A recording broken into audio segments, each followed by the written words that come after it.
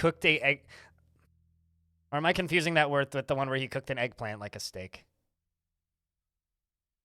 I don't know. Anyway, that's enough rambling from me. Chat room here on Twitch. You guys can say hi. YouTube. Let's get started. Was it real? Was it? Okay. I believe you. And very good. I know, like, Gordon Ramsay's the most notable thing that I've learned I learned how to do competently, because I already kind of knew how to do it, but I learned how to do competently was making my own pasta and making gnocchi. Were the two things that I took from Gordon Ramsay's YouTube channel that I like learned how to do competently, I suppose. Anyway. So for those of you who forgot, the last time we played this fortress, the game crashed. So I'm going to be auto-saving or quick-saving a lot throughout today. I don't expect it to crash again. It was kind of a weird crash. It was one of those things where it was like, oh, I did this right as this was happening, and then the game just kind of cut out. So I'm not too concerned that it'll happen again.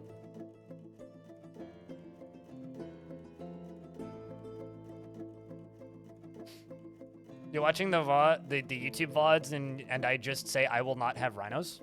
Wait, what? Like, is that the first thing I say in a VOD? I'm not gonna lie, sometimes like the first 10 seconds of me talking right at the very beginning of VODs can be very funny. Am I in save scum denial? What the fuck does that mean? Am I in denial about save scumming? No? I mean, okay, number one, save scumming is only a thing if we're talking about trying to save scum for high scores. So in a single player sandbox game, there's no such thing as save scumming. There's just simply changing the timeline, which is a totally acceptable thing to do. And I wouldn't even say that this game has crash issues. Like, this was my first crash in over 100 hours. So no, I wouldn't say the game really has crash issues at this point. It's actually pretty stable.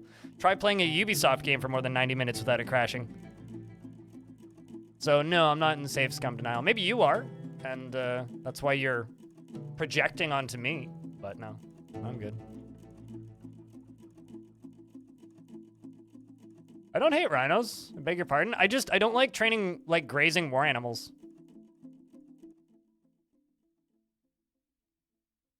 I mean, peaceful. You're not very peaceful. True story. You're very much not peaceful. You're kind of the opposite of peaceful, actually. All right, so before we got the crash, we dug all the way down to the caverns, which is what I'm going to do again.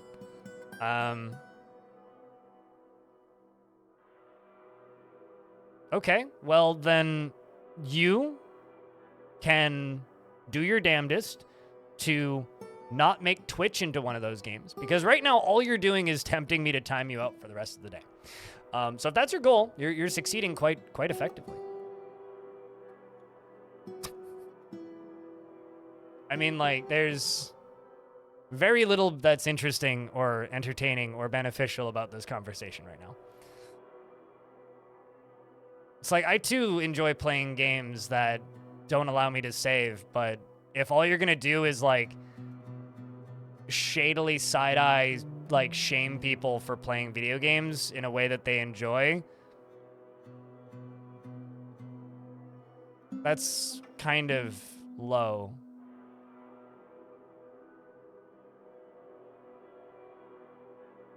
Feeding trolls has been outlawed on the internet years ago already. I don't know if it's been outlawed, but I will say my take and then give you guys a fort tour.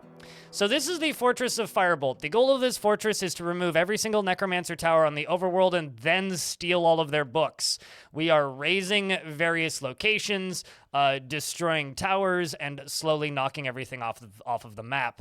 This tower right here, I had captured on a previous fortress, I think, or on the previous timeline before the game crashed. So we're going to have to capture that again. But we still have many, many towers to go. As you can see, there's towers kind of spattered all over this world. We've destroyed a good majority of the ones on this side of the map, but we've still got to work over onto this side of the map and remove everything else. Well, okay, so if you're curious about saving and loading habits, why is your response to say, are you in save scum denial, which is both demeaning and rude? Asking me if I'm in denial about save scumming. So you're making it all about me being in denial. So if you're interested in discussing your takes in saving and loading, why are you being full aggro? Because that's you and me responding to the way you talk. You speak like exactly what Cold Blooded said. If you're just joking around and air quotes not a troll, then why are you talking like a troll? Why are you talking in directly derogatory and aggravating ways? Why are you asking questions that many people would look at and be like, why are you talking like that then? Anyway, if your goal is to be peaceful, then say nice things. If your goal isn't to be peaceful, then shut up. Sup, deaf mole? It's okay, you're deaf. You can't hear us. No, that's mean. Also, are moles deaf or are moles blind? I know that there are blind moles. Anyway, there's a lot of named dwarves in this fort. Like a lot of named dwarves in this fort. So I'm not going to read them all because there's legitimately like 100 of them, and it will just take me too damn long to read through. So I'm just not going to do that because there's so many of them. But if you know that you have a dwarf in this fort, holler at me and we'll check in on them. And if you think your dwarf might be dead, let me know and I will definitely check out how you're doing. You always love looking at your forts and going, damn, why don't I make mine look like that? I mean, if you want to make your forts look like this, try building forts in caverns. Would you like a dwarf nasty ninja? Actually, I think you have one, don't you? Or did you? Pretty sure I gave you one. Did they die, maybe? Nope. All right, I can give you a dwarf. But generally what we're going to do is we're going to wait until there are migrant waves to name dwarves. Just need to find somebody to name.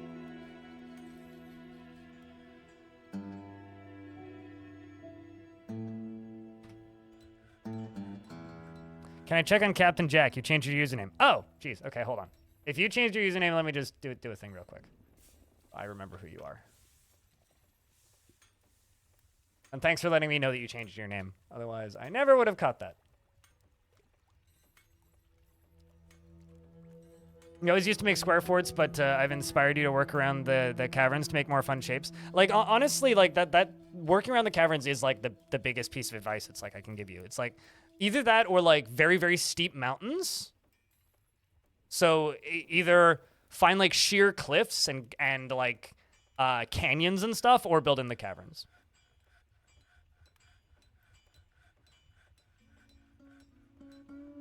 Too much turmoil and hostility in this stream? The only person who is bringing turmoil and hostility is you, friend. You need to learn how to speak with other humans. Like humans. I remember the name Captain Jack. I mean, do I remember little old you directly? Do I remember you as a person? No. Do I remember the username? Yes. So, you know. But enjoy lifting your weights and playing games for knows that you're not allowed to save in, where you only die permanently and lose all of your progress. Wait a second. No, you keep your progression. Dying isn't actually punishment in Dark and Darker. You get to keep all of the items you escape with and all of your previous inventories. Now, if dying in Dark and Darker made you lose every single one of your inventories and your entire gear load that you've built up over all of your rounds, maybe then it would be a game for hardcore people. But no, it's just a casual multiplayer game with some basic punishments for dying, like losing your gear. Child's play, truly. People who are actually good at video games play roguelikes that will kill you and remove 30 to 40 hours of progress. Goddamn casual kids these days, SMH. Anyway, Nasty ninja. Takes no pleasure in his talents and appearance, and is very easily falls into love and develops positive feelings. He is easily moved to mercy, and he lives a fast-paced life, and he prefers that everyone live as harmoniously as possible. Though he's troubled by this, by his own nature, as he prefers discord and debate at a more abstract level. He is moved by art and natural beauty, and he is troubled by this since he dislikes the natural world. He doesn't handle stress well, and he tends to hang on to grievances. He could be considered rude, and he tends to assume that the worst of two outcomes will be the one that comes to pass. He is quick to anger, and he is quite confident of his abilities when undertaking specific ventures, and he has an active sense of humor. He is curious and eager to learn, and he often feels discouraged. He likes to brawl, and he has a calm demeanor. He is somewhat uncomfortable around those that appear... where was I? An active sense of humor, is curious and eager to learn. He likes to brawl, he has a calm demeanor, and he's somewhat uncomfortable around those that appear and usually live differently from himself. And he keeps his things practical without delving too deeply into the abstract, and he has a greedy streak, and he is assertive. He needs alcohol to get through the working day. And dreams of raising a family, and personally finds those who wield power over others. He hates those who wield power over others and does not respect a society that is settled into harmony without debate and strife. Dreams of raising a family. Could you be a dwarf too? Sure. We'll do, like, one more at this point. I mean, Remnant 2 hardcore? I've never played Remnant. And know almost nothing about it, so, maybe.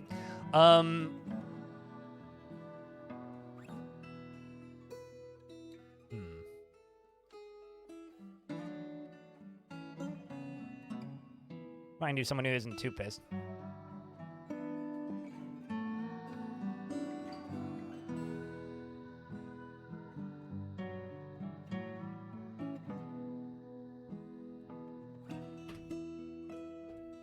Everyone? Not everyone.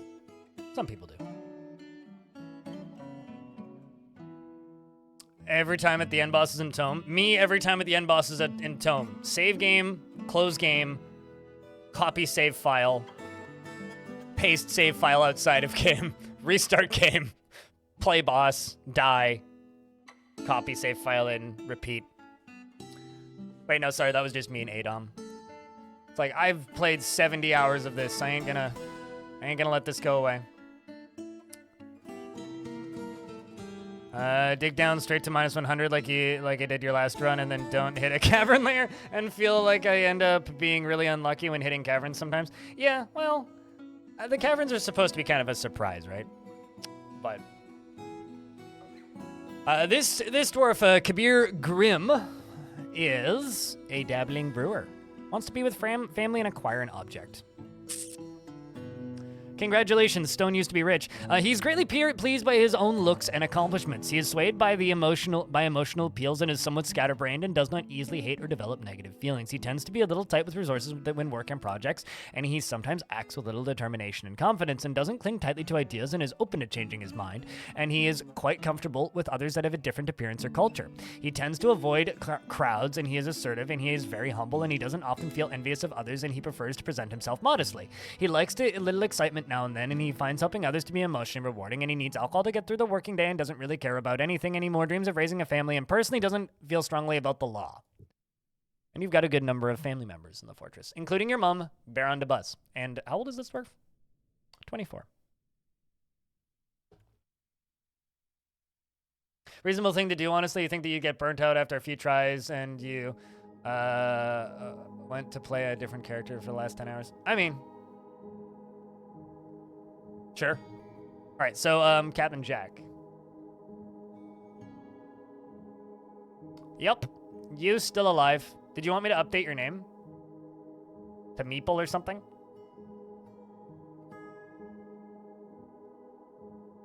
Caverns either get directly in the way of your main staircase, which in the current versions means you basically impossible to build through the air gap. No, it's not. It's very easy to build through the air gap. Or else you find them for years and there's no in between.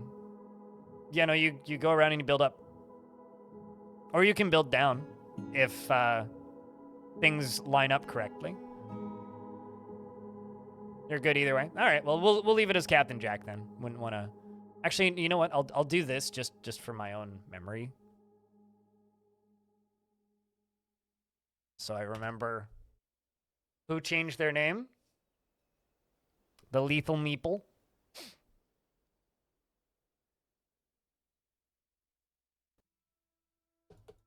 I'm probably done for now. Let's wait until we get a migrant wave, because like the population cap is 250. So we will be getting migrant waves. Migrant waves. Quick save.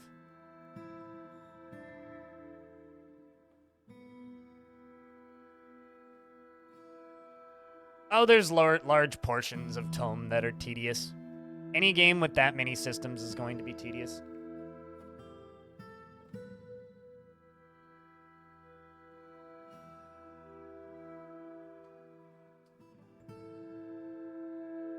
Also, I'm really amused by the response to that person in the YouTube chat.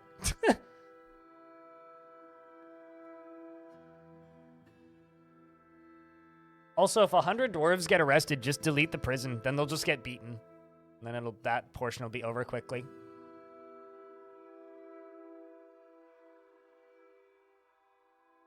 Nope, we haven't done dwarf redeems in a couple months now.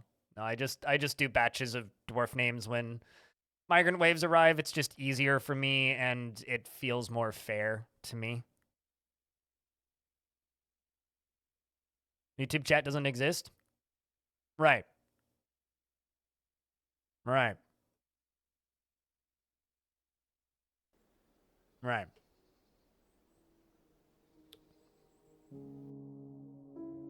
We have YouTube at home, Animal. YouTube at home is just Twitch. All right, I need to slaughter a bunch of bunnies, I think. I've got too many of them. Like these random lambs and stuff too. Like why do I have all these lambs?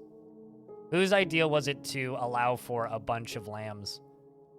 I also need to get all of these baby rhinos training. This monitor lizard I will also slaughter. That ram I will slaughter. You two I can slaughter. Keep the duck alive. This giant rat I can tame and slaughter. All these sheep I can slaughter. You guys I can slaughter. I will geld those two rams. Let's kill some of these giraffes. I think I'll keep the alpaca. We'll keep you. Slaughter these two. Slaughter the two donkeys. Okay, you've been gelded, so that's good. Slaughter you. They've also been gelded, so that's good. There. Let's kill a couple of these. And they all have trainers set. Sweet. I'm gonna geld one of you. Keep the orangutan. Keep the parrot. All right, sweet. So for the fortress itself, let's do a little tour. It's been a minute. I also need to refresh my own memory. So we are a volcano fortress. This is the front door. Right here at the end of the front door is a fountain I just built because my moods were getting a little rough. The actual baddie entrance is over here. So the things that are attacking us come in over this bridge, down and around this way, up and around, down through here, down through here, down through here, across a bridge which is normally here, which isn't currently here, and then they walk up and then into here. But in reality, they get shot to death by all of my Marks dwarves up here, and then stabbed to death by the remainder of my dwarves when they get through. My militia commanders are pretty crazy at this point, and are extraordinarily good at taking out necromancer towers in like one go. So we're just gonna kind of let them keep doing that. Don't do anything exciting until you're back. Got it. And then this kind of center area is our kind of main workshop zone. We got several guild halls up top here. And if we move up a couple layers, we can see that we've got more, guild halls over here, as well as in the upper layers up here, we've got, library, we've got guild halls, we've got the king's throne room, temples, barracks. This is our very large Spoils of War museum. So these are all artifacts that have come off of things that we've killed, and some artifacts we've made as well. We got dining rooms, bedrooms, and all that jazz on these upper levels. This is my the space for my nobles. We've discovered an expansive cavern deep underground, which I need to deal with, so I'm just going to leave the game paused until that's dealt with. Then right here, we have our tavern, and then the second floor of the tavern. I'm very happy with how the second floor of the tavern came out. I think this upper area looks really nice. How about a droll? What? What's a droll? Anyway, this up here, it's full of iron tables, as well as iron and steel thrones. So it's a very, very nice upper floor of the tavern. I'm quite happy with that area. And then down here, we have various other interesting things. One of the things that I'm quite proud of figuring out in this fort is this is a barracks, but using this button, I assigned this barracks to be a part of the tavern. So when there's dwarves training in here, they actually get happy thoughts listening to stories while they're training. So it keeps the soldiers happier. I haven't had any of the soldiers like tantrum and kill a bunch of dwarves yet, which would be kind of hysterical. But like, you know, like this is a tavern that is also a barracks. So that's kind of neat. And then as for the rest of the fort, I mean, it just kind of goes down slowly. This is our prison lair, which needs some work. But it just kind of goes down here. And then we dug over to here, and we've been digging down as well as mining out all of this galena and various other metals we'll be mining out as we get further down. And we just dug into a cavern layer, which is right here. So I need to fill this cavern layer in so that none of my dwarves get stuck. Do those zones overlap? Some of them do. It doesn't really matter if they overlap. It's a very, very, very minimal punishment. There's like only maybe one type of zone in the game that you do not want overlapping in under any circumstances, and that's basically just like anything that's assigned to a royal, because you need as much value as possible from them. But yeah, no, it really doesn't matter. There's a lot of things that people get super like bent out of shape over when it comes to fortress design. Like, oh no, do the zones overlap? It's gonna lower the value. It's like, okay, but like the value is so minimal to begin with. It's like a redundant ask to even worry about it.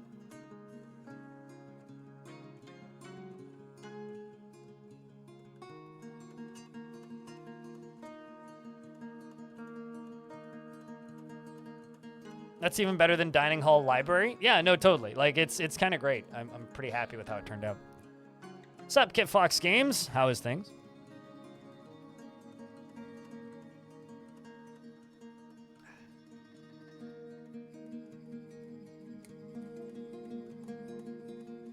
Ever so slightly short of exciting. Yeah. Also, I haven't been staring at this. I've been staring at chat. Chat, you've probably been staring at the game. Have any dwarves run out these ways? Because I haven't been looking. But dwarf goes running out. I will not see them.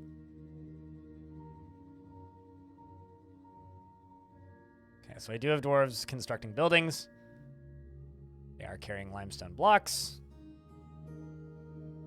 Since I weren't looking, at least 20. Damn it! Probably 0. Right.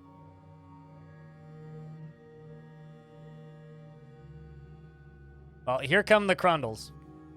There's one. Oh no, they are fighting. The Crundle is fighting with Zuglar the Worker, who is currently punching the Crundle in the upper body with his hand. He hasn't killed any Crundles yet, but he is trying to store his item, and this got canceled. Or at least they canceled the construction of that. And now he's left. I'm going to try uncanceling the construction of this and see if we can kill these Crundles. I'm also going to send my squad of Lashers, which is absolute overkill, down here to kill these Crundles. It's this goddamn vile force of red. It's piling in here. Make sure you nominate Dwarf Fort for the labor of love because it's the only one we qualify for. Oh boy. You know, I will say the same thing that I've said every year about that. Unfortunately, there are significantly more popular games out there that, you know, will just get more votes, but I will nominate it.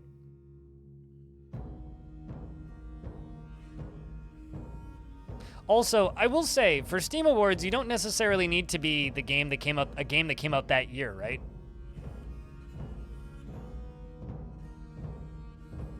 I'm pretty sure, like, it doesn't matter. Like, they've had, like, Game of the Year before, and it's been, like, a game from a couple years ago. If you do, then they've changed that, because they've definitely had, like, Most Innovative Gameplay, and it was a game that came out, like, 4 or 5 years ago. They've done that a couple times. Oopsies. I also don't even see that one on the list, but I will do that later. This Ah! is Sparta! Where did Hew, my hew, stairwell go? There it is. Thank you very much for the $3, Narav. Here's dude. Yeah, if you do, that's news to me.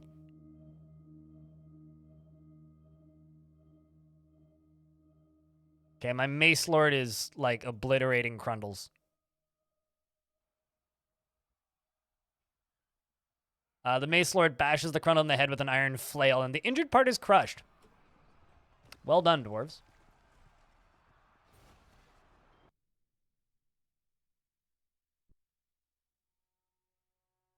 Yeah, I'm not taking things from, like, chat rooms as fact, but somebody in the YouTube chat just said that, like, they do not need to be for the current year.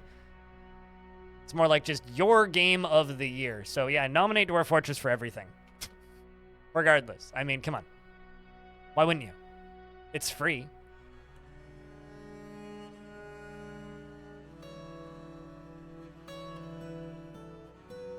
I love all of these Crundles just running out. Oh, you were enthusiastic. Midnight Winter. Oh, well, there goes another one. How many Crundles did you just kill? Bashes Crundle in the head with an iron flail, and the injured part is crushed. Well done. That was a total of 4 Crundles. I guess you've got the taste for blood now. Oh, that's 5, probably. 6. Yep.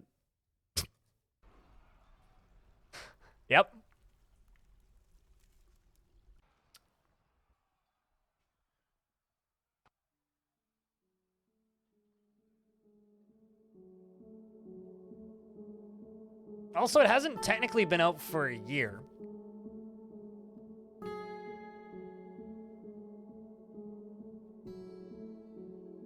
Said they couldn't click it. Oh, well. I mean, I'll believe you. I don't even see... Oh, there's Labor of Love. Yeah.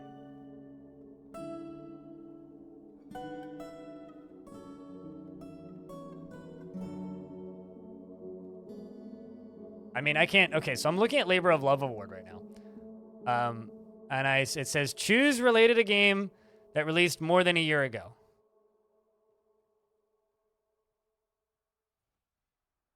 Dwarf Fortress didn't release more than a year ago. So, by that logic... Would you look at that? Game of the Year award.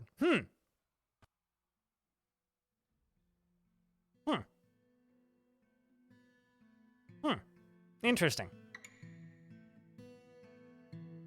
I should nominate DFAC.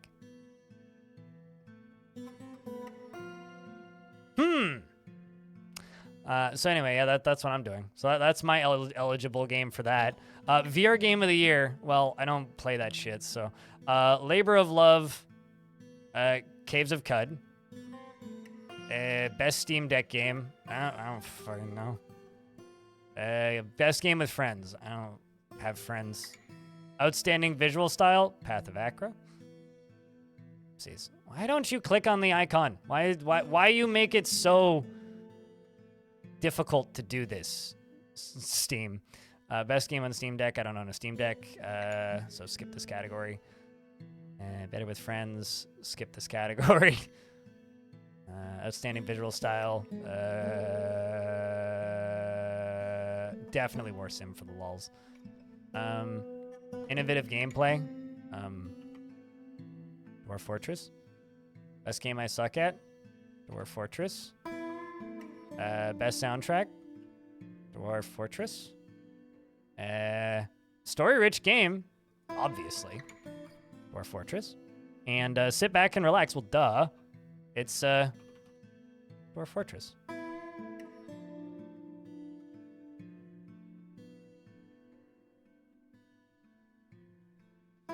I also think Steam is kind of broken. Oh god, there's another Stone in the chat. Hi, Stonecoat. There's a lot of people with the word stone in their name.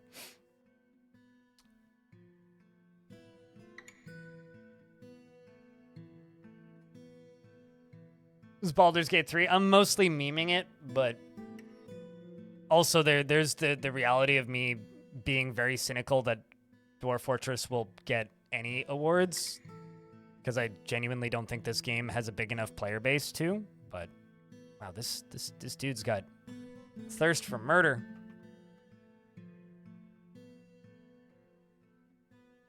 Yeah, well, we have stoned, as well as multiple other stones. Okay, so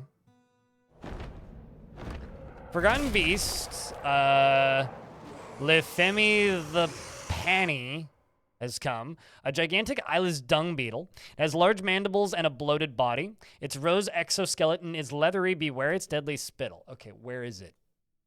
Is it on this level? Because that would be exciting. No, it is not on this level. Okay, so it's less exciting. It's the Hateful Shadows of Terrifying.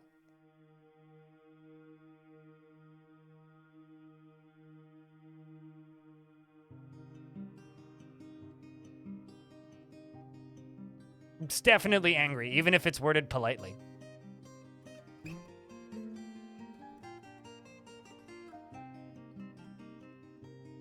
Such a mashup of weird things, this cavern.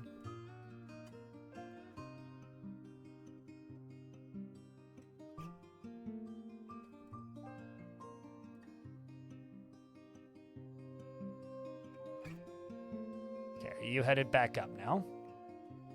Yes, you are. Kind of run out of space. It feels like temples, guilds, and workspaces, etc. have to keep growing, but I either keep running into some of your infrastructure or other rooms. This seems like a you problem. Dwarf Fortress, it is literally impossible to run out of space. Is it possible for your design to look out of place because you put things in such... Dwarves, are you collecting webs? Oh, they're storing items in stockpiles. All right, well, I'll let them run back in. It is impossible to run out of space in this game. So I don't know how to actually help you, because you have 200 plus levels to work with and customize to your heart's desire. If that isn't enough space, then I don't think I can help you. Caravan has arrived. The Dwarven caravans. Yeah, you can literally build in the sky. Like, I don't know how you run out of space in this game.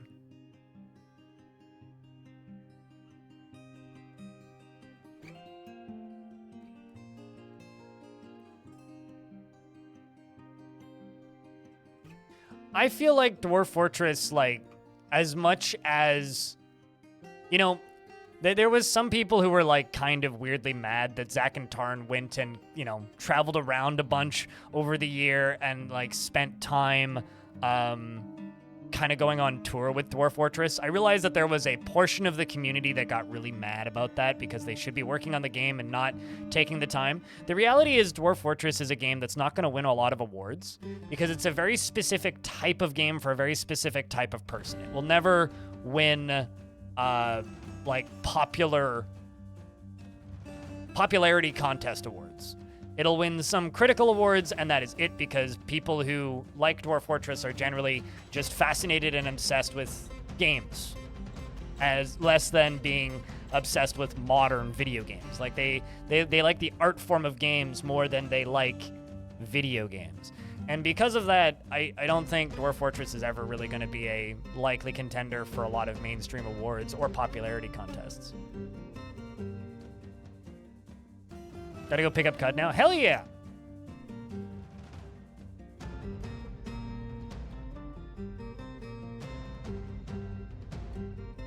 Yeah, also that too, guys.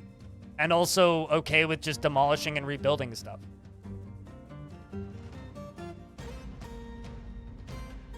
You just check. Why did you just buy it 2 hours ago?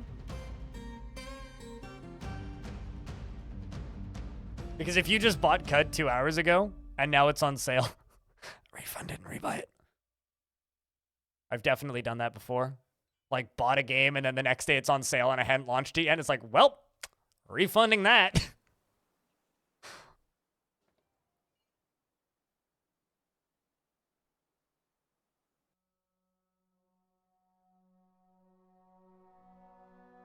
Also, it's apparently YouTube payday. That's cool.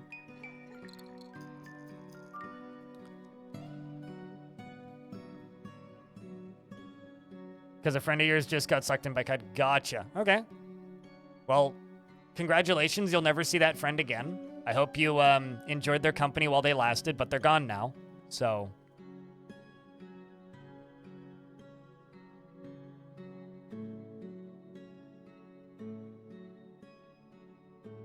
You got it on sale? Okay, there you go. I didn't realize it was on sale.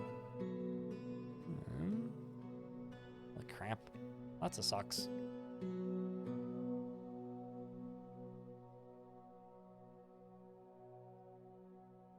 I will say, Cud, excellent game, which we will be streaming later.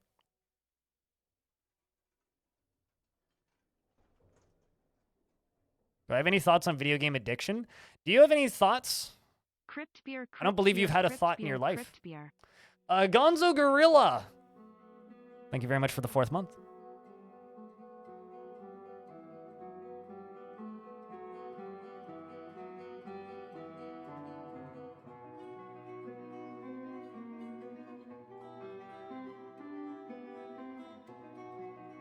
Crud, Tum, Cogmind are all on sale. Can't recommend all of them. I can also recommend all of them, yeah. Pretty safe recommendation. All right, so I've got stupid amounts of prepared meals.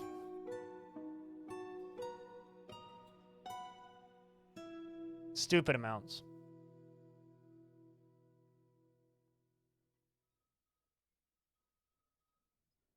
Apparently also a lot of, like, milk and stuff. But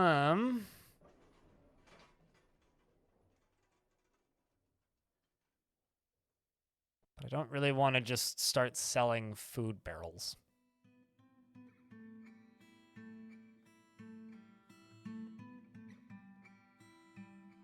Plant barrel, prepared food barrel, meat barrel, plant barrel. Because I've got too many meals up here. So I don't really want to just go through and like select every single one of those. Can I? Okay, I have no idea how I've ended up with multiple spider venom barrels, but I will sell those to you. You know, we'll just sell these. All right, that's what we're trading.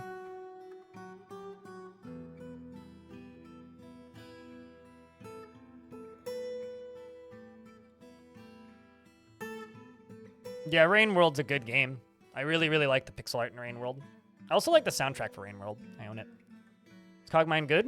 Cogmind is a very, very, very interesting, unique roguelike where you are a robot and your upgrades are based on things you find in the world and attached to your body, which is a pretty neat way of doing things. But yes, I would say it's pretty good. Ah, yes. Also, Black Friday deals start this weekend. Do you live in, like, the middle of nowhere? Because Black Friday deals started, like, 3 weeks ago here. Like, literally, like, I had to go to the dollar store to pick something up for gardening stuff. Because I always have, like, little gloves and things, and I wanted to get some rubber mats to put my pots on. And I walked into the dollar store, and they had Black Friday deals already. Like, it starts, like, the week before Halloween ends here.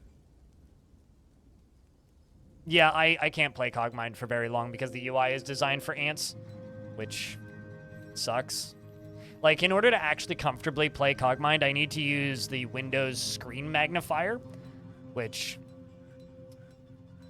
also sucks, or turn down the resolution of my monitor to 800 by 600. Then I can play it. I played Moonring. Okay, one, it's not a traditional roguelike. Moonring is an RPG. Second, yes, I tried Moonring. It was an interesting little game, not something that I think I do a particularly good job streaming.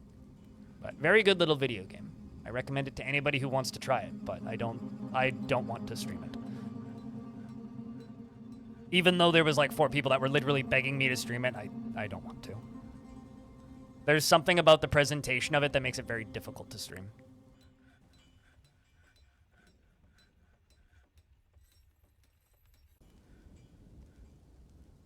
Where do those yolks?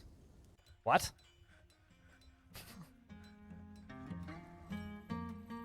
Black Friday is kind of awful and a terrible example of why consumerism is bad, and Cyber Monday is the virtual version of that. Oh, the Feather Tree egg yolk? Those come from the elves. But I thought you were misspelling folks, and you were asking where the faction came from. Yeah, no, those come from the elves. Like 8 out of 10 times, if the elves are settled in a good biome that you're trading with, they'll show up covered in Feather Tree egg yolk, and then it gets left behind and drips behind them as they walk across the map, and usually piles up in the trade depot. It's just on the wagons as a contaminant when they come into the map.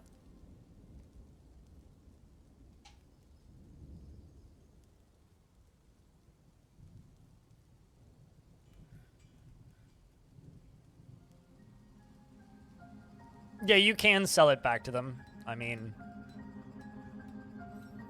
probably sell it to these dwarves. I didn't notice it, but I wonder if I even can. Yeah, it doesn't look like it. I'd have to find it in here.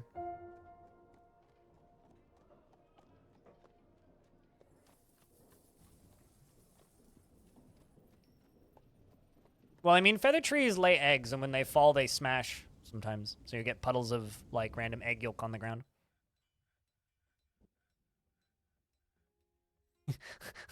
I'm just going to read this sentence because it makes my brain sad and hurt a lot. I guess Black Friday is bad, but I prefer it to communism or something. I heard that the TVs that go on sale are all really bad quality, though, so I don't know. This is why we're all fucked. Anyway, some migrants have arrived. Chat, would anybody like a dwarf? After I trade. If you'd like a dwarf, say pick me. If you don't currently have a dwarf. Let's trade first.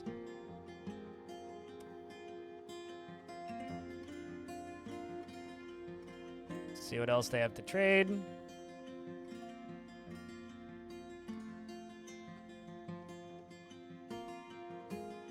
Can't buy all of the bins, but I can buy some of them. I don't actually need them. Let's buy the top one. And can I buy all the cheese? I can buy all of the cheese. Excellent. I bought all of the cheese. What else can I buy? I'll also buy all of the paper. I can. All the books. Okay, I won't buy the most expensive books then. What are the most expensive books? Sweet. Anyway, so for dwarves, the very first dwarf here is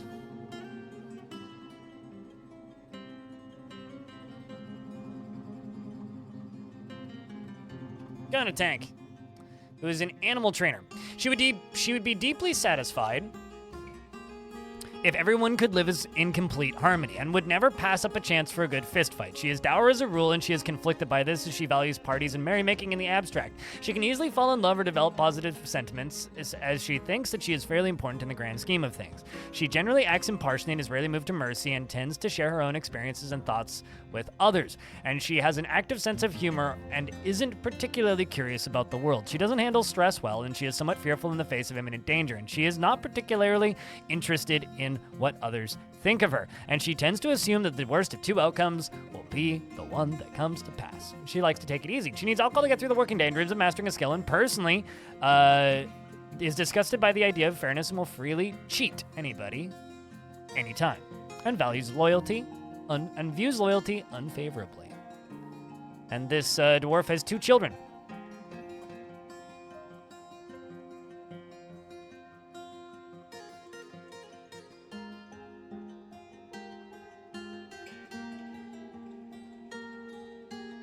So the next of you get to be Gunna Tank's kids. So this one is 5, and a silver falcon.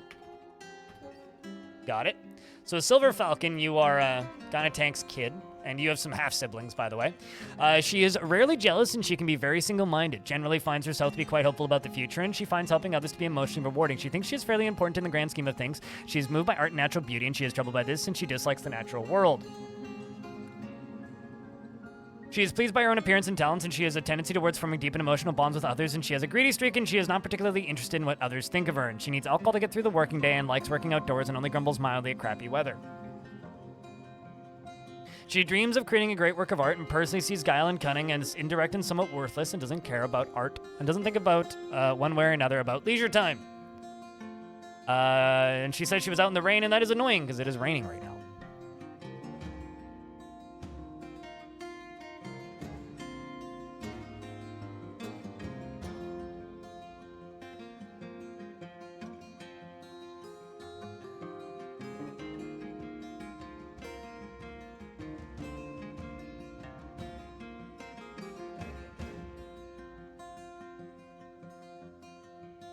You know, Peaceful.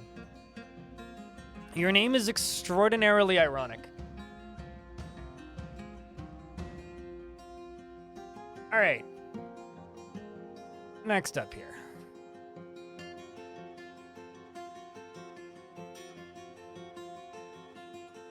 Ranger, did you not have a dwarf? I thought you did. Huh, I guess not. Did you die? How many other dwarfs have you had? 2. So this will be Ranger Rick 3.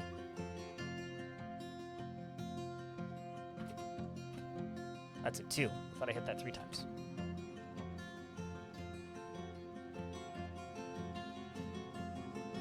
And also, considering Peaceful, you're over here just like with the most ironic username, here trying to provide me with free content that entertains the rest of my audience. And so for that, I thank you. But genuinely, if you are so obsessed with a single response from me that you come back 30 minutes later with this pre-planned, thought-out dunk on my username based on a joke about micropenises, if that is the peak of your sense of humor and your personality and your humiliation of me, if that is the best you can do, you're kind of adorable, mate.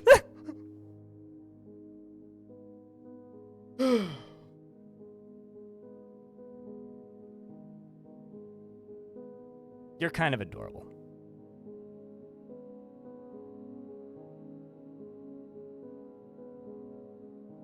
No.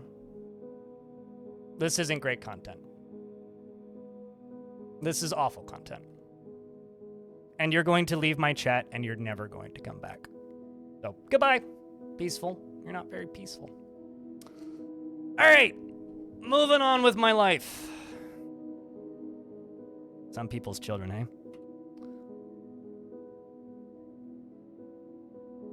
Anyways, Ranger Rick often is sad and dejected and tends to be a little wasteful when working on projects. Anvil, thank you very much for the tier 2 subscription for an 11th month. She tends to ask others for help with difficult decisions and is quite polite. She has a greedy streak and she is pleased by her own appearance and talents, and she has an active imagination. She often bites her nails when she's trying to remember something and needs alcohol to get through the working day.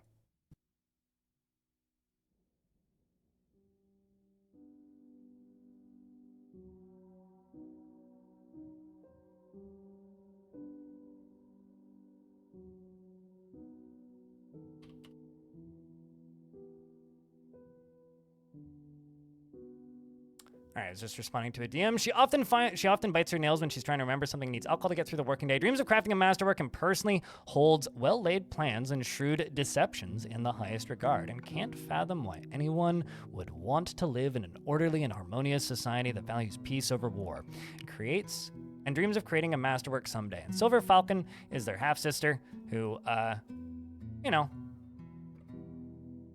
I'm sure that they are lovely siblings. And now we're waiting on the third one, I think. Yeah, and then Ranger Rick is 3, which is kind of ironic that they're the third Ranger Rick. Some folks keep digging a hole. Some folks seem to think that being mean to streamers in their chat means a lot more to streamers than it actually does. I think that's everybody for this particular migrant wave, but since there was a bunch of other people who asked for dwarves, I will name 1 or 2 more. I think that's like the reality that a lot of people don't realize is they seem to think that, oh, if I go in here and I make a very pointed joke about this person, it's going to hurt them in some way, and that's going to make me feel like a bigger and better person. Even if that person's entire shtick on their channel is that they're kind of sarcastic and call people out, which is me and my sense of humor, and it's always been that way and will always be that way. It's how I've always broadcasted for the last 10 years, and I've been rather successful at it. And if somebody comes in and they're just like, well, I clearly don't fully get along with this person, so I'm going to make some pointed jokes about why I think that they're a bad person. It's like, man, go get a hobby. Fucking go outside. Touch some goddamn grass. Goldkin Drake. Let's give you a dwarf. Yeah-huh. The rules still nice sound. To streamer. Be nice to streamer. You don't have to be nice to streamer, but expect me to be mean back. He dislikes abstract discussions and would much rather focus on practical examples. He takes no pleasure in his talents and appearance, and he has a tendency to go it alone without considering the advice of others. He tends to avoid any physical confrontations, and he works to square this natural I was running on automatic. He sometimes acts with little determination and confidence and doesn't often experience strong cravings or urges, and he can be somewhat quarrelsome, and he is bothered by this since he values friendship. He tends to consider what others think of him, and he often feels envious of others, and I'll look at that hype train in a second. He has a noticeable lack of perseverance, and he can handle stress, and he doesn't mind a little tumult and discord in day-to-day living, and he acts with a narrow focus on the current activity and quite often tells pointless stories when he's bored. He becomes very rigid when he's angry, and he exhales sharply when he becomes exasperated, and he needs alcohol to get through the working day, and he does not mind being outdoors at least for a time. And he dreams of raising a family and personally sees those that attempt to maintain dignified and proper behavior as vain and offensive, and values independence and does not really see the point in working hard.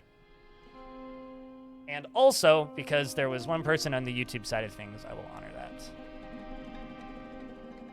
Like this dwarf. Adil, who's now Dad tier. You've been picked up. He's very slow to anger, is very friendly, and always tries to say nice things. He enjoys being in crowds and dislikes receiving advice, preferring to keep his own counsel. Very rarely develops negative feelings towards things, seeks exciting and adventurous situations, and is conflicted by this because he considers tranquility preferable to tumult conceptually. He is not inherently proud of his talents and accomplishments. He isn't particularly curious about the world, and he tends to be a little tight with resources when working on projects, and he finds helping others to be emotionally rewarding, and he prefers that everyone live as harmoniously as possible. He tends to reveal personal information, and he tries to keep his things orderly and can handle stress. Needs alcohol to get through the working day and doesn't really care about anything anymore. He dreams of raising a family and personally finds sacrifice to be of the highest ideals, and strongly values tranquility and quiet, respects perseverance, and doesn't respect confidence.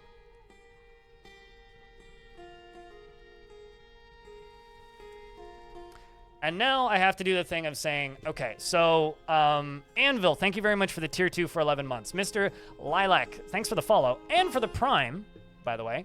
Kaiser Omak, thanks for the prime. Suited Giraffe, thanks for the $5. And UGDPY, thank you very much for the gift pack of 5 subscriptions.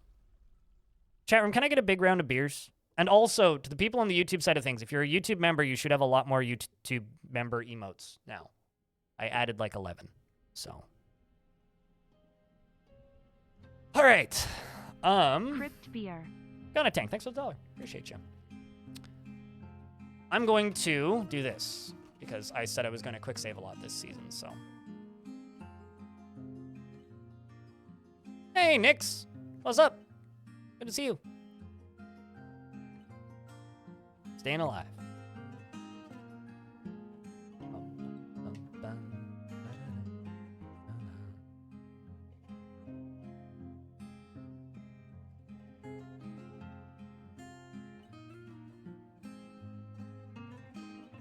Whoa! Goldkin Drake, thank you very much for the 5-pack. Appreciate you.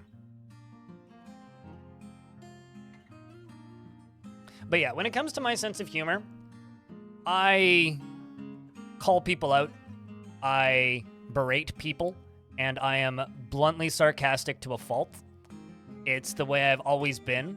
I've gotten a lot better about it over the years. I'm not directly just mean anymore, usually. Without reason. But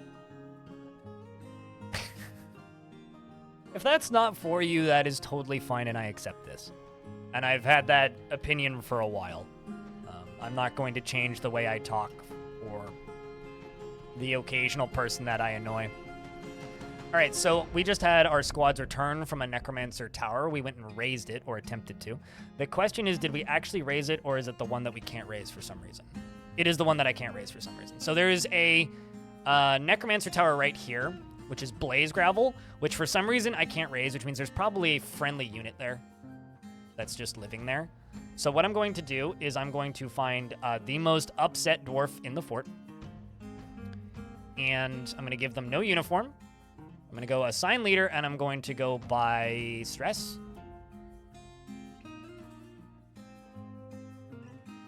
I could just actually send one of my squaddies.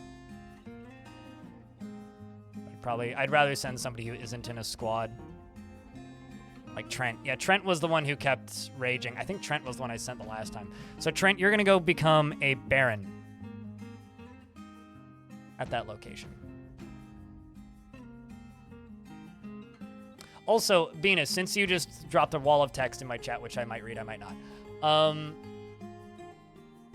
Since you were the subject of that joke that made that person so mad that they thought that they would like articulate a way of insulting me, do you ever feel like I treat you unfairly in chat? Genuine question. Because I feel like we just kind of, like, you throw strange questions at me and I retort in sarcastic ways and then rarely actually answer them. And it seems like it's been a fun back and forth, at least from my perspective.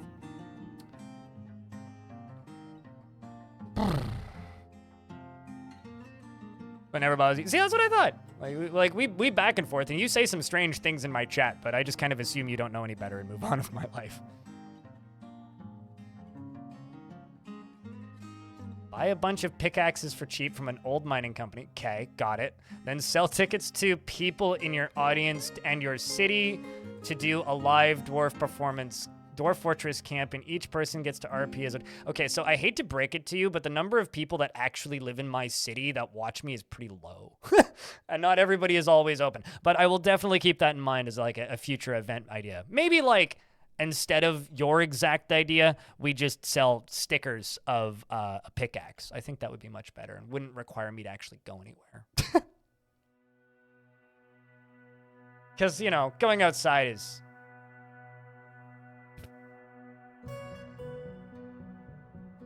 Yeah, we're just, you know, like, if we're going to run a, you know, a very expensive ticket-based thing, why don't we just dig to China?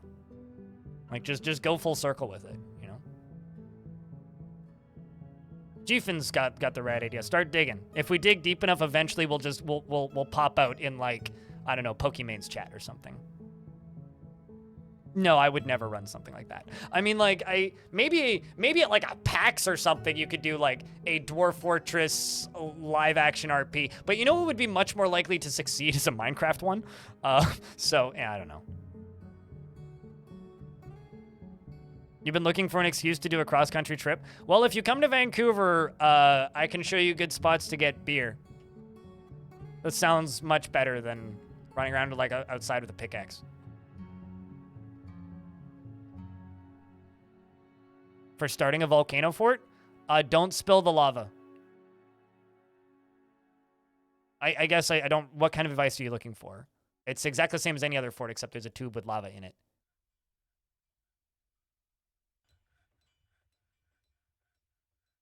You need...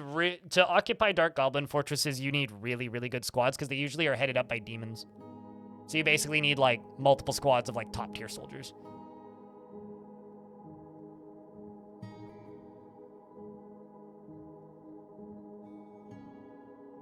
Also, chat room, thank you very much for the hype train. 13 subscriptions and $6 in bits.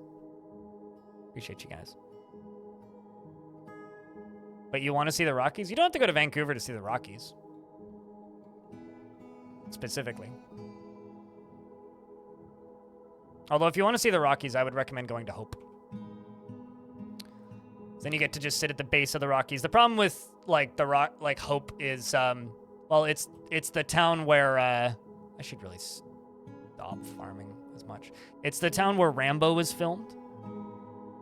It's like the one claim to fame that town has. Okay, so how are we doing on bedrooms? Let's find out. Should just be the dwarves that are in the military without bedrooms, and then kids. Which mostly seems to be accurate. What do you two want? You want bolts, crowns, and crossbows. Can do.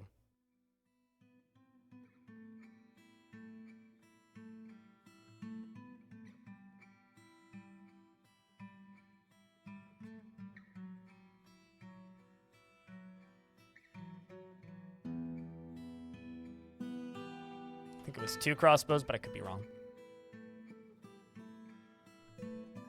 It was 2 crossbows. 2 crowns. Did I set up 1 crown or 2 crowns? 3 crowns. Okay, that's fine. And we'll do 10 bolts because I need those anyways. All right, let's go hit another necromancer tower. So this one already sent that mission. Let's go find the next one. This is one we could hit. Speaking of dark goblin fortresses, there's one. Sinful Leopard. We're currently at peace with. Oh, actually, no, it's a dark human fortress. We're gonna have to go to war with the humans anyways because the humans have taken over some of the towers, and because I'm trying to raise all of the towers, well, they're in the way of my conquest. So I'll probably go to war with the humans soon.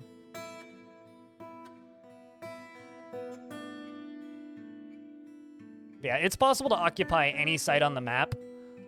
It's just if the site has an unkillable mega demon in the location, it might be kind of difficult. And by that, I mean it's going to take a very, very, very long time and a lot of very highly skilled dwarves with a lot of very good gear that you don't get back. It's like attacking elves, if they happen to have like a legendary ambusher as their commander, which is not too uncommon for elves, then good luck actually attacking them because all of your dudes will immediately get kidnapped. So it's like you're just sending your soldiers out to get instantly imprisoned, which is kind of difficult to deal with if you're not super experienced with the game. All right, so how deep have we dug?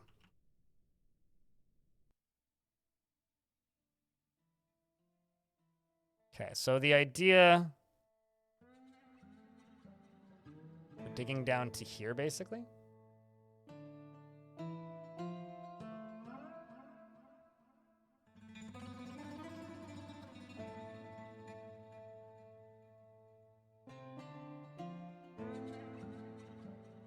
You always have casualties? They must have a really strong demon. Like, I don't know what else to tell you. I would be in the same boat that you are if I was attacking that place. Perplexed. And going, well, I guess they're just really strong. Which is almost always the case. We're going to build the stairs back up to here. We're also going to chop down all of these trees in here. Gonna fill this area in a bit. Don't be the Galactic Empire, get railings. Well, what if we were just a Dwarven fort? Dwarven forts don't really have railings. I am also sort of building railings. Sort of, slowly. I mean, you can flood the caverns with lava. Just have a method of turning off the lava once it's flooded. You don't want to permanently flood the caverns with lava. You want to be able to get rid of that lava in case there's something in the caverns you want. First thing you did was, the first thing a dwarf did was jump in. They didn't jump in. They probably dodged in. Was it an Untamed Wilds biome or anything? Like, was there, like, angry birds on the map or something? Ah. The Tower of Blaze Gravel to the far west has been conquered and incorporated into your holdings. Good job, Trent. Trent did it, chat. A+ for Trent. Tortoise Devil? I would say copy your... Okay, so there's a person in the YouTube channel, on the YouTube chat, who's got a Tortoise Devil in a goblin, like... stronghold in a dark goblin fortress. Long story short, like, that is the leader of that entire goblin faction. You're basically fighting with the goblin king who literally came from the underworld, and could be made out of whatever material, have any Forgotten Beast power, and also is fighting your dwarves one-on-one. So, like, let's just say he has webs. Yeah, your dwarves are fucked. Hate to break it to you, dude. You ain't getting through that anytime soon.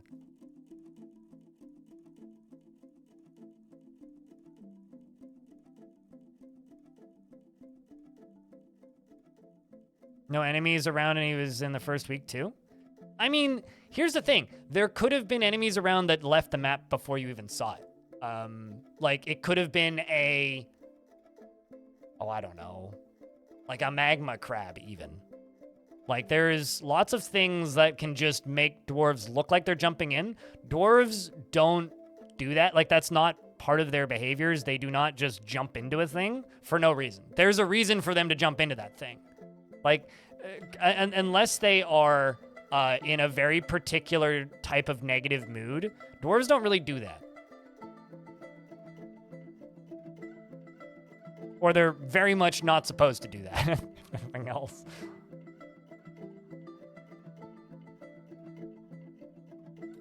They only grow the cap part if they're more than 3 levels tall. If they're less than 3 levels tall, they do not.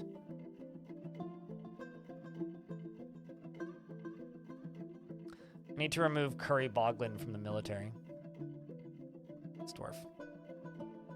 Because they're too depressed.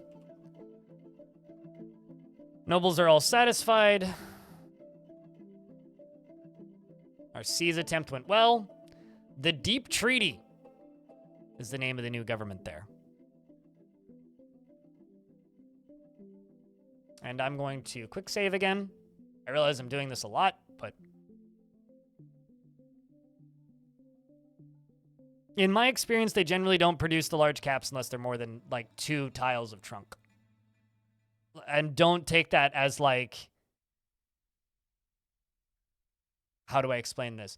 Do not take that as gospel. That's just from observation and, like, immediate brain memory.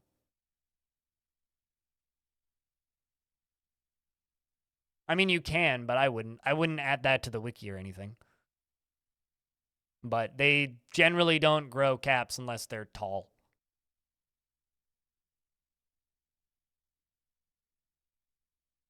Can I just say, putting the word smart in the name of a thing doesn't make it sound better? Mountain Equipment Co-op keeps on telling me to buy smart wool socks for winter camping. I don't want my socks to be smart. I want them to be very dumb, and I certainly do not want them thinking. So the concept of smart socks is spooky. I don't like it. I just wanted to voice this opinion. Now you've heard it. Very stupid vehicle. This is true. You know, fun fact, everybody who bought units in my apartment building when they first went on sale was given a free smart car.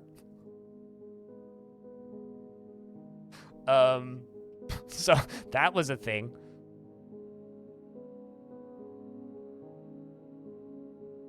Do they actually grow caps? Mate, this is the cap for Bloodthorn. Right? This is a spore tree, that's the spore tree cap. Like, this is the cap for the Bloodthorn. The Bloodthorns are, like, not really mushrooms per se, they're more like weird viney things.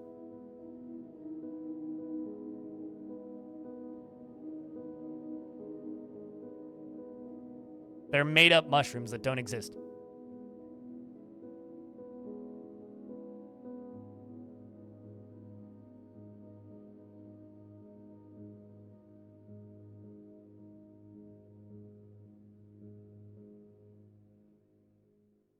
That sounds dangerous. Yeah, I don't want them... Like, imagine, like, the socks are smart enough that they just make you start walking in a different direction. That doesn't seem good for anybody.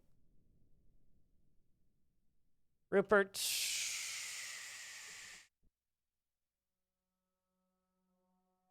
Oh, did this happen again? So, I've been running into this issue. Where, like, dwarves that are also religious figures refuse to leave the map. Do not know why this is. And I've got a couple dwarves that are in the military that are also religious figures. So I'm like having to remove them all. Even though they're like pretty damn good military dwarves. But maybe it's time for a new career then. I mean, you do have 31 other kills and 7 notable kills, including many, like, notable dwarves, bleak stalkers, necromancers, elves.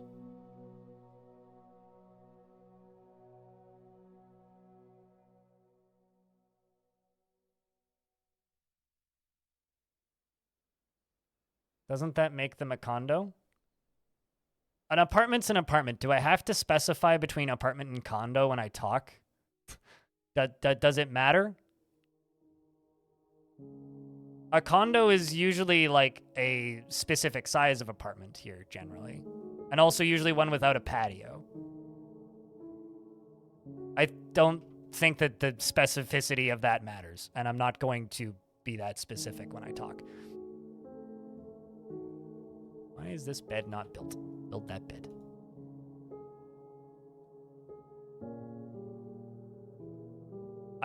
Unless like you are posing that a owned apartment is a condo, which I don't think that's how the language works, at least not to my knowledge.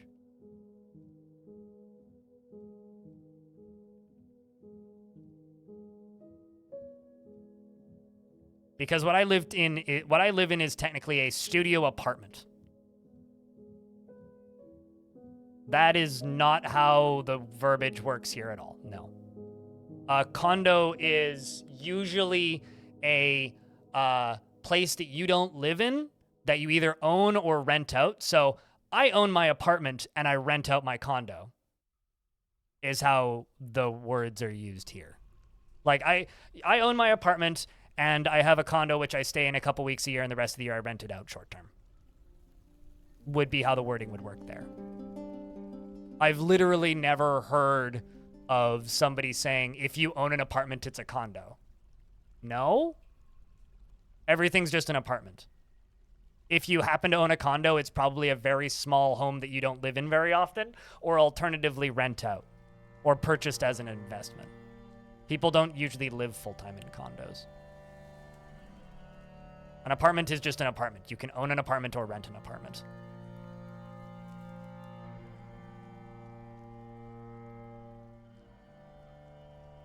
Yep, we were talking about that a little bit earlier because the fall sale started today, which somehow I completely missed. Which means I guess I get to do a 5 underrated video games you should buy on this sale, and don't tell anybody, but I'm going to just put the exact same games as the last one I did. something content farming. I'll sneak a couple new games in there. Maybe I should just do 5 roguelikes you should buy on this sale and just be like, Cud, Cogmind, Tome,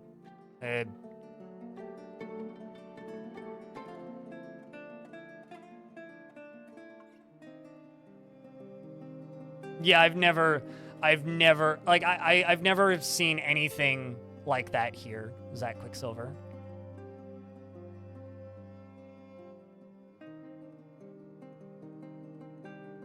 Considering, like, the vast majority of the people in this building own their units.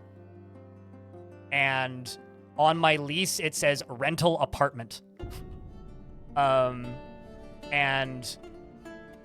nobody has referred to a single unit in this building as a condo in my entire life.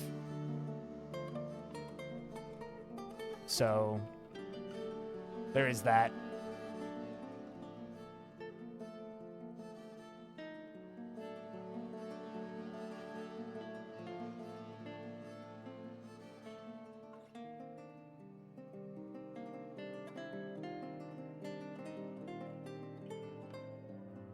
We'll see here, apartment buildings tend to have strata, which we don't really have homeowners associations, but apartment buildings have a strata, which governs, like, what gets done to the building.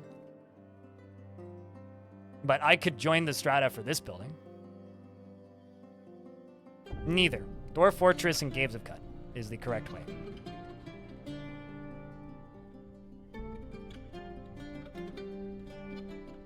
Well, then is it a condo or a townhouse?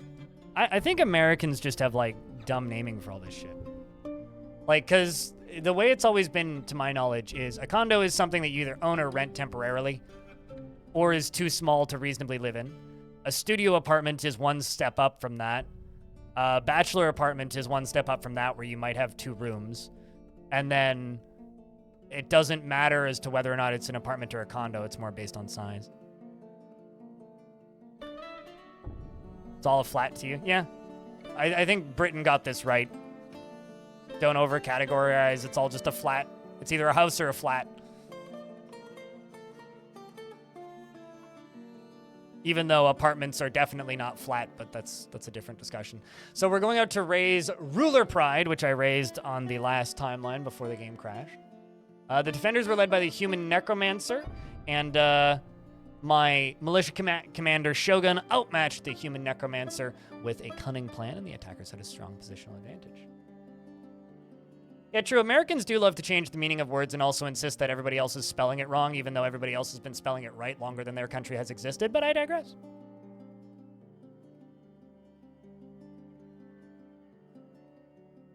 Wait, hold on. I'm picking apart your language here. Please don't take personal offense at this, Zach Quicksilver. It's usually because you need to take care of the building. Is there such a thing as a building you don't need to take care of?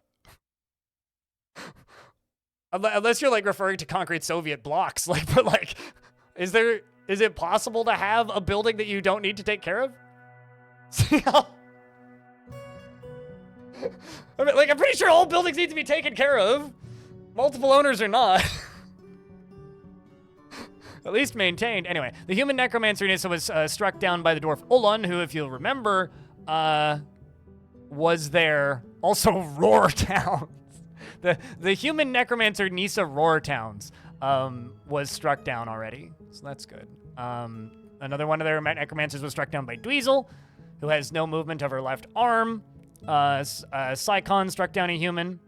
Another one was struck down. Badu was struck down, not to be confused with Radu. The human necromancer Emoth was was struck down by the giant slayer. Human necromancer was struck down by the hammer permanency of pantomiming, also known as Martin. The mythical portals of weakness is a good name for Psychon, by the way. All these dwarves are getting names. Killed another necromancer by Martin. Yeah, the fading text has always been a thing, even back in ASCII days. I mean, actually, hold on. I can show you something kind of cool. Check this out.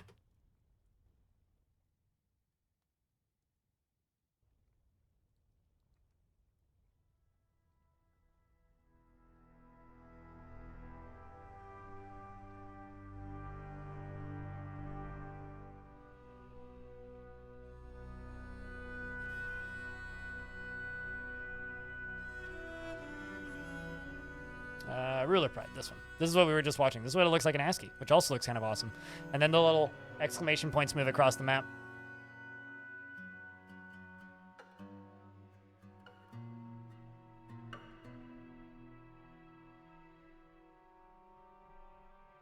Because the owner takes care of it themselves. See, I would disagree. This is just me talking from a fundamental perspective. If a company owns a building, right? And this is the way it worked in the last building, because I lived in a building rental. I rented an apartment in a owned building that was owned by a company. And when I was renting that apartment, we actually got to vote on what they work on, because otherwise the building would just fall apart. And the result was the building just kind of fell apart regardless. But the idea is that if one entity owns the whole building, everybody living in the building should be allowed to ask them to fix certain things in the building. Otherwise, the entirety of the building just falls apart. Ever played enough to notice that? Yeah, it's one of my favorite portions of the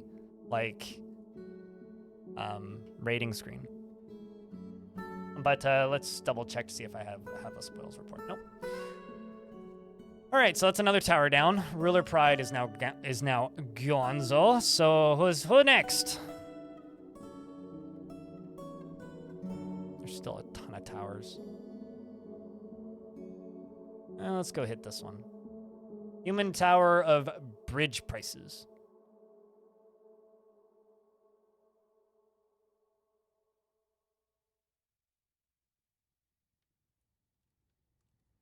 See, that is not true, UGDPY. And I'm not even like defending landlords here. Smart landlords should care about the value of their building because if the building is higher value, then they can charge more. Maybe bad landlords don't care, but they should.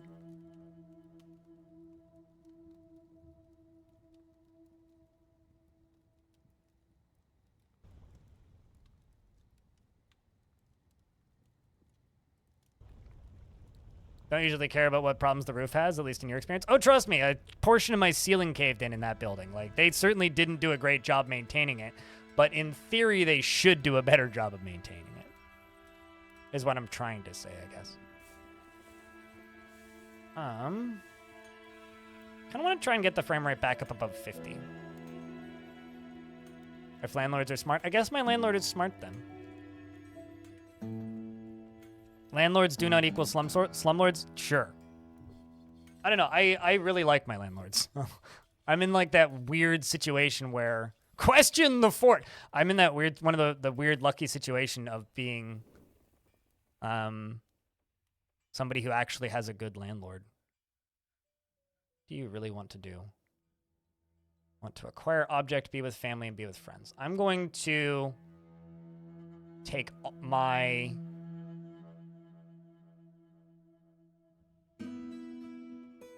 bolts, dwarves, completely off duty. Just gonna let them go do completely unrelated things.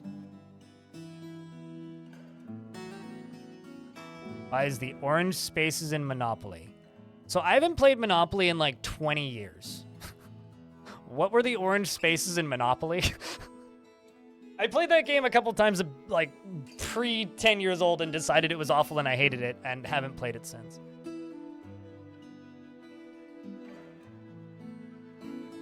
Landlordee? Is that even a word?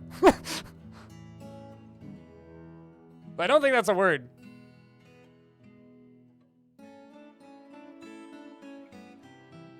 Tenant, I think, is the term you're looking for. The one's most worth building up on? Huh. I haven't played that game in so long. All right, so I gotta get some of this galena melted down. My God, you know, let's get some black bronze going. Why not?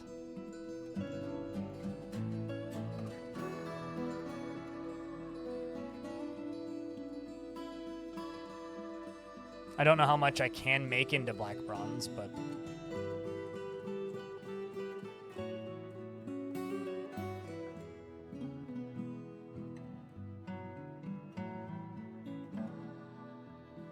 let's figure out how much stuff I have. Dwarf really wants to be with family. You have no family, though.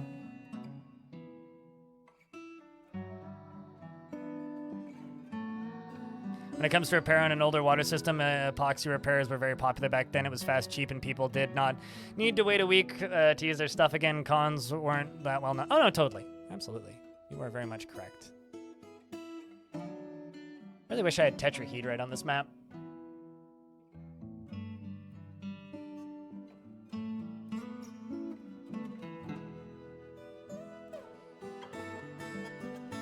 But yeah, I don't know. The amount of like landlords and like land ownership really inflates the cost of rent here, which sucks, and also housing prices. So it is certainly a problem, and landlords aren't something that should be worshipped, but I think there is such a thing as a good landlord.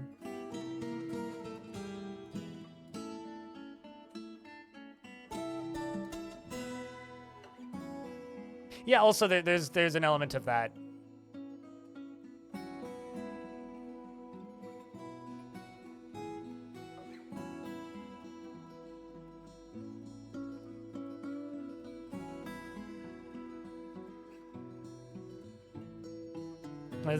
It is only a myth? No, it's not a myth. I have a good landlord. Quite literally, I can tell you for a fact I have a good landlord. It is not a myth. They do exist.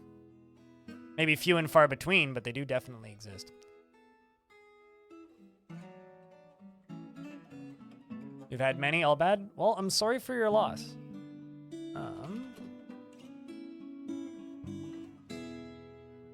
Don't really know what else to say.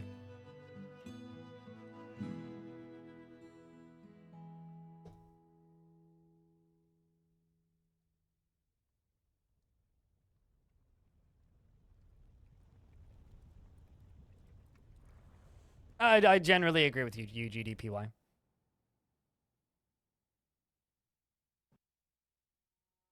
It's part of life, which is why you think the good one is a myth. Well, I'm sorry that you've never had good experiences with living in a place then.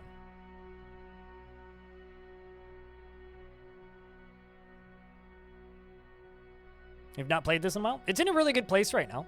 The last couple updates have been pretty great. The general performance of the game is better than it's ever been, and I'm very happy with the state of the game currently. God, there's so many Crundles in the basement.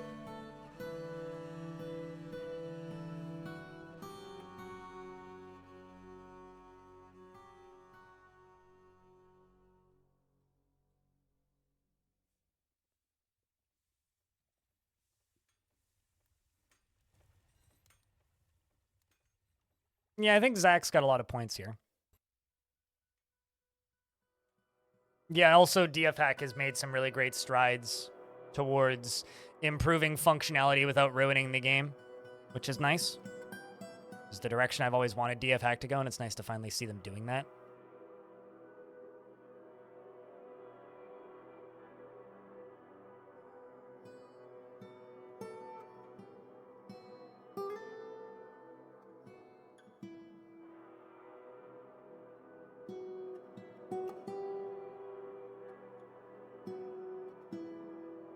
The landlords care less down here. Like I said, once again, I think it depends on the landlord. Like, I went from being homeless to renting this apartment, right? From the landlord that I currently have. They've always been extremely accommodating and quick to fix things. Every single time anything's broken, like within a week of me notifying them of it being broken, they fixed it. With the exception of one thing, which was one of my stovetop burners burnt out, and it took 3 months, but that's because they had to order a part and then eventually couldn't get the part. And so instead of ordering the part, they just bought me a new stove, which I'm not complaining about. So generally, when it comes to landlords, I've had some terrible experiences, and I've had some pretty great experiences. Well, if you're a shitty landlord and you can't keep tenants, what you can do is you can increase your rent every time they move out. So that would be a shitty landlord move. And I've definitely heard about other people renting apartments from different owners in this unit that have had pretty terrible experiences, so I'm lucky, and I'm very well aware of this. And I'm also well aware that I'm in the minority because I've had some terrible experiences in the past, but there are individuals that you can rent from that are not horrible people.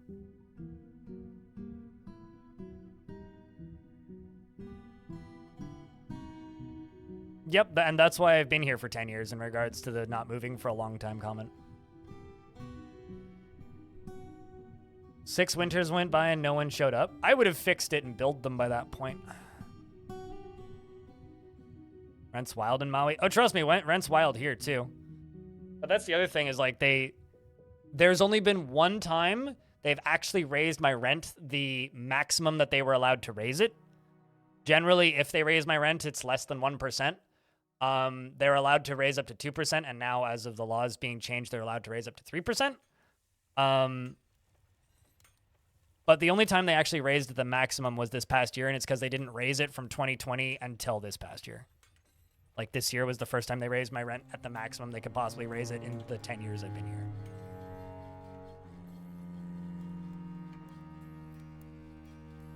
Yeah, no, I've never had a problem with getting things fixed.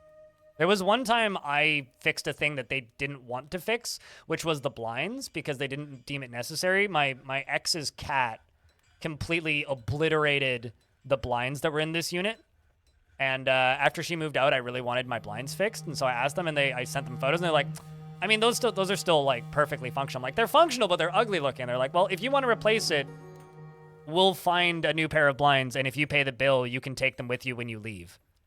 Or when you eventually move out. And I was like, yeah, fine. So $200 later, I got new blinds. That's like the one exception of like having a back and forth about getting a thing repaired. You have 5. Good luck with that. Yeah, you're never getting a damage deposit back. Blinds, yeah, I bought blinds IRL. Yes, this is true. Who's worked in the health inspection job market and had to deal with landlords. It's a gambit. The more in demand in the area, the worse the landlords tend to be. No, I completely agree. I'm terrified of having to move. My goal in life is to live here until I can afford to buy a place of my own, which means I will probably live here my whole life.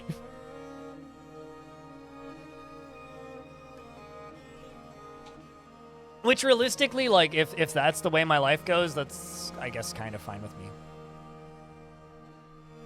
Also, I don't think people like the landlord talk, because I've lost more followers than I've gained today. It's been a while since that's happened.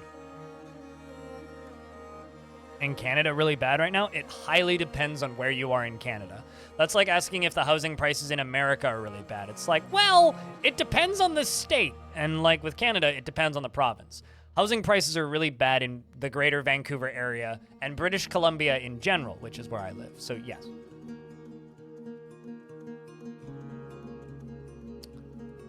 So this is Hoisted Puzzle.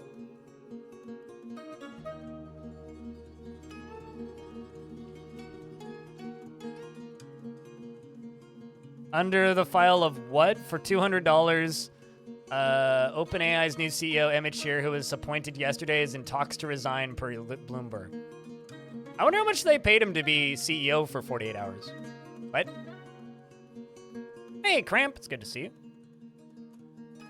In the late autumn of 370, the Uncommon Mansion attacked the azure steam of an unknown civilization in the Cobalt Gravel of Ambiguity, led the attack, and the defenders were led by the human Theriset Sensmunch.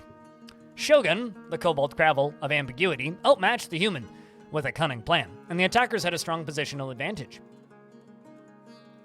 Dweezil confronted a human, fought them off. Dweezil killed them. We searched the... Oh, there was literally one human there. Okay. It did say there was less than 10 there. We attacked the place. There was one human. We killed them. And next mission. Okay, next mission is going to be... Because we just destroyed Hoisted Puzzle. The Tower of Heimstyle.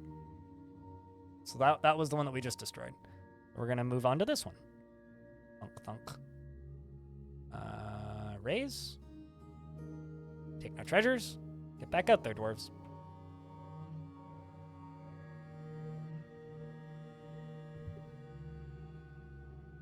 If it makes me feel better? I mean, I feel fine. What? How many towers have I cleared? I counted them all originally. It was roughly 40. But they are these... Like, I am in the camp of, God damn, I wish I could move in. We've captured 4, and I've destroyed 1, 2, 3, 4, 5, 6, 7, 8, 9, 10, 11, 12, I guess, 13, 14, 15, 16, 17, 18, 19, 20, 21? Okay, so I've captured 4 and I've killed 21.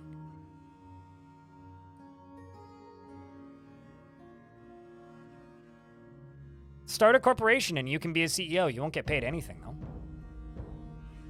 Also, why would you want to make $100 million a year? Nobody needs that much money.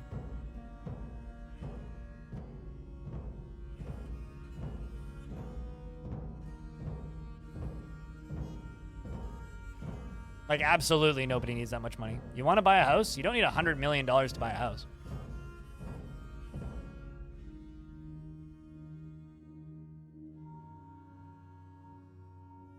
I'm going to make another dining hall right here. Honestly, for me, like, what I'm making right now is plenty. I make... Or probably by the end of this year, like after I've paid taxes, I'll have made like maybe 70 grand. That's plenty. Yeah, no, we are more than halfway there. And then I'm going to go through and capture every single book from the necromancers. We're going to sort through them. It's going to be tedious as fuck. I'm going to put them all on pedestals so the dwarves can't read them. I'm going to seal it off, and then we're going to go after, well, everybody else I've started wars with, and we'll see how far we get until chat gets terribly bored of this fort. I was going to look for something, and then I didn't. Double checking. Sweet. Just the one necromancer. We're going to go into this. We're going to go here. We're going to go here. And we're going to go iron table and iron throne. And we're just going to make 40 of each. 50.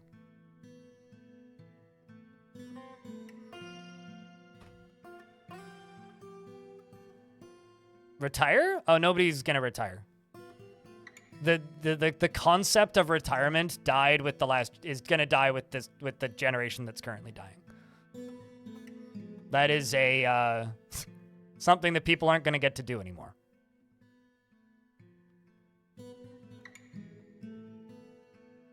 But fortunately, because the way work has changed, I don't think that's actually as big of a deal as some people make it out to be. Like when the only jobs are go work in the mines or go hunt. Yeah, you're kind of fucked at a point, but I think I will likely never retire. We're just gonna replace those with that. Replace this with this.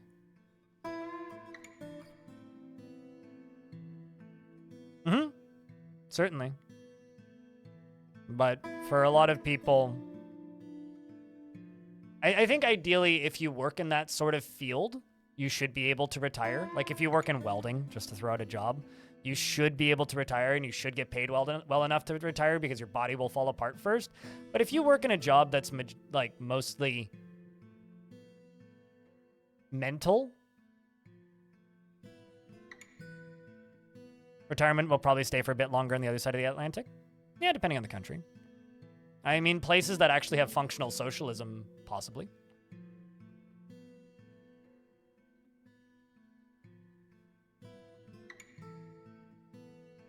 I'm in a very lucky situation where I actually do have a retirement plan because I am physically disabled in multiple ways. So because of this, I do actually get a pretty okay retirement plan.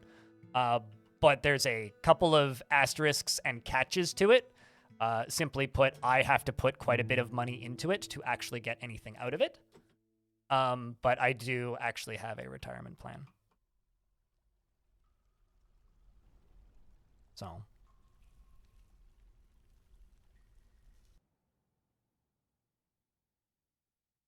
This I can close. Not on repeat. I need to click that button again because my mouse dexterity is off today, apparently. I want the dwarves to use this route instead of the route that they've been using. That's okay.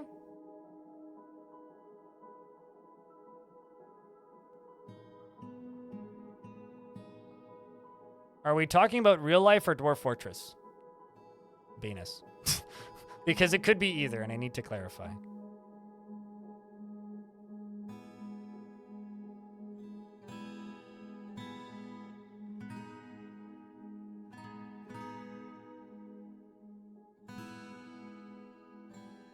Because societal balancing is a thing.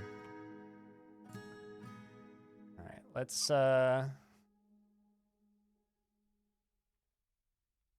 You all contribute to? You would like to get out of state work, but it's way safer to be in private right now for tech. I wouldn't know anything about that. Dwarf Fortress is real life? Bah. Is it? The Steam Awards nominees is up, and you clicked Game of the Year category and was like, nominate Dwarf Fortress. I mean, that's what I did too. I'll probably make a video called Nominate Dwarf Fortress. But will it actually get it? I'm trying to think, what's a dumb thing that I could say that I would do if it actually gets voted Game of the Year, but I do not expect it to get voted Steam Game of the Year? I'm not gonna say I'd eat a shoe because I absolutely will not do that. I also can't say I'd eat my hat.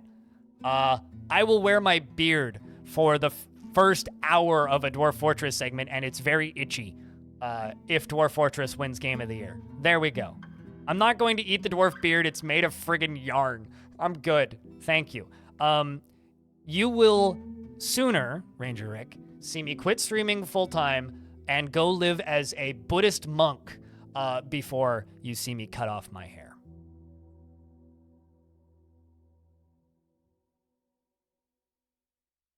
And I ain't even remotely religious, and I get bored easily, so. I would, like, quit this industry, move to a different country, and become a Buddhist monk before I shave my head on stream. I don't know what that is. Hold on. Allow me to Google before I confirm anything. GFIN. What in the world is that? A pastry? I'd eat a pastry. That sounds delicious. I feel like being the Buddhist monk is the retirement plan. Like, maybe I'm crazy, but I'm pretty sure that is your retirement plan. Like, if you become, like, a nun or a monk or a priest, isn't that just the retirement plan? Like, that's the whole point of being a retirement plan? Or, like, becoming a monk is so that you can just be endlessly retired. Rupert, who was a military dwarf for a long time, is becoming a scholar. And Cloudy GM as well is also becoming a scholar. And so is Alonzo. These are all my legendary observers from the military. All ex-military dwarves are moving to be ponderers, I suppose. Meanwhile, the king is reading Question the Resurrection. Very satisfied reading Question the Resurrection. Talon Artho, you are in fact in this fort, and you're a scribe, I think. Yeah, you are, and you're a scribe, and a miner. You read a lot of books. You really want to be with family. You do have an aunt in this fort, and some uncles. And the king is a passing acquaintance. Really? Sup, crazy panda lover?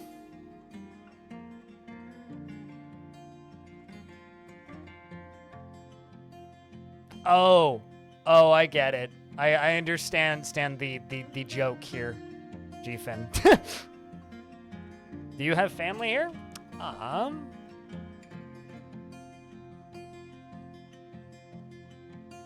No, you do not.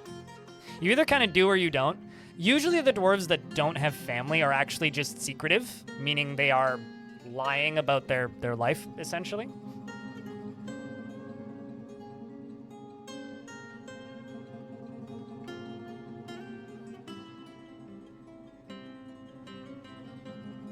So somebody on YouTube chat says this. No joke. I know a guy who is 25-year-old pothead who started his own company putting storm shutters on houses at the beach and gave away all his possessions to become a Buddhist monk. Well, you know what? Shout outs to him. You know, like if that's your calling in life, you should do that. Right? Like if your calling in life is to give away all of your possessions and go become a religious person, do that. Do that. If that's what brings you joy, do that. Speaking of your back being hecking sore, why is your back being hecking? Oh, you're using muscles you didn't realize you had. Yeah, that'll do her. Go doing any kind of like physical activity that uses muscles you're not used to using is gonna make you sore. Like that's just life.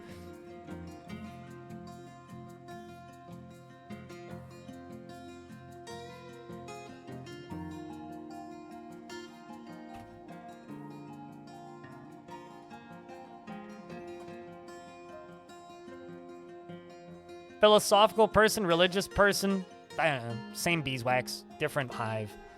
That's a very weird analogy that I just made up.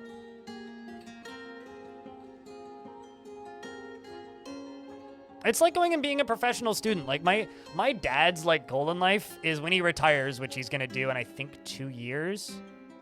My dad just wants to go study philosophy part-time at the university while helping to run my mom's business. Like, that is my dad's goal in life, is to go study philosophy. Which, like, I mean, if you want to go be bored full-time, I guess you could do that. Any major spoilers in the latest CUD run? If you're talking about the VOD that's gone up on YouTube, I just finished Golgotha. So, no.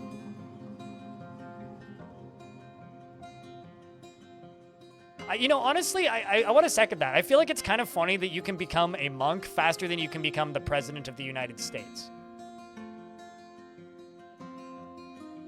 Which also brings me back to, I don't actually have a TikTok account, but I do watch TikToks that are reposted in other places. Somebody posted that TikTok on the Discord, which was just the brother and sister, I assume, going up to their dad and being like, "Dad, you know, man, you're getting old, you're getting loopy. It's time for us to send you to a place where you will be taken care of," and blah blah blah blah blah. And he's like, "What? No!" And they're like, "Dad, it's time to run for Congress." Like, no, I've got so many years left. Do not do that to me. It's very funny. Because the whole bit's like they're going to send him to an old folks home, but they're like, "Dad, it's time to run for Congress." How you doing here, Dwarf? You want to pray to Noton.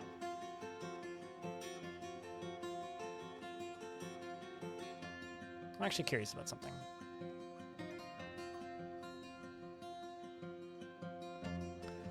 Turns out there's a lot of gods here that are worshipped that do not have temples.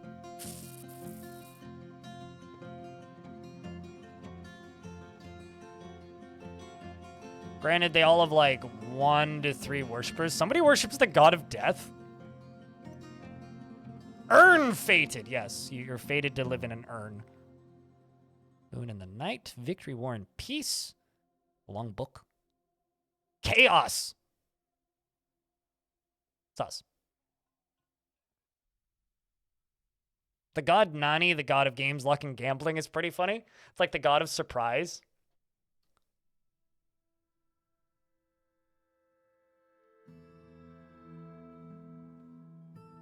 No one can see if you have gray hair. You know, that's actually as somebody who has gray hair, I'm not going to shave my head. The god of trees, the god of minerals, god of food and fertility and agriculture. As a billion other temples.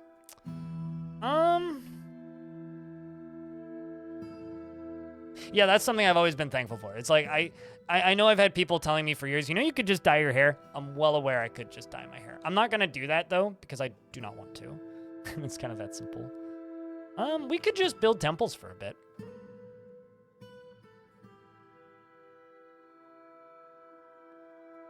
As all these roads slowly get constructed.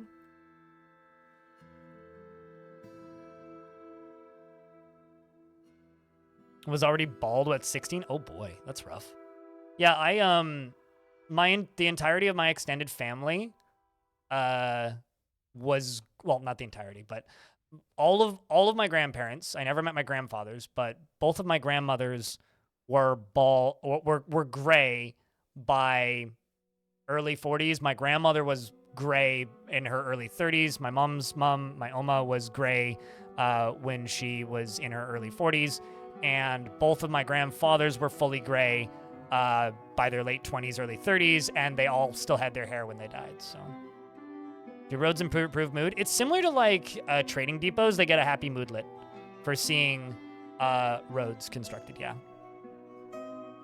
Why is this dwarf so slow? Oh, you're haggard, that's why. Motor nerve damage, sensory items lost. Well, that's why you're upset. You need a crutch. I would be upset too if I was in your position. You just want to be with family? I don't blame you.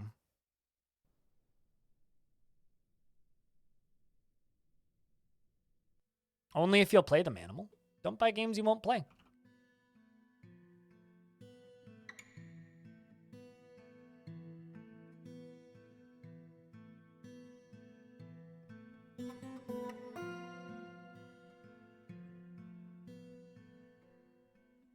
Also, we made it into winter without the game crashing, so that's good.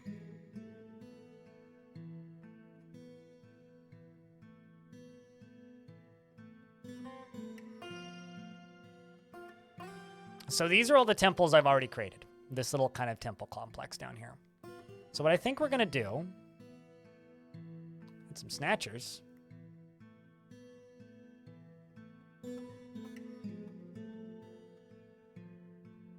I also caught another black mamba and another rhino. Oh, goblin thieves.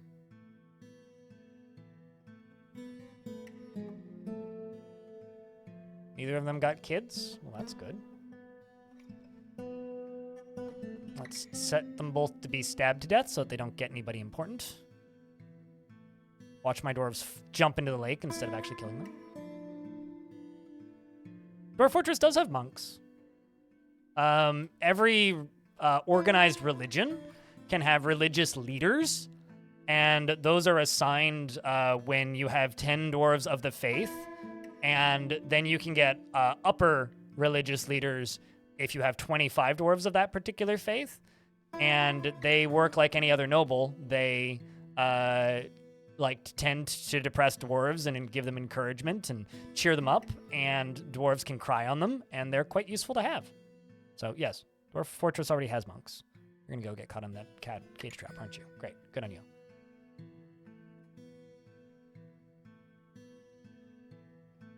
Place item in tomb.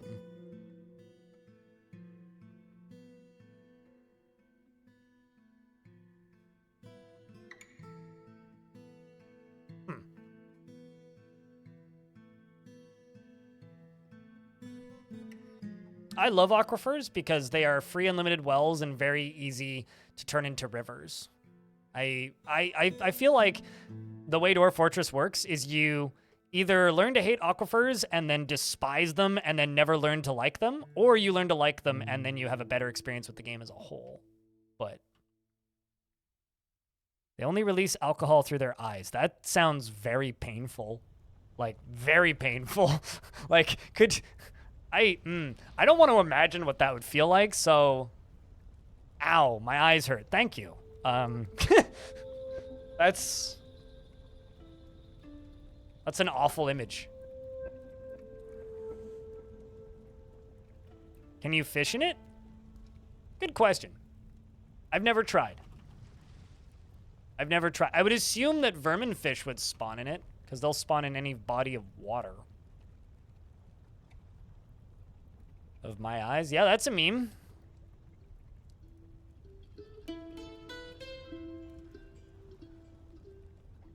My theory with dwarves liking mist is that the air underground is very dry, so it just like, it's like getting moisturizer put on your skin. Goblin Fortress of Diamond Kissed. You know, I'm going to try and take out Diamond Kissed. We're also in an ad for 2 minutes, so I will not do anything. But we're going to try and take out this Goblin Fortress. I'm going to send my 3 best squads because I would actually like to loot the treasures and the items from there. And I'm very curious if my dwarves can take out larger locations, because this is a larger location. I've never tried building misting machines with lava. The problem with lava is lava's a lot heavier than water. So I don't think it would work as smoothly, but I've also never tried. But I feel like what would actually end up happening is it would probably set the axles on fire currently, so I'd have to like set it up differently. Or use nethercap.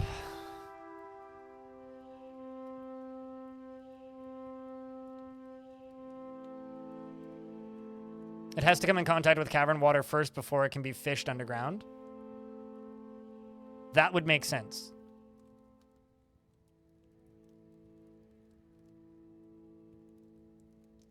Then went 3 levels under it, and it showed it wasn't an aquifer layer, and then it started leaking.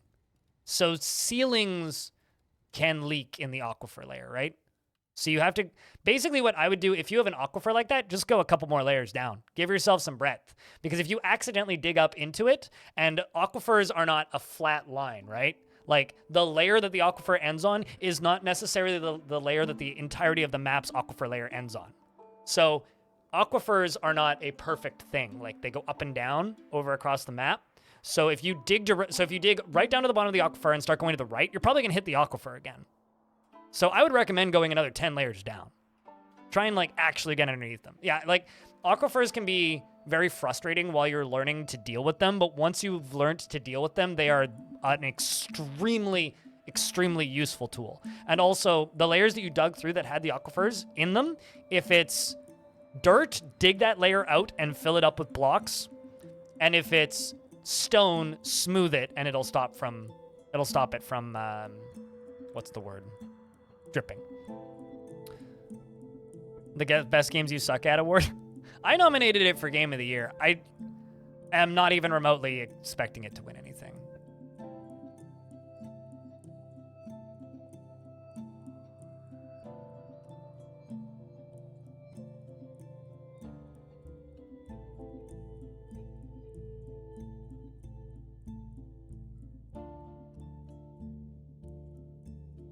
You always build walls? You only need to build walls on the dirt layers.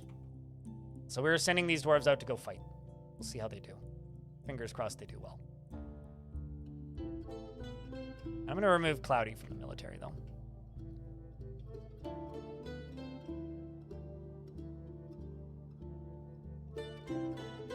Yeah. You're an idiot for not realizing it would come through the ceiling. Don't worry, that's a very common mistake. It's a very, very, very common mistake. That is a very long title for a book. The Fuchsia Incenses in the Time of My Ancestors. The written portion consists of a 31-page manual entitled The Fuchsia Incenses in the Time of My Ancestors. That's hard to say. Authored by Edom, it concerns the fuchsia incenses as a musical form. The writing artfully indulges the author's fancies, and it is clearly organized, and the prose is passable. It's a decent book about a type of music.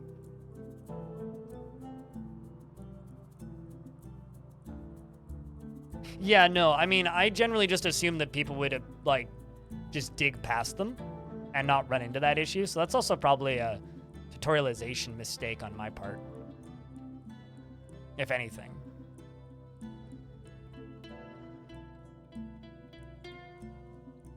All right, so we are continuing to build stuff around places and make the place look nicer. Dwarves up here listening to poetry. What kind of poetry?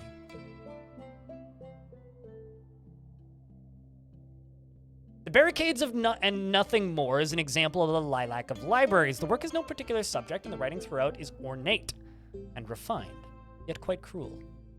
It's inspired. It's pretty good poetry, then. Sounds like considering it's called Barricades and Nothing More, it must be a poetry about, like, something violent. Because it's a poem written in the form of the lilac of libraries. But the actual poem is called Barricades and Nothing More.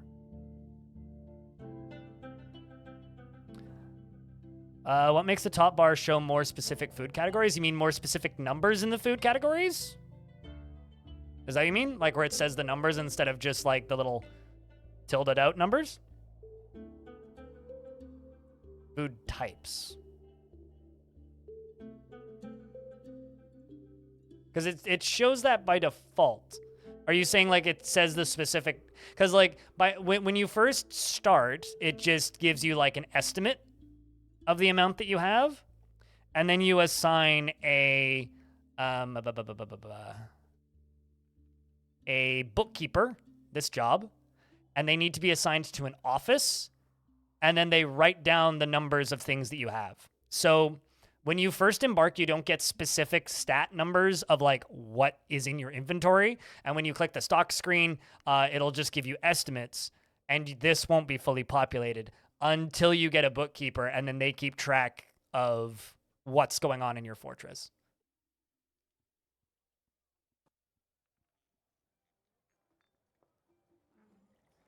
Competent musician.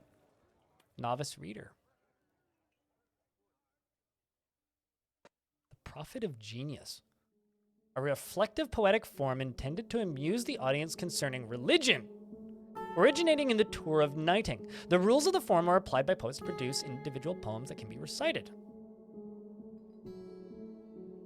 lack of libraries, is a dramatic. So this is the one that they're currently telling. Is a dramatic poetic form originating in the saffron of deciding. The rules of the poems are applied by poets to produce individual poems which can be recited. First part is intended to complain about the subject of the poem. The second part is intended to develop the previous idea, and the third part is intended to move away from the previous idea. Certain lines often contrast underlying meaning and are required to maintain phrasing.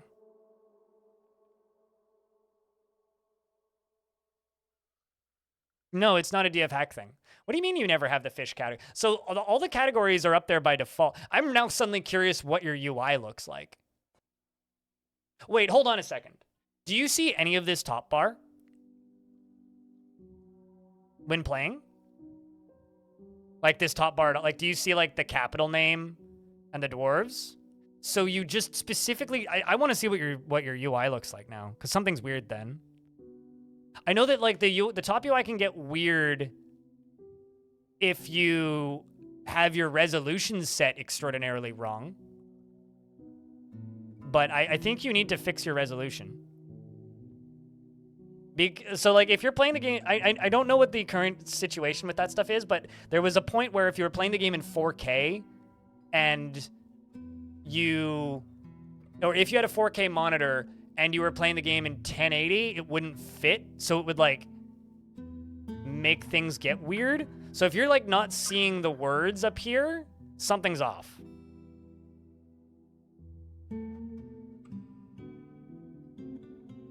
The only thing you're missing from the top bar is meat, fish, plant, and other. So it says food, drink, and seeds, but it doesn't say meat, fish, plant, and other. I really would like to see a screenshot of what your UI looks like. You can stick it on my Discord or like on Imager or something and just link it in the chat. Because I really want to see what this looks like. Oh, also, speaking of games chat, Odd Realm is 30% off on Steam and Itch. So Odd Realm is $13 Canadian. $13.64 Canadian, and is very good. I'm just saying you should go buy Odd Realm, because this developer like has straight up said that he needs to release the game at early access because like he can't afford to develop the game anymore. So it's gonna be leaving early access very soon. Help that guy out. Only weird thing that you've run into recently is you haven't seen a dwarven child in forever, no migrant children or any fort, and you're at 170 population? That is a little weird. Why are all your dwarves celibate?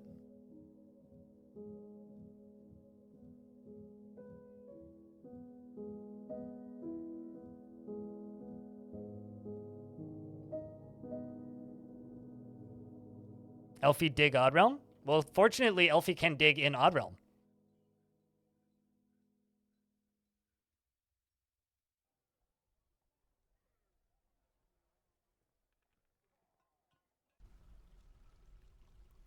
So this is my leader of the military.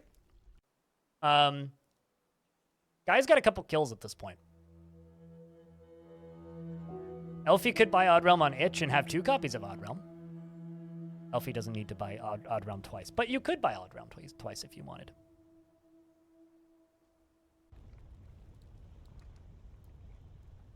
Or Elfie could gift Odd Realm to a friend. Both of these are options. Meanwhile, I've got dwarves down here still making steel bars.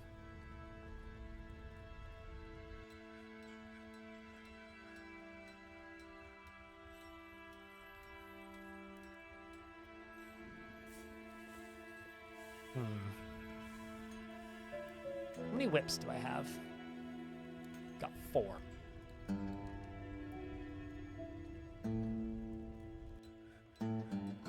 This is the 16th game you bought today. What are the other 15? Actually, chat, just out of curiosity, what games have you bought?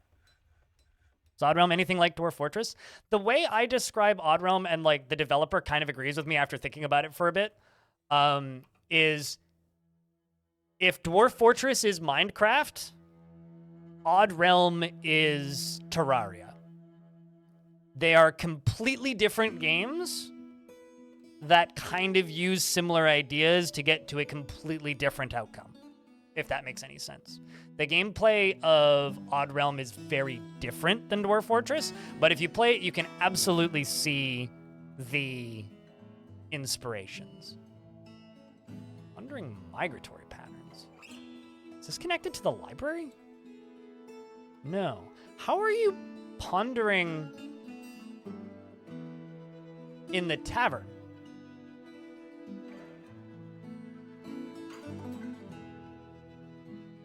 That's weird.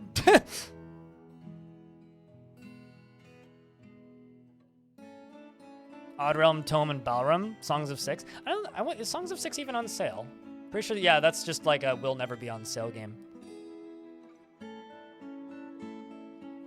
Now I'm looking up Balram. What's Balram? Oh, this thing! Right.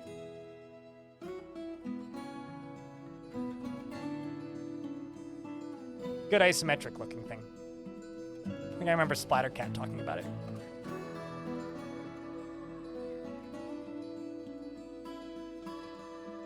Lead to a badge? Ah. Makes sense. You're dumping items. Getting all these bodies out of here. Banner Saga Trilogy, Lucifer Within Us, Treasure Kit Fox. And then Sunless Sea and What Remains of Edith Finch. What Remains of Edith Finch might actually be one of my favorite games of all time. Like, it's taken a lot of, like, thought to come to that conclusion, but I think that might actually be one of my favorite games of all time. So I'm going to build a automated body disposal unit up here, and we're going to dispose of bodies down into here. I'm going to do that, because I should have done that a while ago. The question is how do I do this? Okay, so I'm going to put this here. No, not right there. I'm going to put this here. No, not right there. I'm going to put this here. Yeah, we'll do it right there. I'm going to build a little bridge, and that little bridge is going to be connected to a lever, which I might as well just put down here, because this doesn't need to be like this. So I can put a lever down here. And this is going to be connected to this bridge, which I'm going to make out of steel.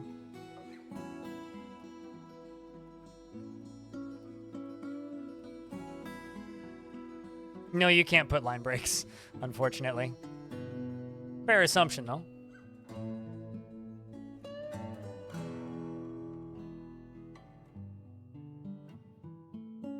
Also, I think Twitch has a limit of 500 characters.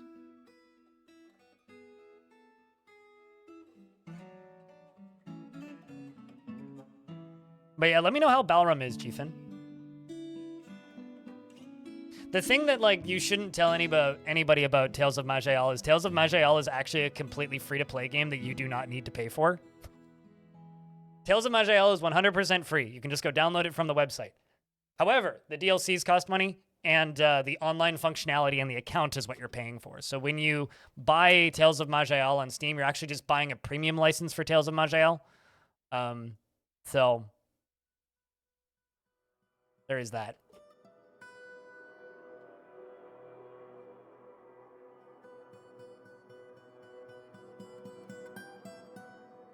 Looks like all my squads have left. Hopefully they do well. It would be sad if that fight goes badly.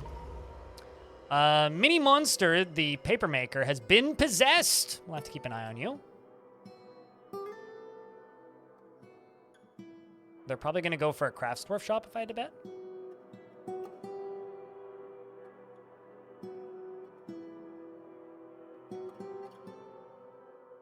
Some sick origami. God, that would be cool, wouldn't it?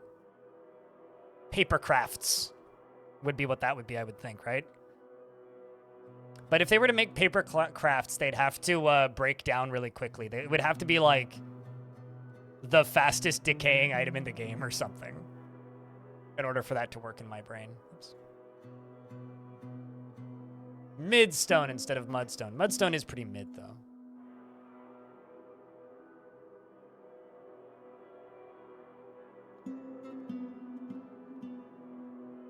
Does paper decay in DF? Everything that isn't stone in Dwarf Fortress decays. Stone or metal decays. Wood decays.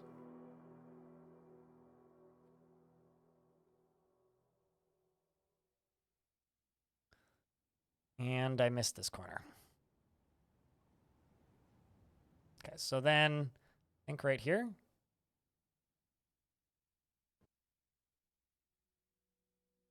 Yeah, we're going to cancel that and dig that up.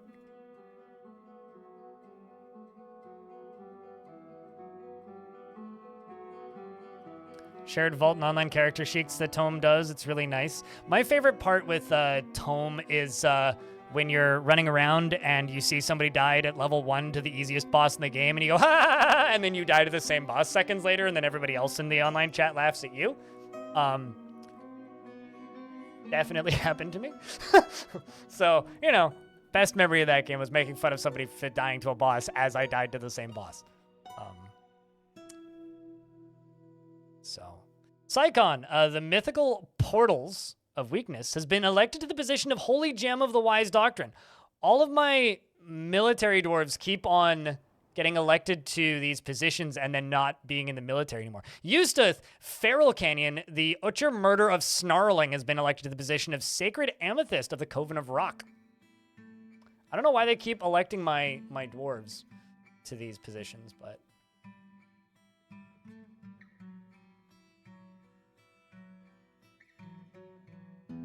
Also, attacking this fortress was a bad decision. It looks like my squads are all dying, and I've lost my squad leader.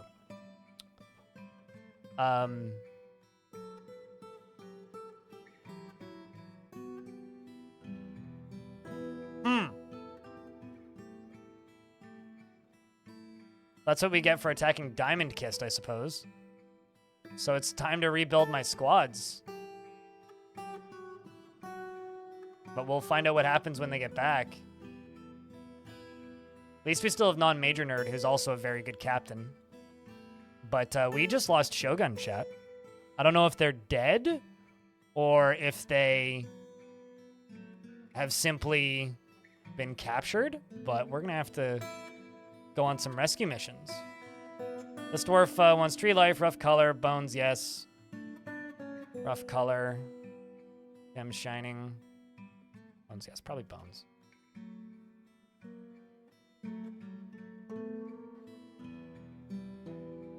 I'm a slaughter a rhino.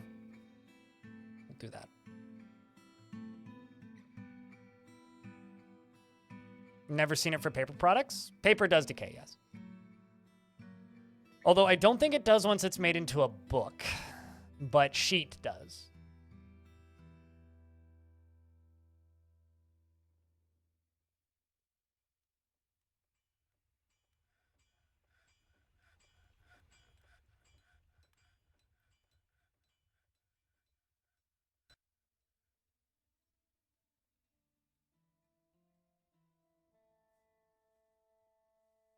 Okay, so they've returned. Let's see what the hell happened. So chat room, get your Fs ready. The dwarves went and attacked Diamond Kist.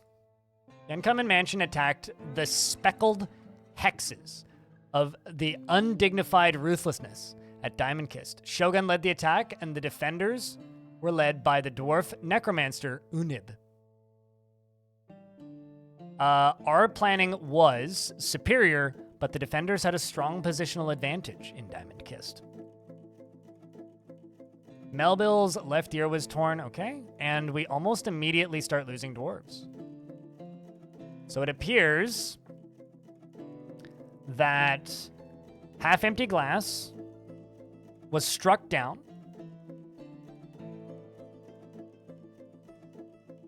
Wait, hold on a second. Dwarf Zephon Age Gores was struck down by half-empty glass. Hold on a second. Did I attack my own civ? Why is it telling me...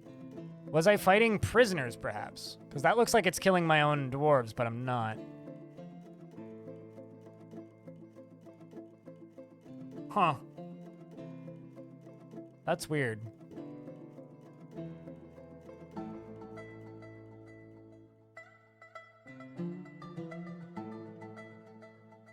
Huh. Odd. Okay. Stukos was struck down by Olon. Iton was struck down by Claiborne. Dweezil's leg was slashed.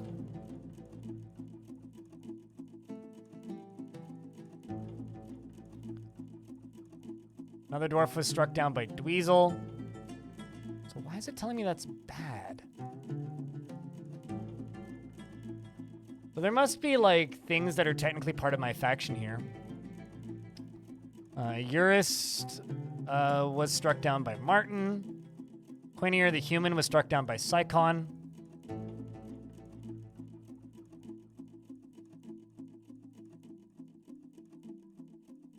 The mythical portals of weakness struck down a human.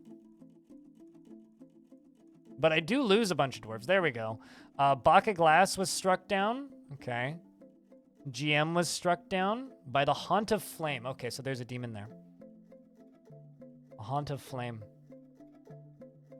I'm wondering if this location dug too deep. Lyagushka was struck down. Shogun was struck down. Eldritch was struck down. Le Musketeer was struck down. Terminal Wetness II was struck down.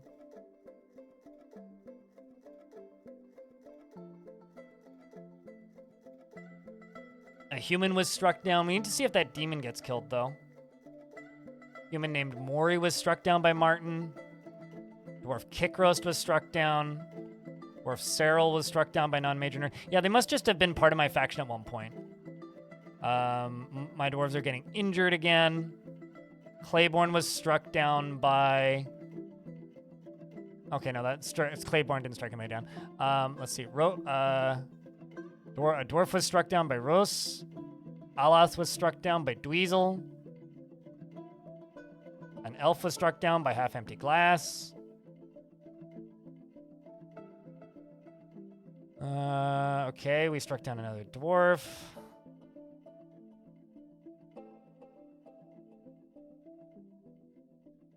Okay, we're still fine.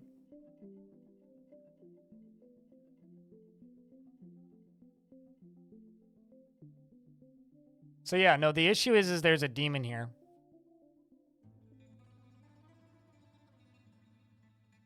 I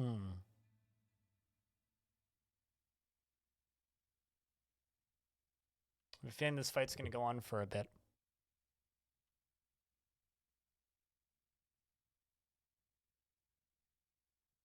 I read YouTube sometimes, yeah.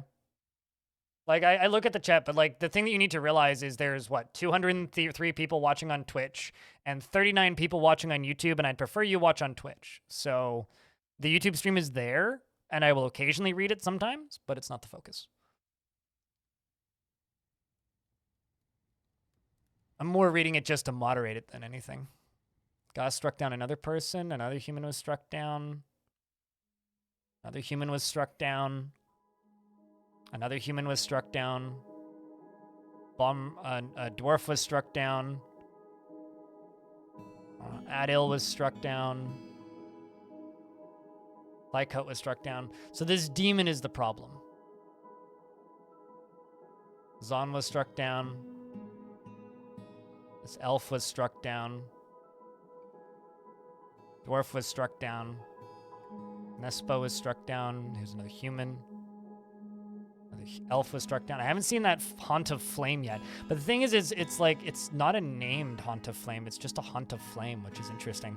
Which makes me think that, like, maybe the dwarves dug too deep, which is why the goblins took over this fortress. Snowdub was killed. Goblin was killed. I mean, we definitely won the fight, but we also attacked a fortress of 300. But we lost our legendary ambusher and legendary tactics militia commander, which sucks.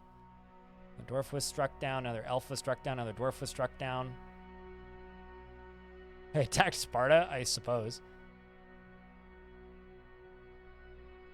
Which means non-major nerd is going to take Shogun's place.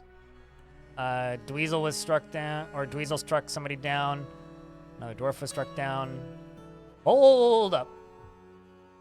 The Dorinalis demon was struck down. Interesting. I just saw the word demon and had to pause.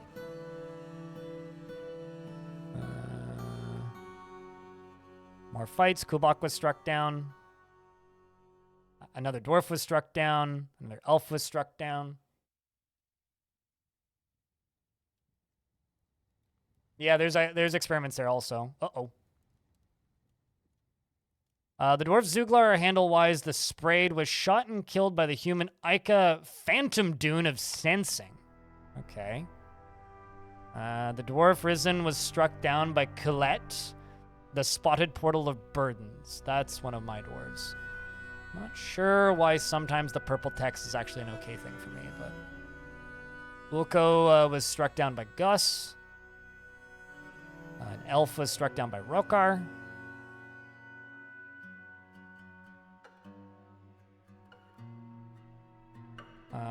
Goblin Momas was struck down by half-empty glass.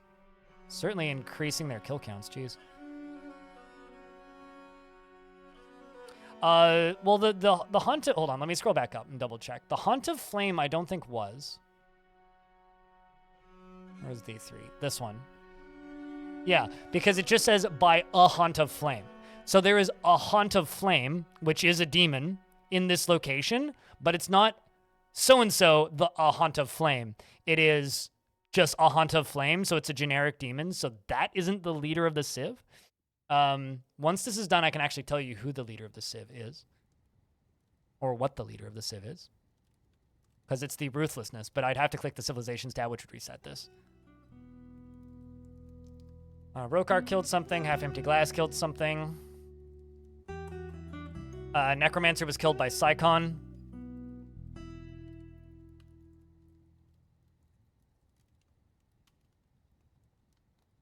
Rokar killed something. A human. A dwarf was killed by Half-Empty Glass. Aban was killed by Psychon. Volbok was killed by Psychon. I think that what's happened here is they have kidnapped and abducted a lot of dwarves from my faction, and we're in here killing them. Okay, so we lost Coulette. Was struck down by a Wraith of Salt. Okay, so what must have happened here... This is a guess. What must have happened here is that location, because that was originally a Dwarven fortress, right? What I'm assuming happened here is the dwarves dug too deep and lost the fort, and then goblins and humans and elves and necromancers moved in. That's my theory. We'll see you later, Def Mole.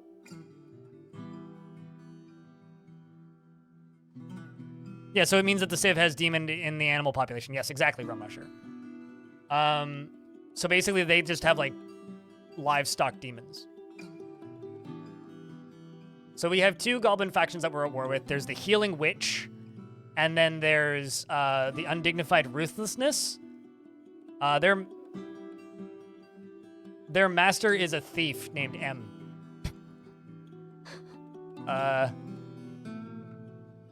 Yeah. So is some dude with a bag. is the guy who runs this faction.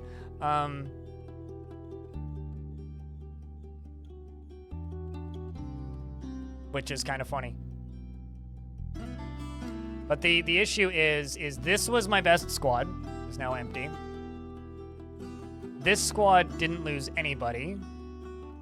And this is my B squad. So I need to rebuild my squads. But first I need to worry about this artifact. He's stolen the leadership? That's looking way deeper into it than I ever thought about. Also, hey, Mitchell, what's up?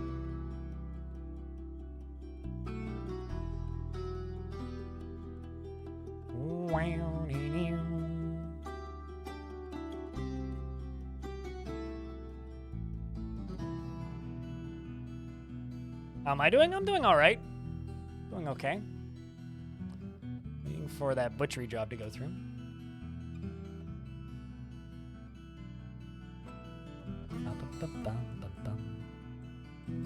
So this would be a really good world for adventure mode, yeah. Just in general. Everything is traversable. You can get everywhere with just a basic, like, adventurer. It's the kind of thing that you want. So what we're going to do is this squad is going to get another Spear Dwarf.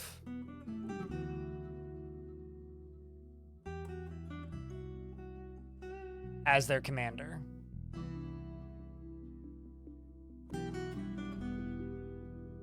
I think I'm going to bring in Alonzo. You can come out of retirement.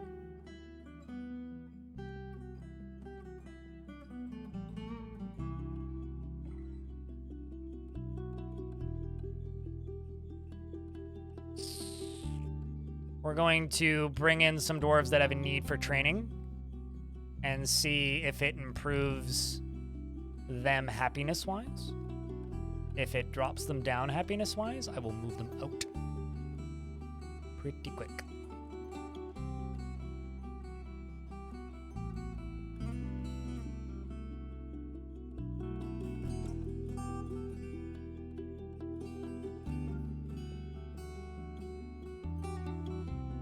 And yes, named dwarves are going to get thrown into this because turns out most of the dwarves in this fort are named.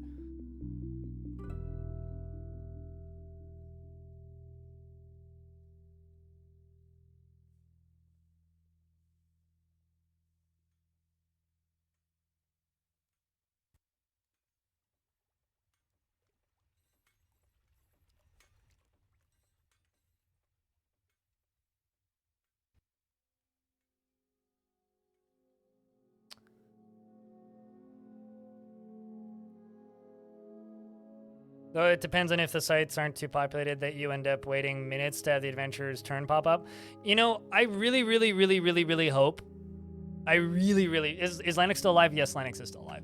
I really, really, really, really, really hope we're stuck in an ad, so I'm just going to fill out these. And I'm really worried about this. I really hope that they're able to fix the performance in adventure mode before adventure mode releases. Because if they aren't, I think that could be pretty detrimental. AFD and Zed, I think, is going to join this sword squad. This squad is also spears again.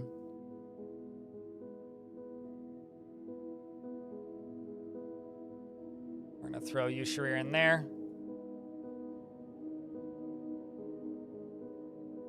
These dwarves are going to go all to training, and I'm going to send the trustworthy armory out to go kill another one of these towers.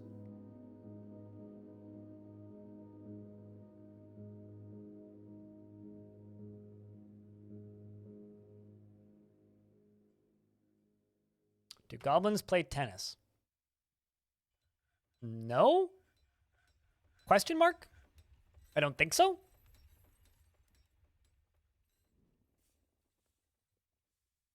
Yeah, I mean, I do periodic videos where I chat with Putnam, right? Whenever the next patch drops, I'm going to do one of those, and one of the main topics I want to talk to her about is what kind of things do you think you can do to improve the performance of adventure mode? That's what I want to know.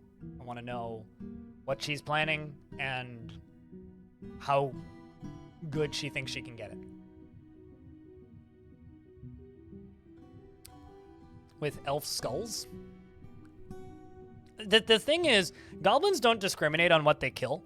In Goblin Society, murder is legal. It's considered a personal matter. So if somebody decides they want to murder somebody, that's fine. It's a personal matter. I'm not talking about real life. Twitch, please don't ban me. So I don't think that they would discriminate on the type of skull. It could be like Goblin's kid's skull. Yeah, I mean, before this version of the game was out, in one of the longer time ago interviews I did with Tarn, he talked about potentially turning off the brains of everybody in the world when you are in adventure mode. Because the lag comes from the fact that every single entity is thinking, or I mean, that's a large portion of it, right? And if we look around, all of these dwarves are thinking. They all have thoughts, right? Now imagine there was 4,000 of them, and that's a big city in Dwarf Fortress. So there's 4,000 entities around, and they're all thinking. Suddenly, that's a lot of lag, right?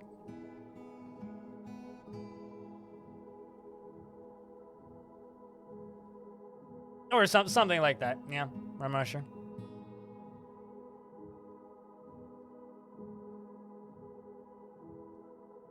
Do sound like they would be more aerodynamic than elf skulls. Or kobold skulls, you know?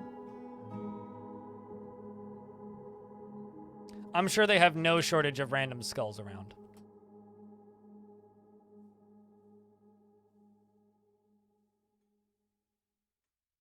Oh crap, I might actually need to make new sets of armor.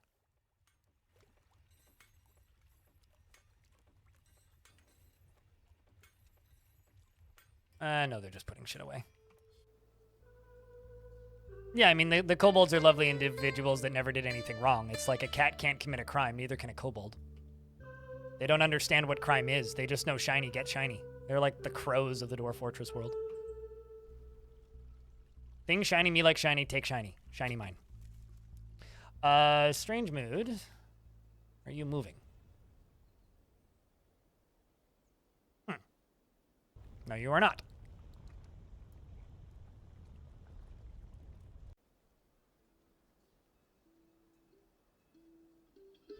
Did I accidentally cut all of the gems?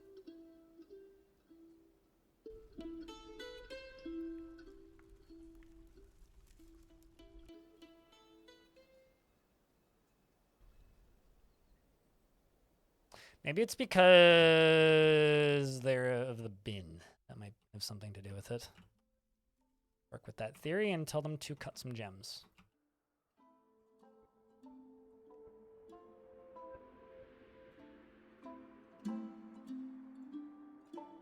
I don't trust bins.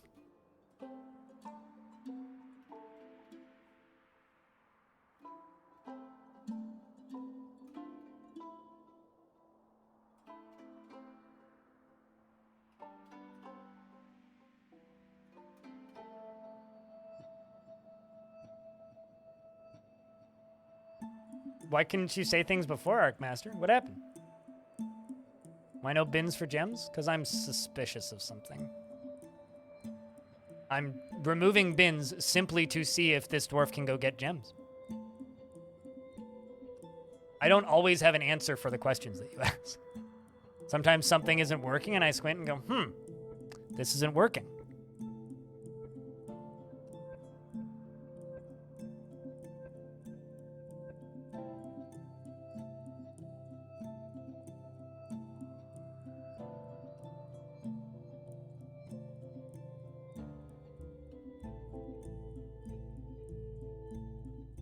I mean, why don't we let them answer the question instead of you answering the question for them, Orange?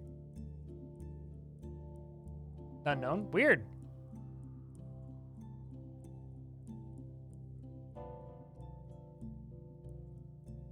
Smelting Galana, which means I got tons of lead. And before somebody points it out, I'm well aware I could use DF hack to figure out exactly what they want. I don't want to do that. It's no fun.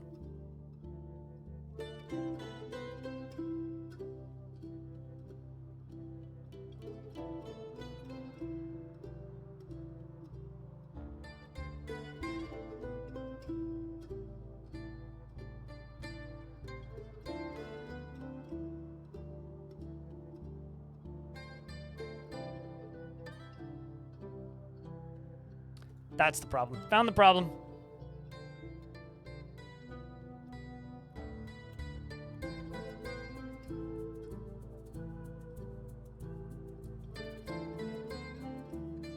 Still learning military stuff. You've sent out a few raid parties. Some were successful, some were taken hostage.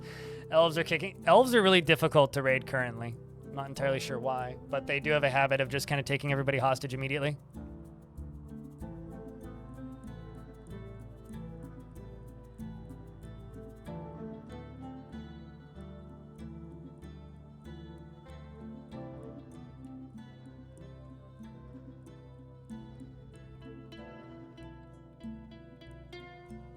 What are you placing in tomb? Random dwarf leg. That's concerning.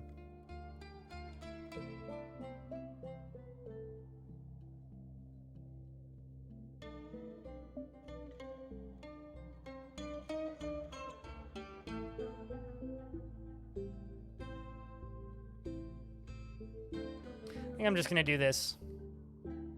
So I know there's lots of random forbidden arm around.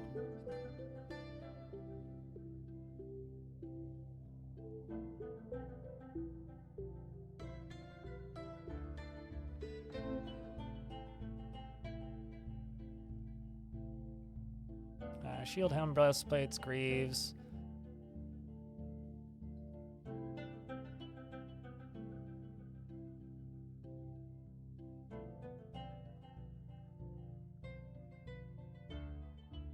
So fair enough refresh. I think we'll do 15 of each.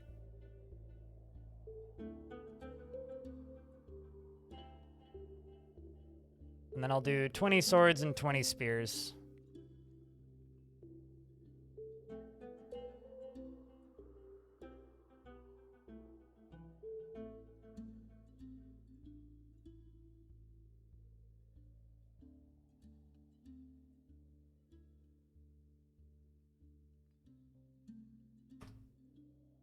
And we'll let that roll.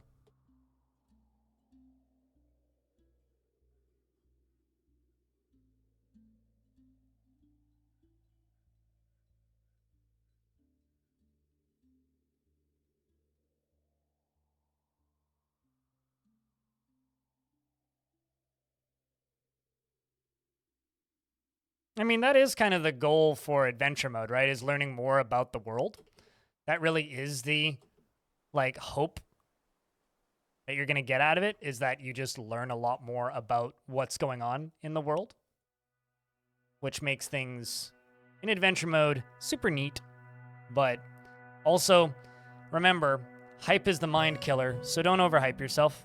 Like, go into adventure mode with realistic expectations and realize that it has just as many quirks and oddities as Fortress mode does, if not more in some cases.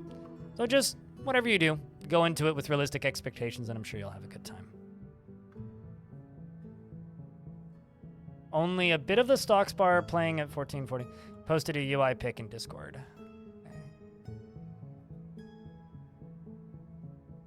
Okay, yeah, you've got something weird set up with your UI. That is bizarre. I don't exactly know what you've done here. Someone in chat could maybe help, but this is not right. How does one get good at this game? You play too much of it. It's like any other video game. Yeah, this ain't right. Chat room, does anybody know what could cause this? Because I assure you, me actually having all of the UI is not a DF hack thing.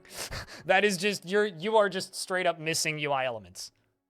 The video pixel widths? Possibly. But yeah, that's off somehow.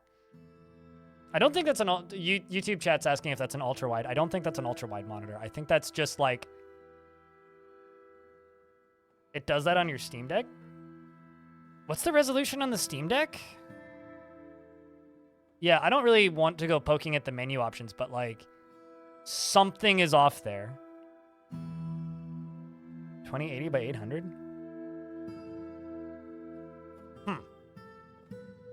Yeah, because this is like, okay, so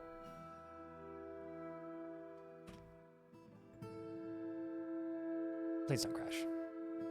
Okay, this is what default Dwarf Fortress is just supposed to look like. No DF hack icon up there. It's like everything should be all the way over to the left. This is what it should look like. Also, I'm realizing I can actually move my camera down. I'm slightly up because of CUD. We're not streaming CUD right now. Hadn't really looked over at it all day.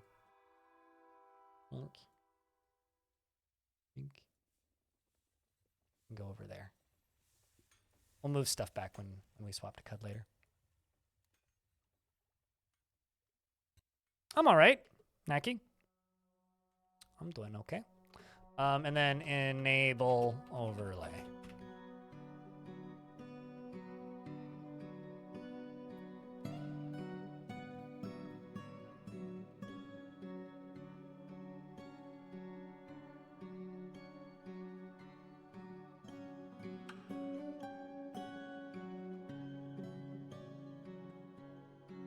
It can do, I mean, anything in theory could do 4K on an external monitor if you try. I mean, a Raspberry Pi could probably output 4K.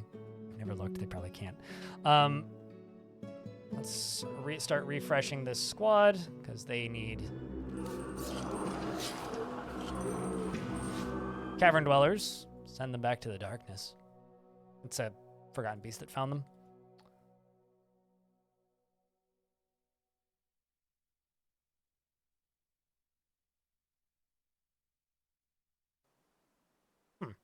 Yeah, I'm starting to run into issues with this squad not equipping gear, even though I very much have gear.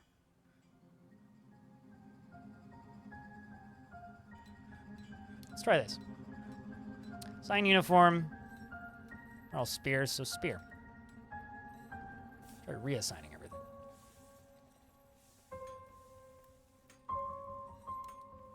You paused your game so effing fast. I'm sorry for the false alarm there. Okay, now they're going. Okay, weird. I don't know why the update equipment button ain't working on these dwarves for some reason, but... There we go. Okay, you go get a helmet, and then you go back. Well, it's an improvement.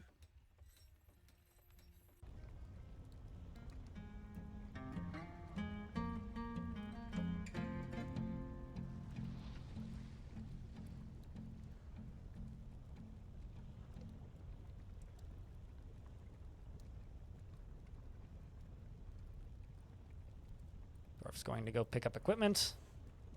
Also crying. I don't blame you, Dwarf. I would be too.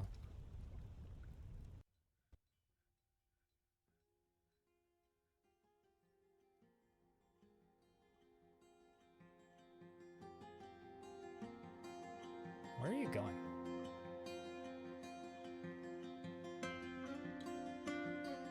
Also, I need to check that strange mood.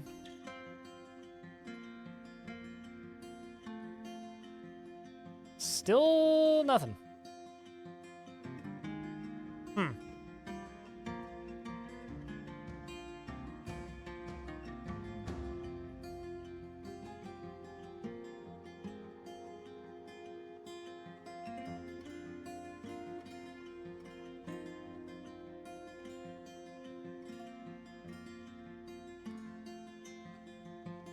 Well, I guess I'll wait for all those jobs to be done and then I'll just refresh it. Needs bones? That's not strange. Not even remotely strange.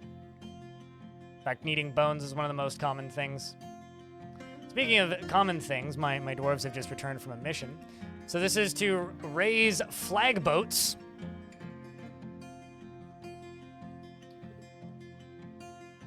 Non-major nerd led the attack and outmatched the necromancer with a cunning plan, and the attackers had a strong positional advantage. They struck down a zombie almost immediately, and the necromancer that was leading them. I think, yeah, Ficod. Boat City. I like that Ficod Boat City was running flag boats. I wonder if that's a self-indulgent name there. Looks like things are going pretty good.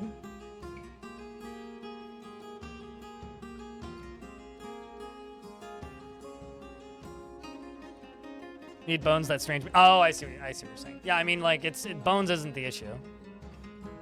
Or rather, they don't want bones first.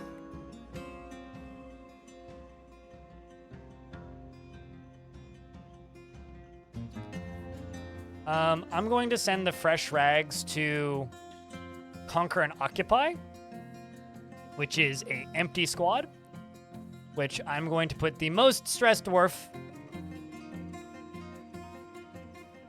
that I don't heavily value.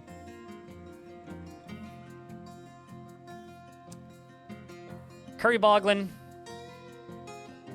you are a good dwarf. You're going to go become royalty in this faction by taking over your very own tower. So go take over a tower, Curry Boglin.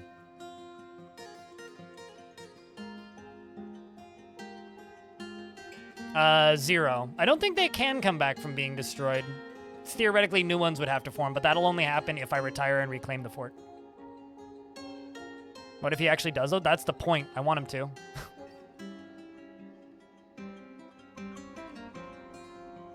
I've taken over like 6 towers or something at this point. A good chunk of them.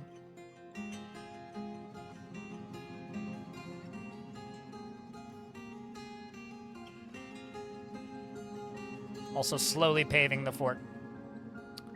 And I should go over here. And connect this to this. Now that we're up here, what I'm going to do is I'm going to place a track stop here, which is going to tip this way.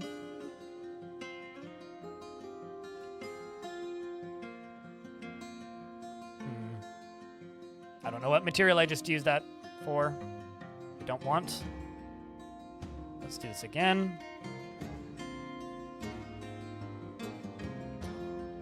We'll use nice. And then this one can dump this way. This one can dump this way. And this one can dump north.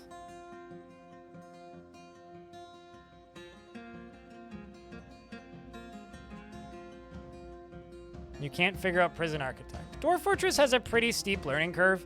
I think that the memes kind of do it a disservice because I don't think it's as bad as people say it is.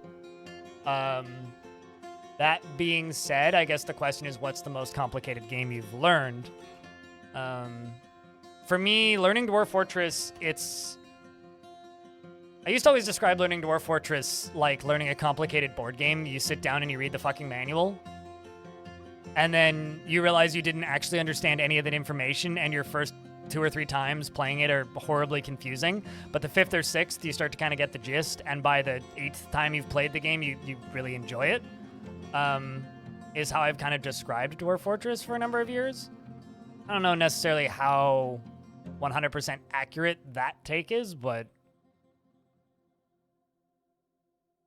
Well, there's a huge wiki, which is kind of the manual. I've been playing a game with a huge manual recently, which isn't Dwarf Fortress, which I've been having a hell of a time learning, which is this. I wonder if it's on sale, actually. No, it's not. This. Release date, 1989. 5 years before I was born. But this thing's got 150-plus page manual. The first line in it calls you scum, which is kind of great.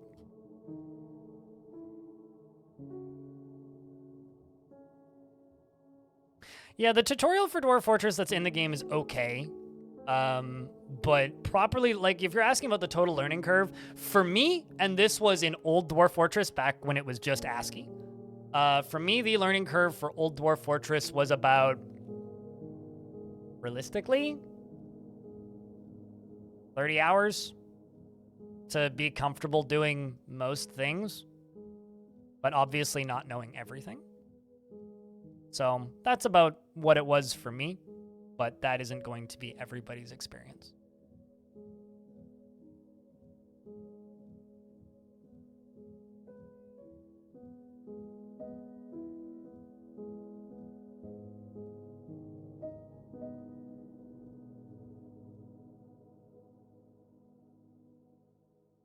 Yeah, I mean,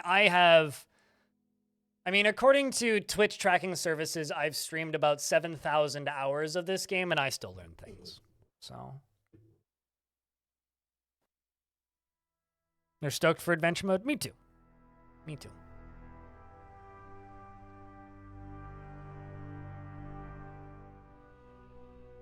I have a feeling it's also going to be out sooner than a lot of people are assuming.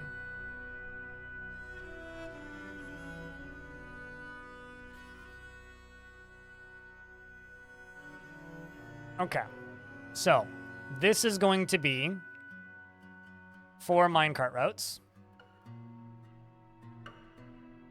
Bodies.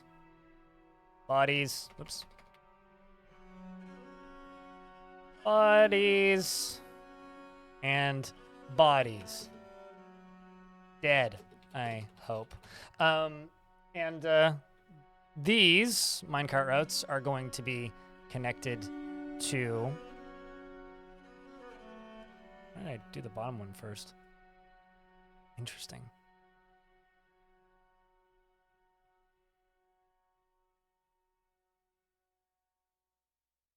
I didn't realize it ordered in this way if you did it this way. That's very interesting. All right, so well, I'm going to wait for my minecarts.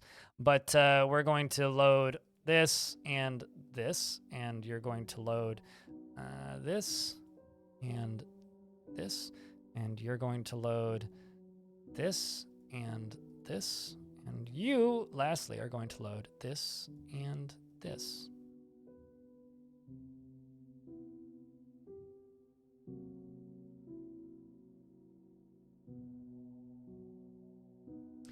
You can't think of a time the time it took you to learn DF, given if I remember it right, you bounced off of fort mode into adventure mode, and then used fort mode as a tool for world gen and semantics. Yeah, I mean, it took me a very long time to learn Dwarf Fortress because Imagine that. I bounced off it a billion times.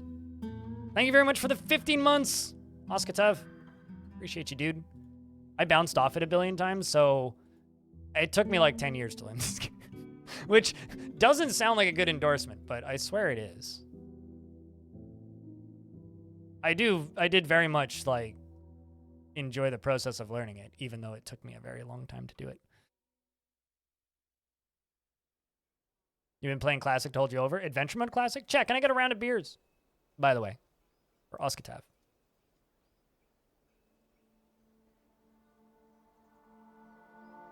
And also, just a reminder to people who have memberships in YouTube chat, you too now have the beer emote. And a juice box emote, which is a YouTube exclusive, courtesy of Elfie Bean. Twitch chat will get the juice box soon. When I say classic, I'm referring to 47 and older. I don't know how really to properly refer to these versions. I know it's like, classic is ASCII, I guess. But to me, classic is 47 and older. And then everything else is just post-Steam release. Usually I'll just ask people if they're playing in ASCII or Premium. And then Classic is anything pre-version 50. I don't know. I need better wording for this. Did I ever play Prison Architect? I played it in early access and quite enjoyed it. And then the early access ended, and the first thing they tell you in the tutorial is that you need to electrify somebody. And I'm like, you know what? I don't want to play a game that makes me execute people. And I realize people have told me a billion times that I can get around that. I didn't enjoy the early access of the game enough to want to play a game that makes me do a thing in a tutorial that I really don't want to do. So I stopped playing that game pretty quick. Seemed fine, though. Didn't seem particularly complicated. And I did play it a bit throughout the early access, and I enjoyed the early access enough. My squads have returned? No. Oh, I see. You're the one who hasn't done the thing yet. Let's go hit another Necromancer Tower. Let's go hit this one. The Goblin Tower of Splattered Cave. We are going to attempt to raise, and I'm going to send in the Trustworthy Armory, and we're not going to loot any treasures.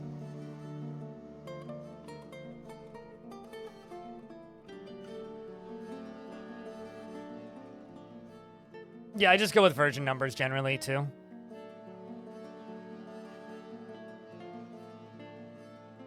Yeah, no, I think that's the easiest way to do it. Because, like... yeah, and then outside of that, it's just free and premium. Classic is any older version in my brain.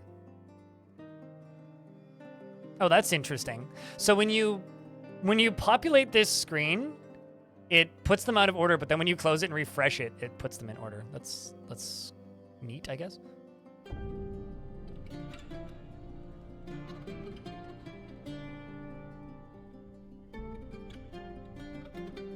Push these steel mine carts up. So I want them done first.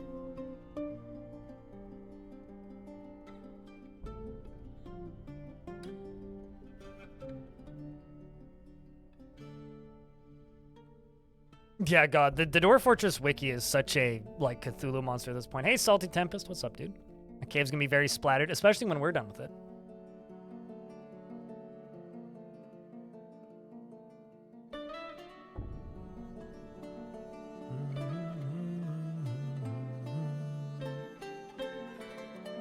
Gets confusing when trying to create a bunch of new routes at once. Yeah, I generally just do them one at a time, so I don't think I've ever actually had that happen.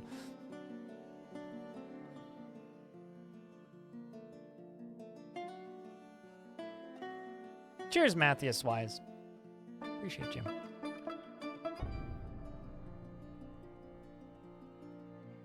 Almost a year ago?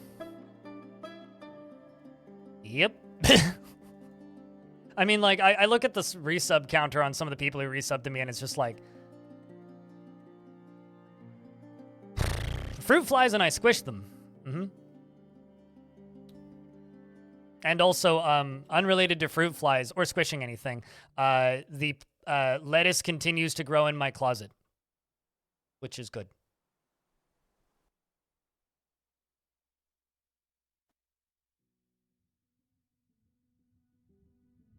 I actually had to thin out some seedlings last night.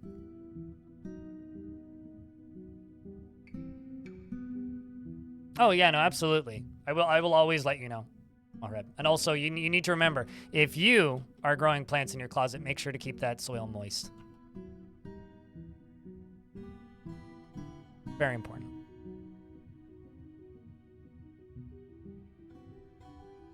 I mean, chat, you guys want to see some baby plants? Most people are like, baby animals, they get you the views on the internet. I'm like, nah, man. Baby plants.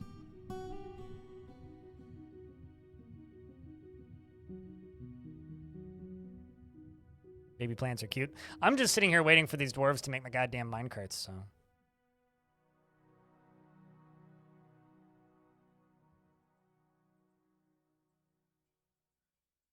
Also, this dwarf may just be dead.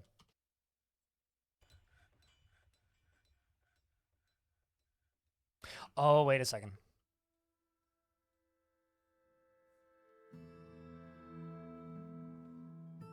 Did I forbid all of these? Did. Look at that.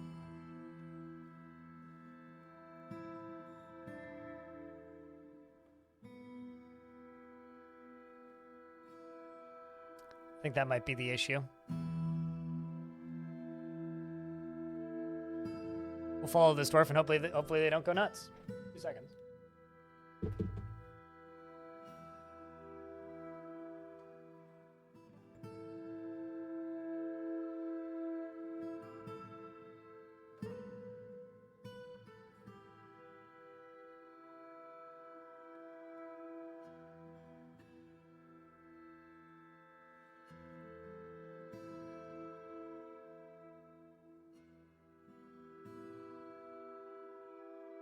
I'm not joking. So this is baby shard. This baby spinach. This is baby buttercrunch lettuce. Plant babies. I have like 50 of these.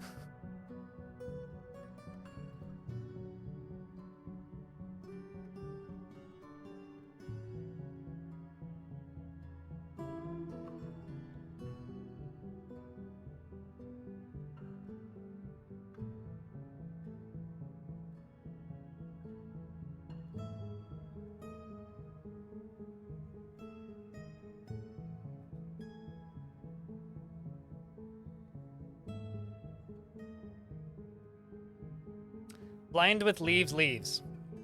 Just don't worry.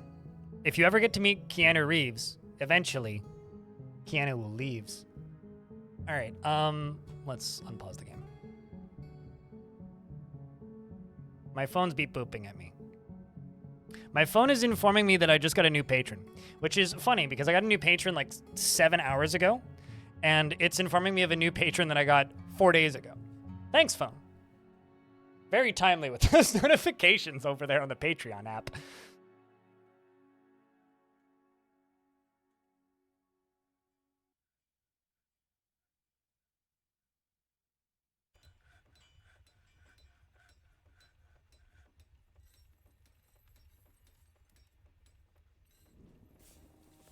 At least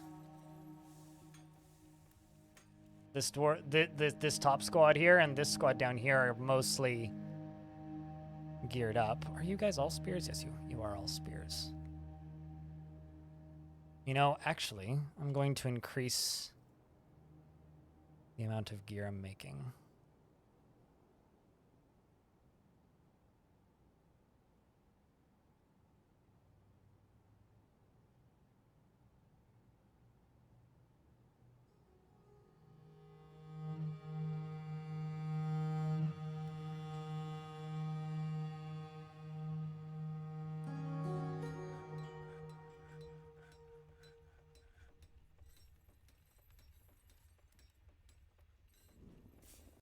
so you're making pigtail cloth. You're making pigtail cloth. This. Let's do this. I do a Dwarf Fortress bug list video. Huh. Okay, so first off, thanks for the $2 super chat over on the YouTube thing. Can I do a Dwarf Fortress bug list video? What would that look like? You mean like a video of active like known bugs, or a video of past bugs?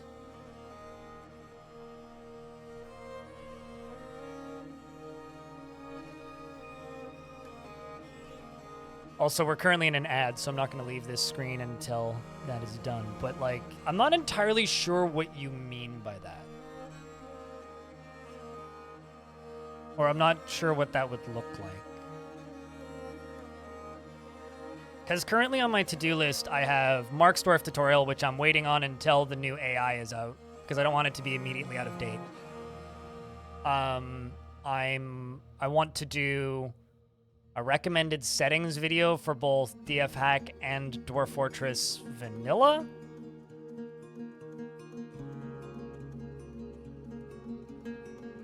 Bug list, 3 cave spiders, 20... It would probably be closer to like 40,000 bees. Although, I think my favorite bug that has been fixed since the Steam version is that bees are no longer considered food.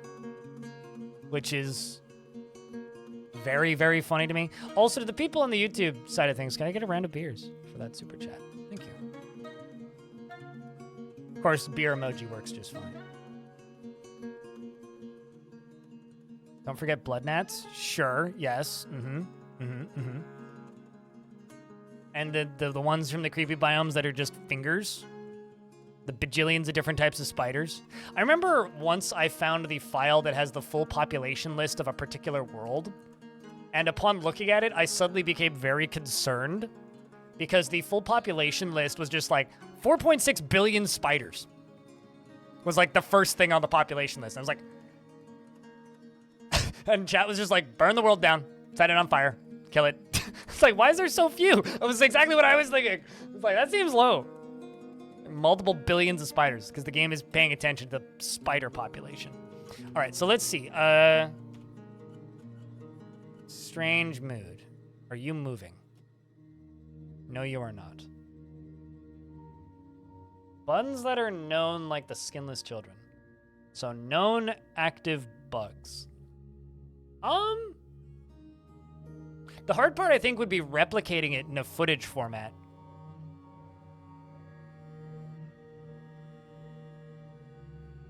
Gotta show them up in the YouTube chat. Well, you got 1, 2, 3, 4, 5 beers posted in the YouTube chat. And now there's a person who's typing exclusively with super chats. Which is now a $2 super chat. Bugs that are known. I mean, maybe. I think like replicating some of them would be difficult. That's the hard bit, would be replicating them. Maybe. I'll put it on the ideas list. I know I've done videos on specific bugs when the bugs pop up, if they are like cataclysmic, but those have never done well.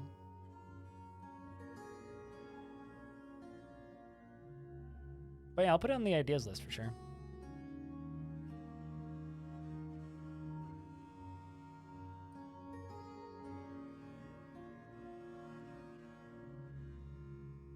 There we go. So they needed cloth. That was the issue. I assumed I had cloth because I'd completely forgotten I disabled automatic weaving for digging down. So I'm assuming they just want more cloth then.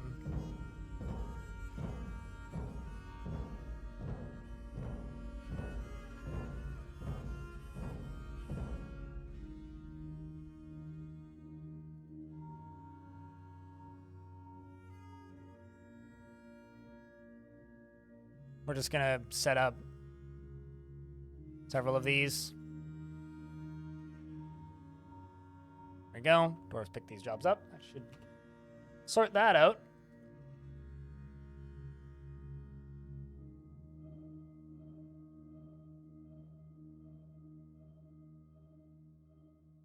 These dwarves are leaving. You guys down here, I'm going to reassign your spears. Currently conducting a meeting. That's a problem with you conducting a meeting. What I really want this dwarf to do is to...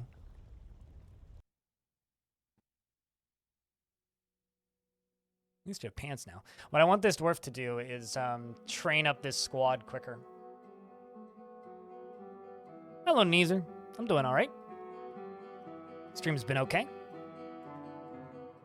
No real complaints.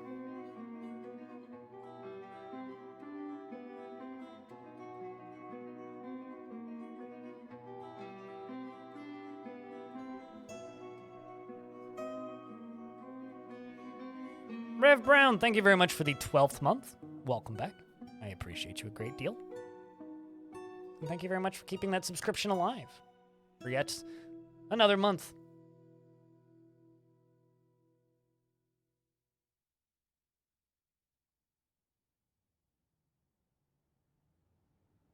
But yeah, no, this morning on YouTube, I put up a Caves of Cut highlight video from the recent Caves of Cut streams. Well, that was a lot faster than I thought.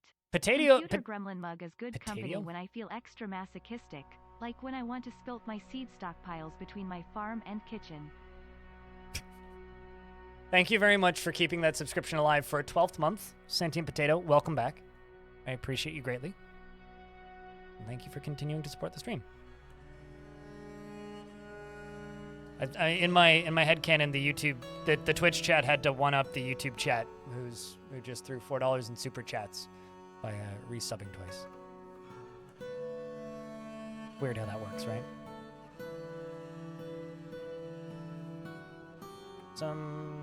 They are returning. Let's see how that went. Let's raise attempt. There's going to be a lot of 12s happening this month. I have a feeling of that too. Yeah, a lot of one-year resubs because a lot of people found this channel a year ago around this time, right?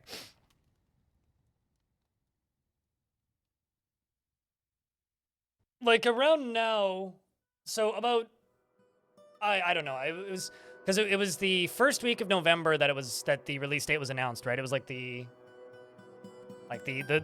first couple days of November. I'd need to actually go look when that was when the announcement was. But October 2022, this channel had an average view count of 65. And by the end of November, over that month, it was like 120, and then the month after was like 960 or something. Non-major nerd, the Wilted Room of Feet,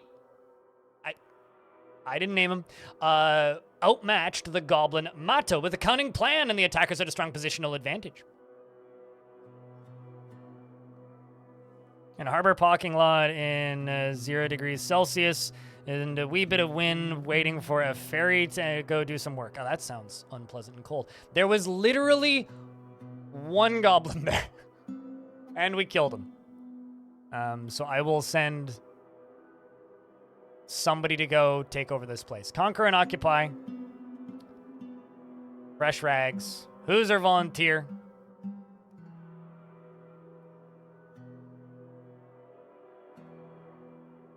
Oh, I misread this. You already are doing that. Seize flag boats, which we did. Seize Splattered Cave. Why did I attack Splattered Cave again then?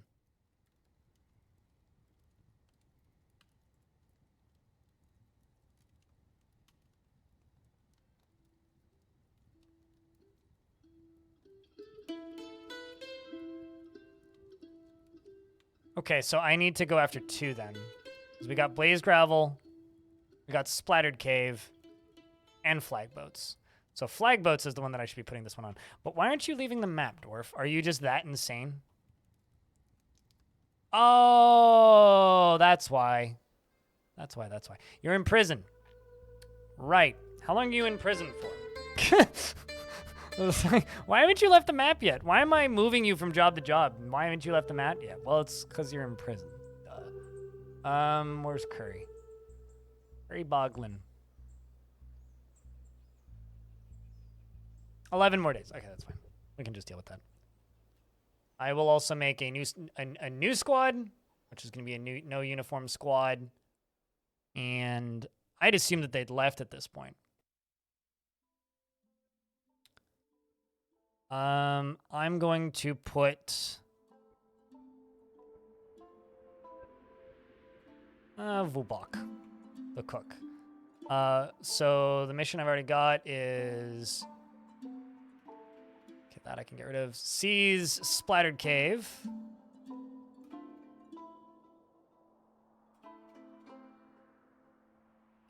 And conquer and occupy flag boats. Pink clusters. Why is that such a big population? That's scary. Then this one we are going to go raise, and I will be sending a main squad when they get back.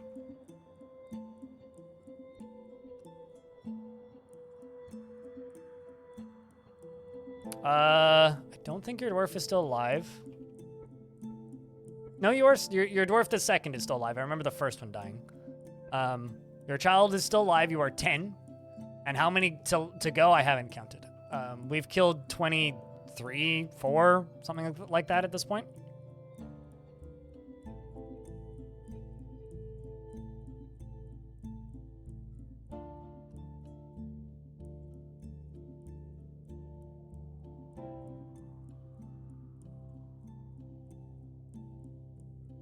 But there is a location that we discovered that is terrifying and completely full of demons, which is...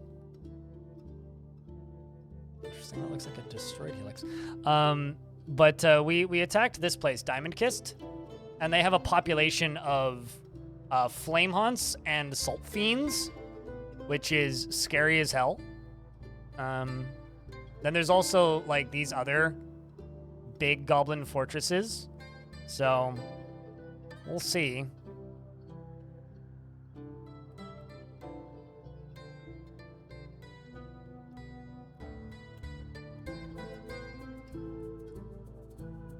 So I'm going to send the trustworthy armory out again. We're not going to loot any treasures. They immediately turn around and head back out. These two squads again. We're going to reassign the uniform. They should all more or less have gear, because they're all going out to pick up equipment. Like, shoutouts to this naked dwarf with a spear and one shoe.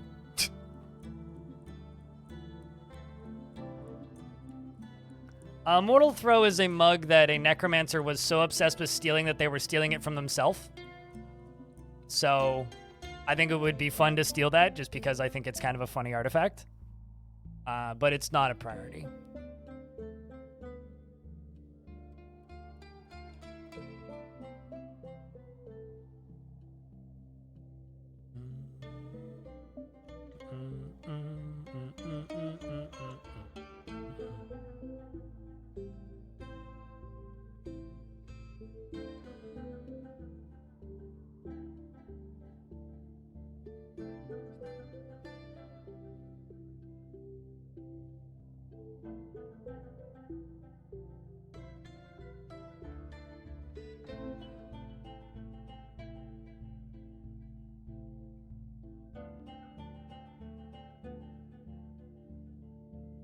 This dwarf's going real far to get equipment, jeez.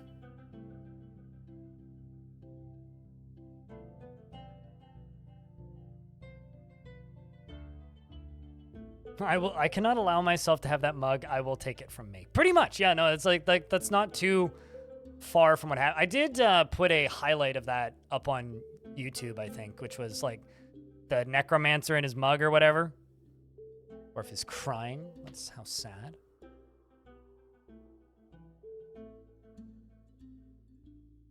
I mean, Chad, have you ever loved one of your mugs so much that you stole itself for its own... You stole it from yourself for its own protection?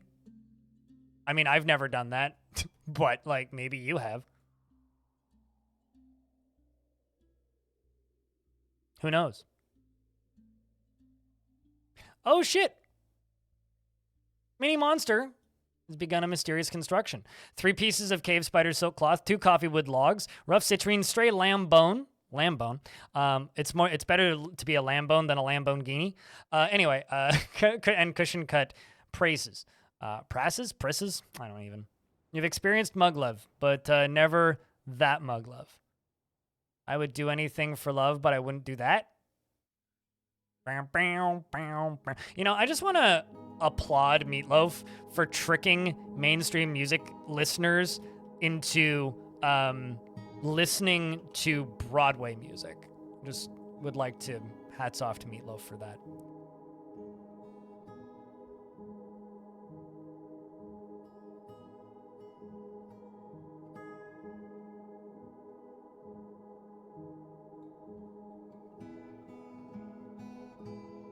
Okay, so I'm out of magnetite. I'm actually going to lower the amount in this.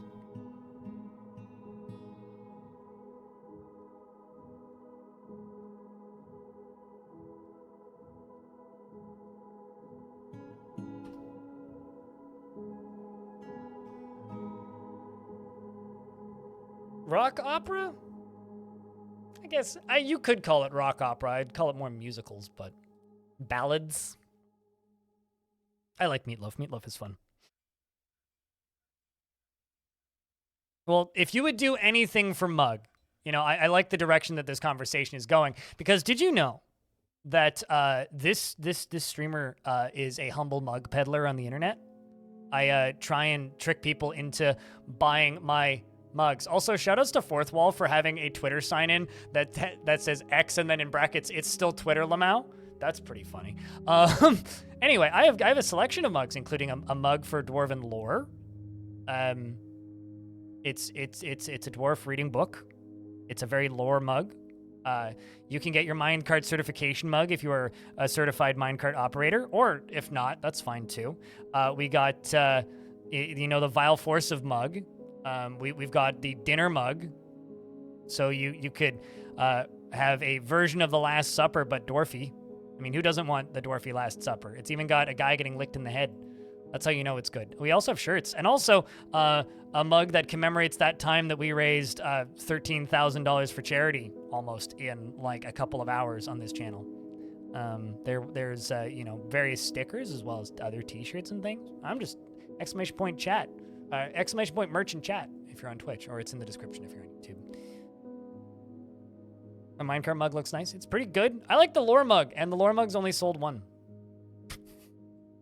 Probably because I released it around the same time that Kit Fox released their round of merch, so everybody went and bought that. Power ballads, that's a way to put it. Okay, so I've got a bunch of dwarves meditating, which is probably good. I should really be just giving them less jobs in general. I was gonna make a bunch of temples, wasn't I? Well, I didn't do that, but what I did do is I did make the automated body disposal, which is this, but they still need to put the rest of the minecarts up here. I think I've just got too many jobs. These poor dwarves right now.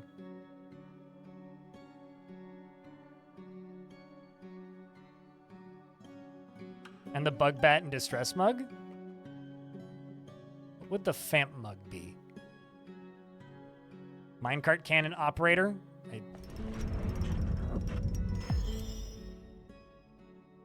Mini Monster the Papermaker has created Noramthatust Midrimsterinch, a sleek cave spider silk toga, and claims it as a family heirloom. Well, in that case, Dwarf, where's your bedroom? This be your bedroom?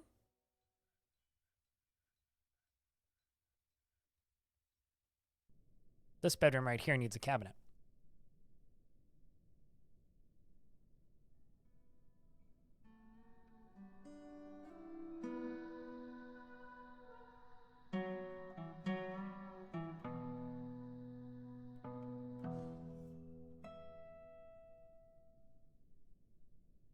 So I'm going to wait until till this pedestal shows up here, and then I'm going to put the toga right there.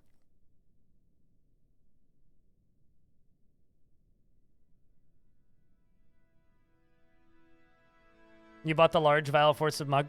The Vile Force of mug is by far my most selling product, and I think I've more than half of my total sales have been just the Vile Force of mug. Which, to be fair, It's a very good mug. To the point where I'm gonna send some to Kit Fox for Christmas. Okay, so this toga.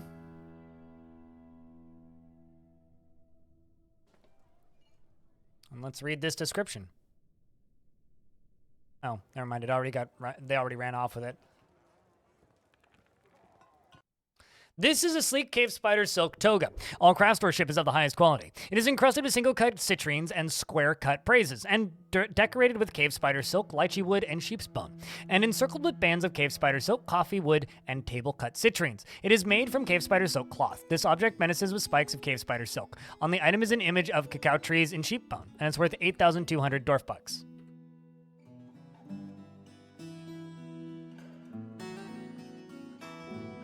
Sometimes chat mugs itself, but I'm not really a mugger. I've never mugged anybody in my life. Are you still collecting cloth? You went insane a while ago. Cramp, unfortunately. Yeah. No, we got hit by a siege, and the siege precautions made you go insane because I forgot to remove you from the burrow when I turned the burrow on for the siege. So you just...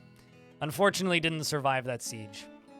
But it was probably for the best considering you'd taken literally the entirety of my, cloth supply, and were starting to actually cause me trouble when I was trying to make clothing. So, I don't mind that your dwarf is dead, but it is very unfortunate.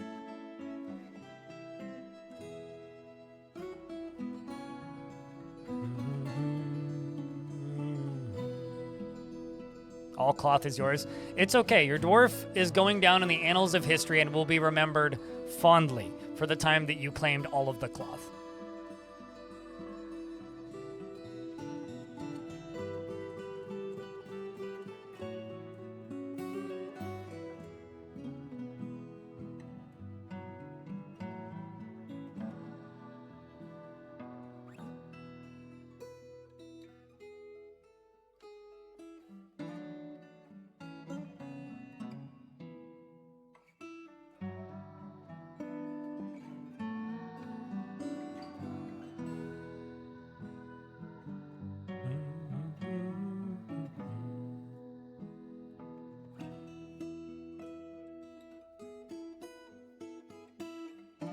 On a million dwarf value left sock. Possibly, yes. Oopsies. I did the wrong thing. It's going around and fixing stuff up and finishing stuff up and finalizing stuff and adding things. Color glove. Oh, it's emerald dye. Interesting. How do I make your military dwarves not suck? You let them train? You train them. You let them train for a good amount of time until they get to a level that isn't bad.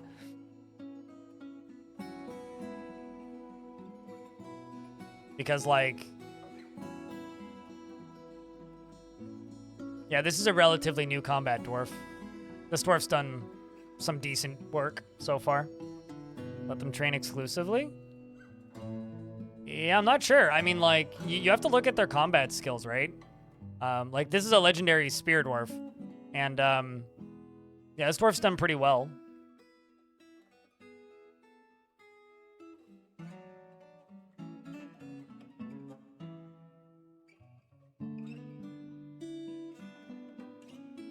No, that would be your military role, not train. If you want to put them on a roll, then they go for a ride. Also, why is there a I've never looked at the statues that are here. We have a statue of a hedgehog man.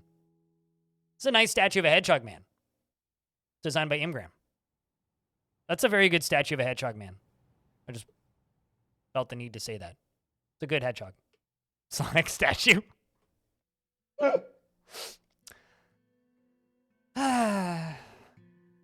There you go.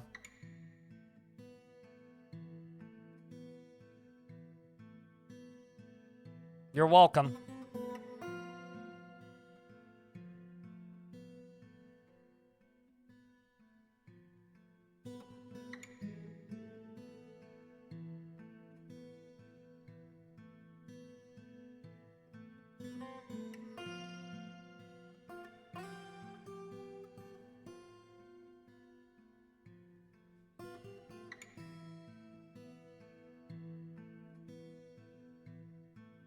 Oh, wow.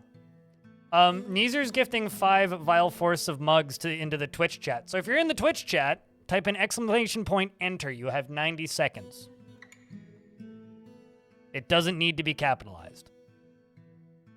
And then when the giveaway is over, if it calls your name, you'll see a redeem link. If you click on that redeem link, then you will get a link to redeem your merchandise.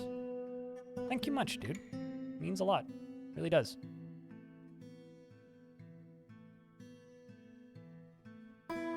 So all of this stuff is going to start moving up to here.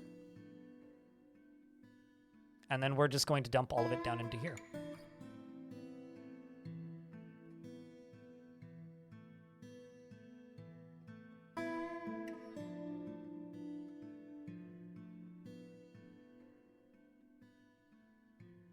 And in theory, these should all get automatically loaded up.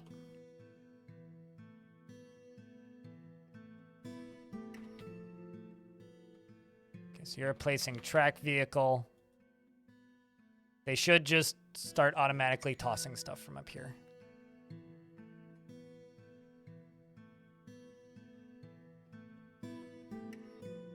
There you go, Demented, getting in.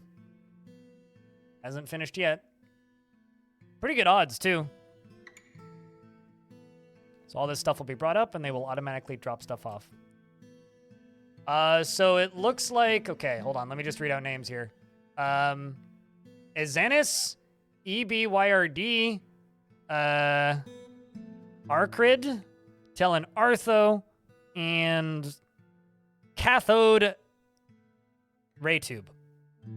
Have all won. So if you click on that link that says redeem, or if you miss it, if you type an !redeem into the chat, then you will have the opportunity to claim your merch. And I would like to say thank you, because that is the first merch sale that I've had since... Let me actually look. I can tell you. It's the first one since the 8th of November. So thank you very much. I don't think there's been any gifts since then either. Okay, sorry. No, 9th of November. Paul Harvey gifted some t-shirts. So thank you very much. Yeah, so now they just automatically take all these and toss them.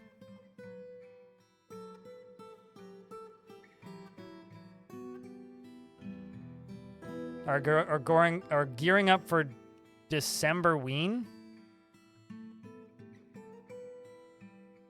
I realize that that's a mashup of Halloween and December, but that hurts. That sentence is painful to read. Okay, so let's see how this went. The Seas. Or Vobok made a poor plan and the defenders had a strong positional advantage. And he clashed with a single enemy. Okay, so flag boats, no work. So I do have to attack that one more, which I can do. Non-major nerd outmatched the opponent with a cunning plan, and the attackers had a strong positional advantage.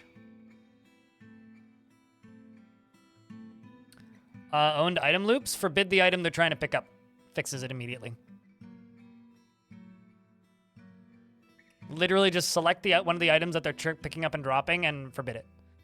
I'm not entirely sure what causes that, but yeah, it can be kind of an annoyance.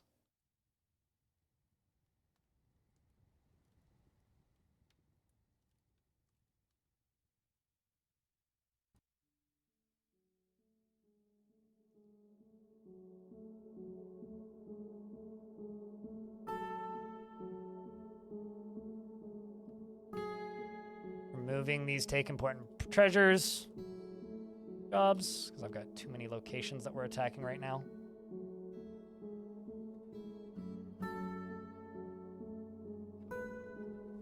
I just realized I'm sending the wrong squad. I do not, in fact, want to send my King's squad. I would like to send the Brims. The one above it.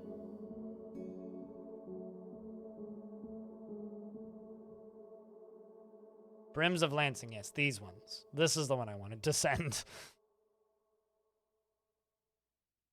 It's year 370. We started, I want to say this fort's 19, 20 years old.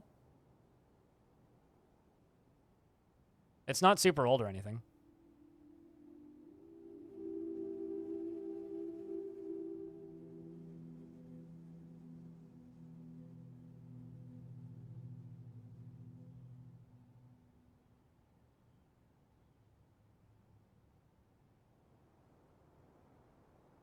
You had an issue with dwarves picking up and placing the same bones or body parts in a coffin over and over again? Yeah, I have no idea what causes that bug. I know that it's been in older versions of the game as well, but it seems a lot more prominent in this one. Whenever I see a dwarf picking up and dropping the same item repeatedly, I just grab this button, grab the forbid tool, click on all the items that they're trying to pick up, and then that just fixes it, generally. But I feel like, because I only see that really happening when there's items everywhere and no stockpiles, I feel like it just means you need to manage your stockpiles a little better. Hurry Boglin is throwing a tantrum. Come on, you're supposed to leave and capture a thing. You are trying to capture the thing, but you're gonna go sleep instead. But no, this is a perfectly normal world. The Outrage of Brass, that's a good name. How many kills do you have? 14 notable kills, holy shit. Yeah, no, these dwarves are pretty good. Non-major nerd, how are you doing on kills at this point? 15, 42? What's your skill, actually? Legendary and pretty much everything that matters. Accomplished leader. Proficient comedian, he's funny. Would you look at that? Talented teacher, but rusty. Adequate tactician, that's the one that matters, is tactician and ambush.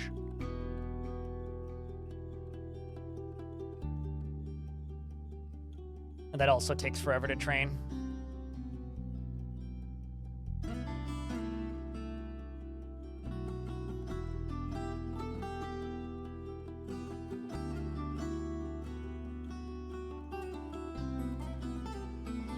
Has the skill of quip. Yeah, he's just like super sassy to the enemy mid-fight. It's just like, did your mother let you talk like that in mid-fight? And they're like, don't you talk about my mother that way? And then like the fight just goes on. That was my goblin voice, by the way. Okay, so I said earlier that I was stuck in a save. I said earlier that I was gonna build some temples, so I think we're gonna go do that now. I was also gonna dig down. Actually, chat, what would you prefer? Do you prefer I dig around in the magma sea or build some temples?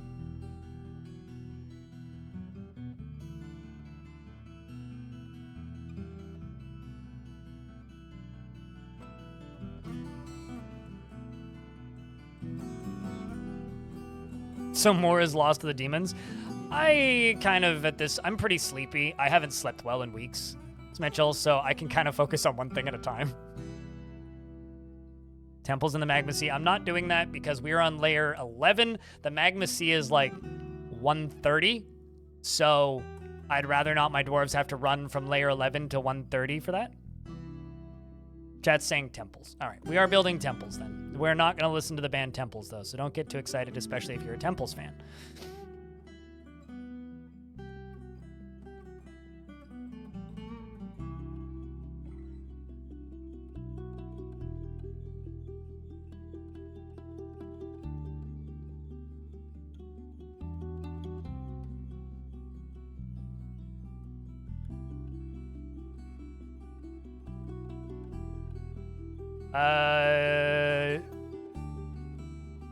To the soda.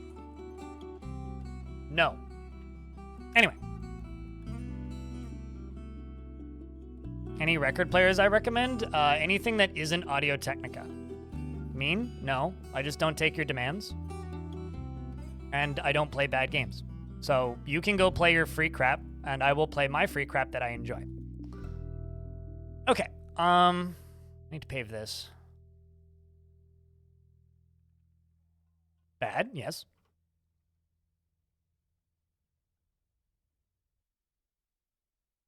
I mean, I know the game you're referring to. It's awful. It's like somebody took a Unity asset pack and threw together a shitty racing game. Mate, you're asking me to play Ducks Can Drive? In fact, what you said is, can you play Ducks Can Drive, please?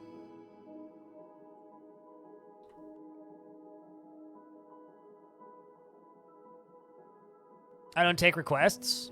I don't take demands. And you can leave my chat if that's all that you're here to do. Nice knowing you, dude.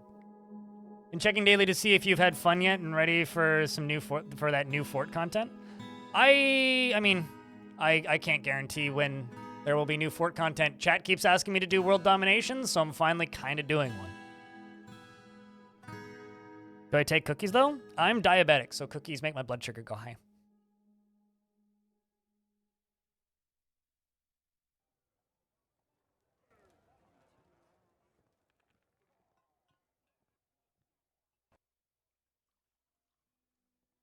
But yeah, no, if your first time chat in my chat is you asking me to play a game, no, I'm good. I'm good.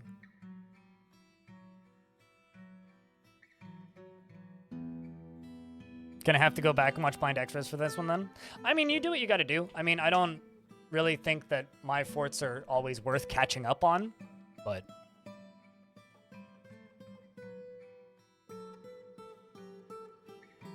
Some random racing game made by somebody out of pre-built assets? No, Duck Game is a very good game, and Duck Game is a totally different game, and not that racing game that you're referring to. Duck Game is a masterpiece. Absolute masterpiece of a video game. One of the greatest games ever created. A game about ducks. Did it announce winners? Yes, and you didn't win. A game about ducks and their guns. Much better game. So do not confuse your free-to-play crap with works of art, such as Duck Game. I'm going to put my temples down here. That's what we're going to do. Temple go down here.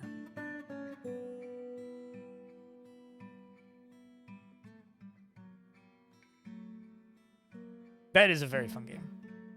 Wait, what is very correct? I have a large number of tutorials on my YouTube channel. But aside from that, if you run into issues, you're more than welcome to ask for assistance. It is a complicated game, but it's not impossible.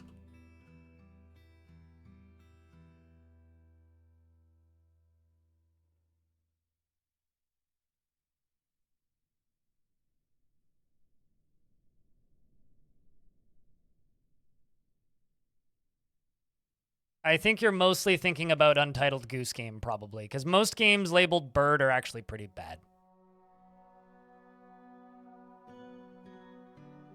Example A, Pigeon Simulator. Awful fucking video game.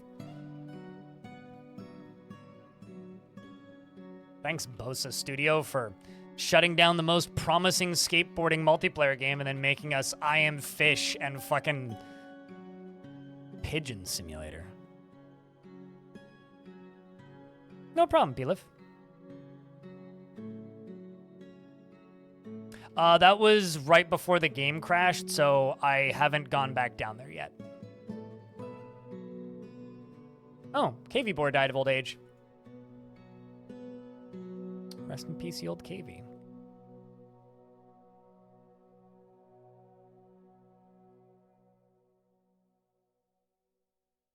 Yeah, for full clarity's sake, I do not care if people want me to play specific games, unless it's something that, like, I'd already be interested in which case I probably already streamed it.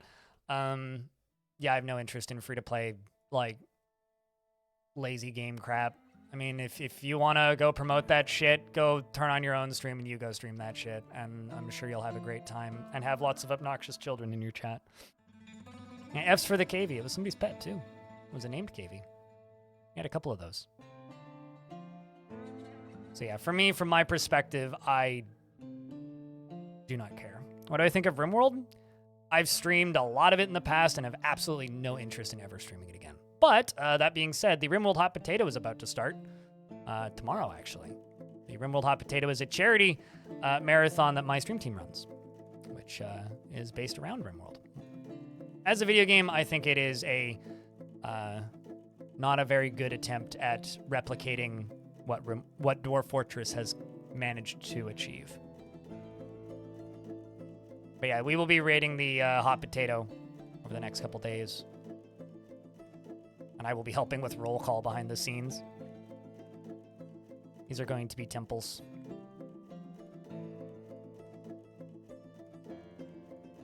I'm not a big fan of this layout, though. I'm going to make them a little bigger.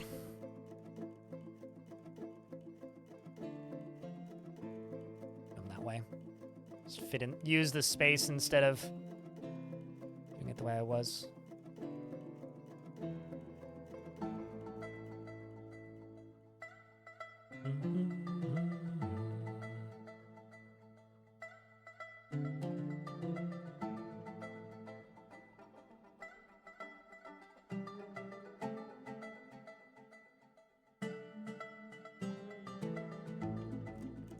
For me, like, Dwarf Fortress is a story builder, like, narrative game, whereas RimWorld is a strategy tower defense game with some character building. And if that's what you're looking for, it's a very good game. I don't particularly enjoy playing it because a lot of the features that I really liked for RimWorld no longer exist in RimWorld because I played it while it was in early access primarily, and by the time it hit 1.0, I was done with the game, and I didn't want to play anymore. And I think that RimWorld really hasn't done enough in the story building department, and I think RimWorld has also tried pretty hard to muddy the through line of Dwarf Fortress by, you know, naming its hardest difficulty, learning is fun and stuff like that. I'm not a real big fan of things like that. So the longer that game exists, the more annoyed I get with portions of it. Isn't Dord? Oh, you're right. I would have noticed eventually, but thanks. Cheers, Dagger. Found a hippotato and put it in memes. I think I saw that exact image in a different channel. Did you get that from the Halcyon Frequency Community Discord? Opinion of Kenshi? I bought it on Desura and then didn't get a key for Steam when it went to Steam and never bought it on Steam and kind of didn't like the way it looked when I played it on Desura before I started streaming, and then never tried the Steam version. And around the time I was kind of saying, fuck it, I'll try this again, they announced that they were working on a sequel, and I went, yeah, I'll wait for the sequel. That's my thoughts on Kenshi.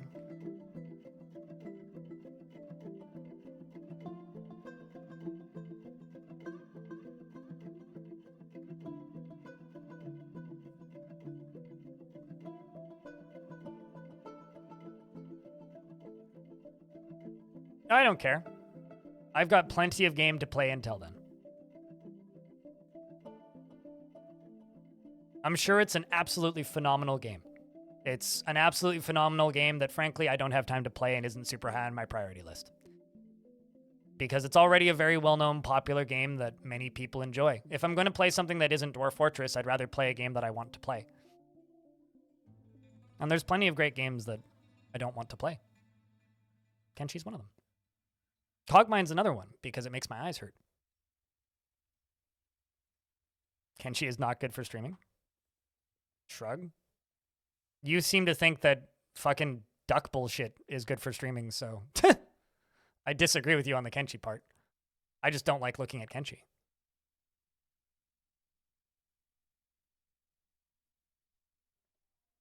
I said Cogmind, yes. Cogmind is a very good game that I do not want to play because the UI is made for ants.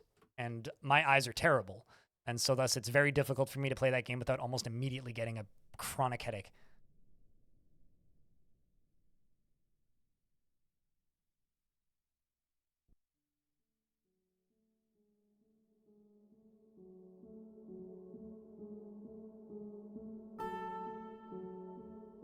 Do what you gotta do, Neezer. We'll see you when you see you.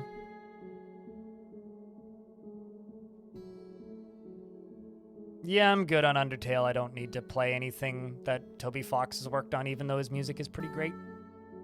I like to stay as far away from Andrew Hussey and Toby Fox as humanly possible because that fandom scares the piss out of me. Also, it looks like Cole, the buck rabbit, died of old age. If it's over $100, it's a tax deduction. Also, for full clarity's sake, I watched my ex-girlfriend play through the entirety of Undertale on both the runs, so I'm well aware of what that game does and the story and everything. It's pretty cool. I just know I have no interest in playing it, especially on stream.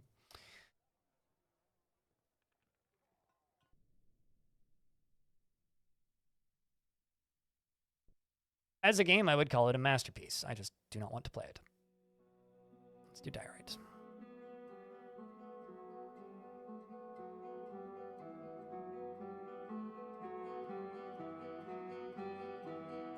I have no interest in Against the Storm. I played a demo, and I have a version of it, or I played a version of it. It's not for me.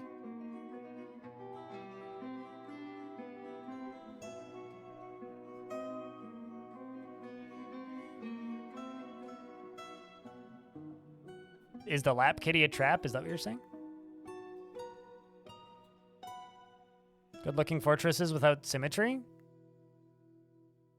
I mean, symmetry is the devil. Humans crave symmetry, which I think is interesting because humans are inherently non-symmetrical. It's like that. I think it's the photograph museum that's in Hollywood where they take movie stars and then take one half of their face and then like they put it together so that it and mirror it so that they're perfectly symmetrical and they all look like aliens. Like they do not look like people. Our faces are not symmetrical, yet we crave symmetry, which I think is like maybe a good example of human imperfection. Imperfection is beauty.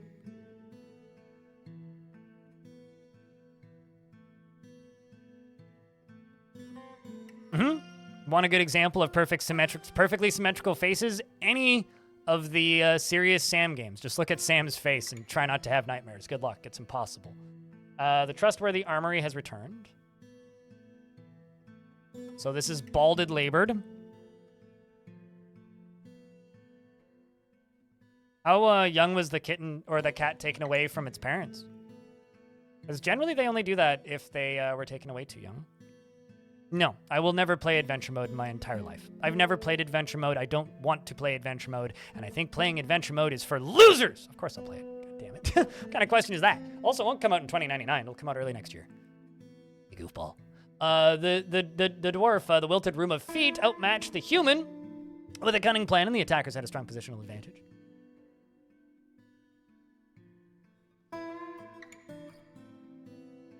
Even in real life, it makes you feel bad. Seems like something you need to work on. We didn't destroy that one. Okay, so I've got a bunch I can't destroy.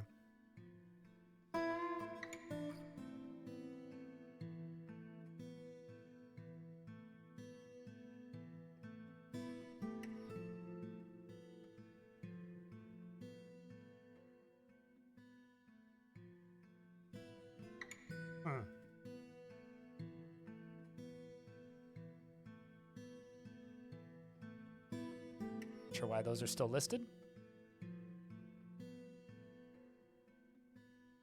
Cheese for everyone! Send the Trustworthy Armory to go attack that location again. As the dwarf slowly tries to go seize it. Actually, you know what? I'm gonna remove this job. Open fort.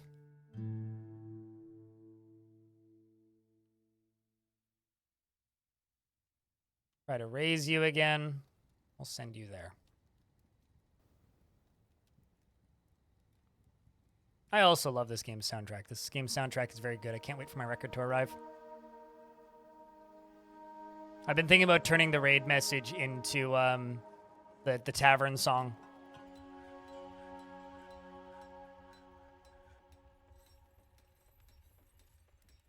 Not sure the person found the kittens outside and no mom, so probably pretty young. Okay, so because generally, this is just like me thinking out loud about cats. Cats develop like habits of licking their owners if they're removed from their parent too early and not weaned off of nursing. So it's like if the mom either died or they were taken away from them too early, then they try to nurse on their new owners, especially when getting affection, because they think your mom basically means you have a really dumb cat who never grew up. Or your cat has mommy issues, whatever you prefer.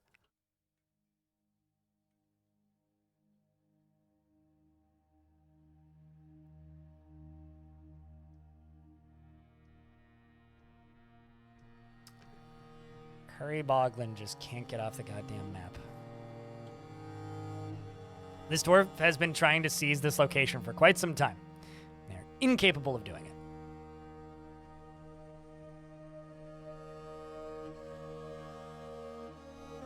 I'm going to swap the squads out, and I'm going to delete this squad.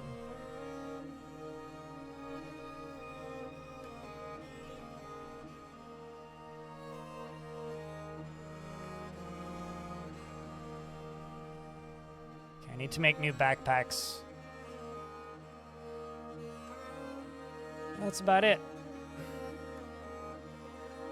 He's trying his best. I mean, well, yeah. That dwarf is trying their best, but that dwarf is broken.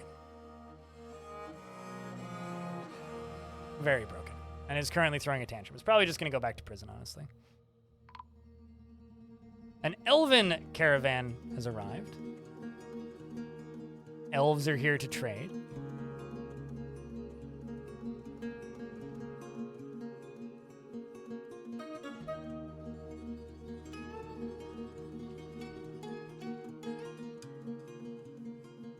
I will bring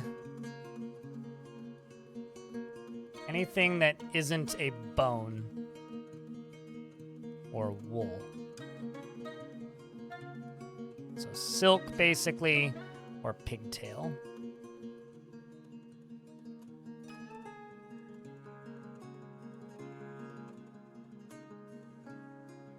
It turns out I've got a lot of bone bracelets right now.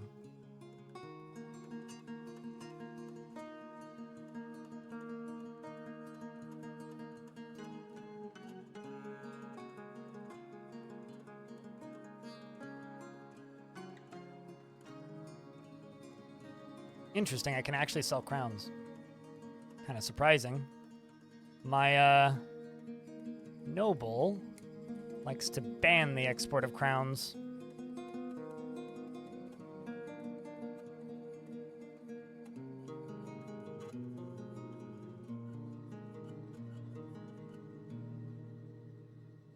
Also not sure how they make crowns out of wool. Also, apparently I have a dwarf bone crown. Don't know where that came from. I certainly didn't make that. Alright, well.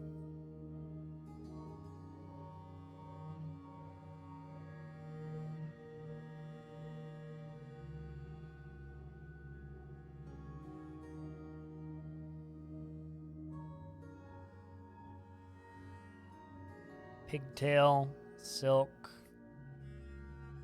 Spider silk. Spider silk. And then those have engravings.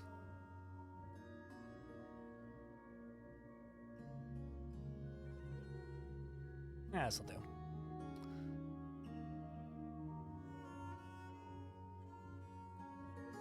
Let's see how he bites off the shell to get at the nut worries you? Why is that? I'm gonna put on my hoodie, I'm cold.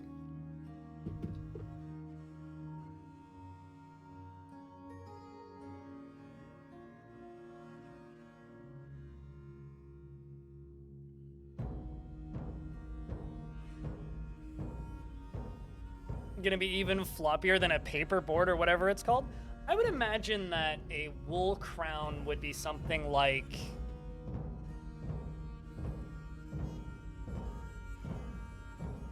Actually, yeah, I don't know. Maybe something that, like, Russian warlords would have worn or something. Like a wool tiara? That's not how I'm imagining that.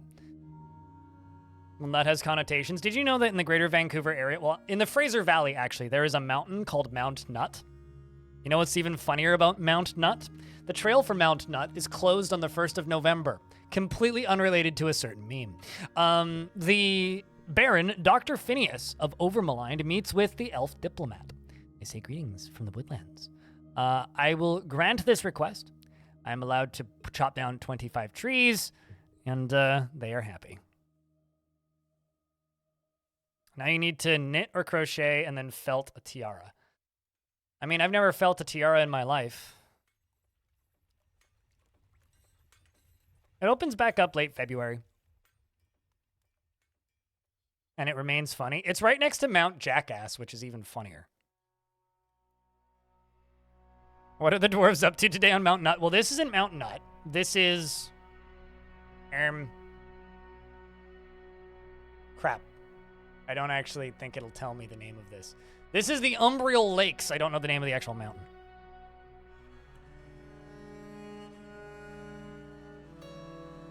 Who named those mountains?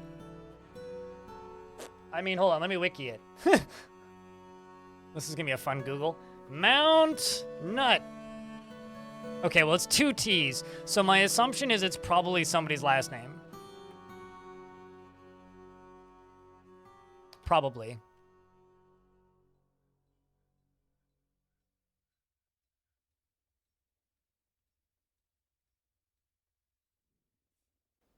Okay, never mind. There's apparently also a Mount Nut in New Mexico. There's a Mount Nut in Arizona. Okay, hold on. No, I need Mount Nut, BC.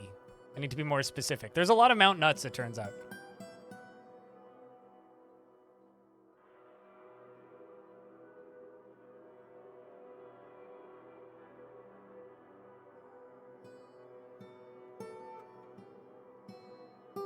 Yes, it's somebody's last name.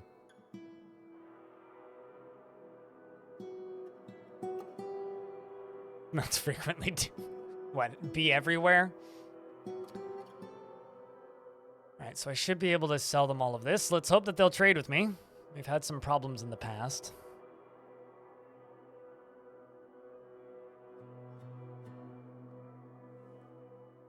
I read hyena as hydra for a second there, and my brain was about to explode. Okay, so they brought me a tree frog, a python. Ooh, a python. A skink, an eagle, a yak, a hyena, a lady rabbit, a silvery gibbon, a tame rhino, mandrill, and a buck hare, and a hornbill. I'm gonna try and buy the python, the silvery gibbon, and the tree frog.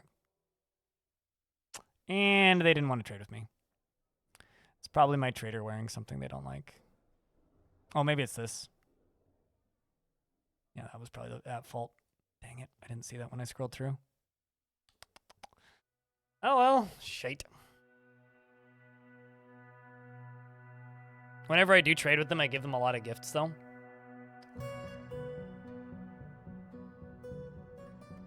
Spark mandrill. It's just a different color pattern on a mandrill. It's bird. Is bird.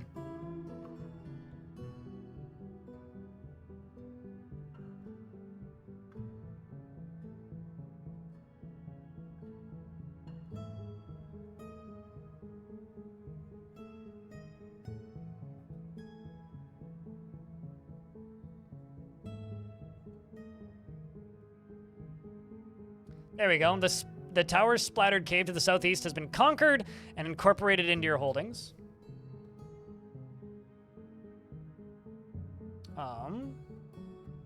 We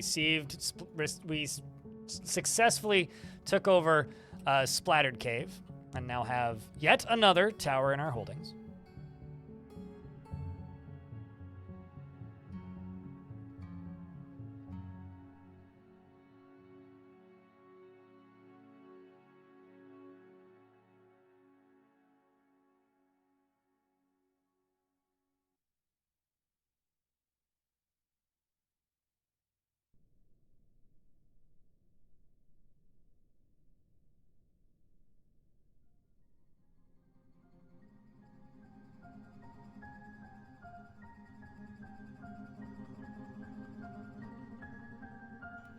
Oh, okay. Yeah, no, I've never played a Mega Man game. That's actually not true. I played Mega Man 3.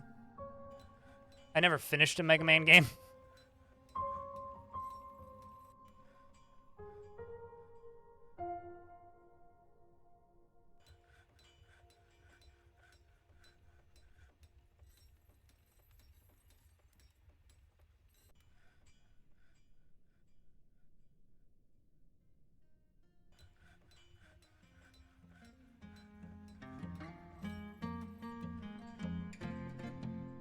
What do holdings do?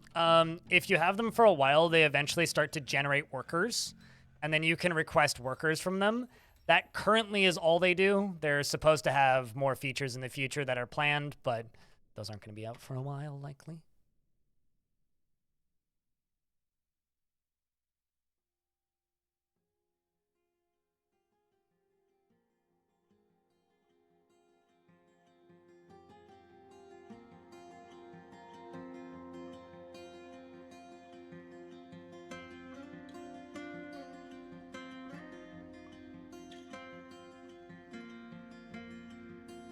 Also just building a lot of floors.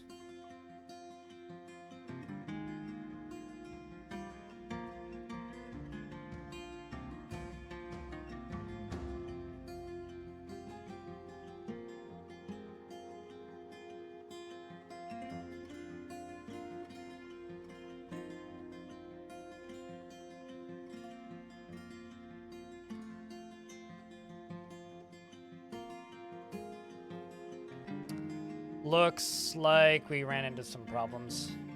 Somebody just committed a crime. Nope. Also, I completely missed this one, and I'm only noticing now because I looked up. But Demented Leonix, thank you very much for the brand new Prime subscription. That was 22 minutes ago, and I totally missed it. And then Mr. Louie, thanks for that brand new Prime subscription. Appreciate you. A lot of Primes today. Thanks, guys.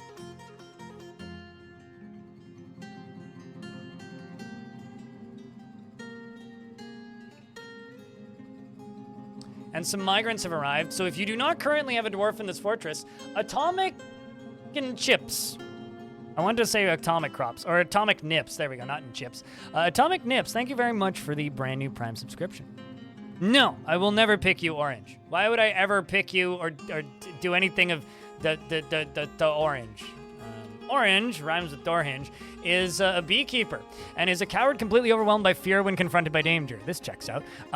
Is trusting and doesn't focus on material goods. I mean, is somewhat quarrelsome, okay, and is bothered by this since he values friendship, all right. Isn't particularly curious about the world, and doesn't try to get things done perfectly, is often feels lustful, and doesn't cling tightly to ideas and is open to changing his mind, is stubborn, and could be considered rude. Likes to keep his things practical without delving too deeply into the abstract and isn't given to flights of fancy. He whispers when he's nervous and he needs alcohol to get through the working day. Pick orange, he prevents scurvy. Well, dreams of ruling the world. Well, that checks out. Personally sees power over others as something to strive for and values sacrifice and respects perseverance and values independence and worships a god nobody cares about. Has no family. And brought a cow with him. Next up, we have Vox Tubersum. Vox Tubersum is completely unmoved by art or beauty of nature. He is conflicted by this as he values artwork and its creation. He has an overbearing personality and generally is unhindered by the thoughts of others concerning his actions. He has a sense of duty and he is stubborn. He is curious and eager to learn and he doesn't handle stress well. He likes to keep his things practical without delving too deeply into the abstract and is occasionally overindulges. He is troubled by this because he values self-control. He has an active imagination and he's quite comfortable with others that have a different appearance or culture and rolls his eyes when he's exasperated and becomes very rigid when he's angry and needs alcohol to get through the working day and dreams of creating a great work of art and personally finds moderation and self-control to be very important and hates those who wield power over others and he hates those who wield power over others and is somewhat put off by trade and commerce and also has no family but worships Avuz Crest Gold. No problem, Orange. Is your dwarf still alive? I'm pretty sure. I haven't seen your dwarf die, but yeah, you're still good. And you're very happy. Very happy. Wow, that was a small migrant wave. Like, holy peanuts, that was a tiny migrant wave.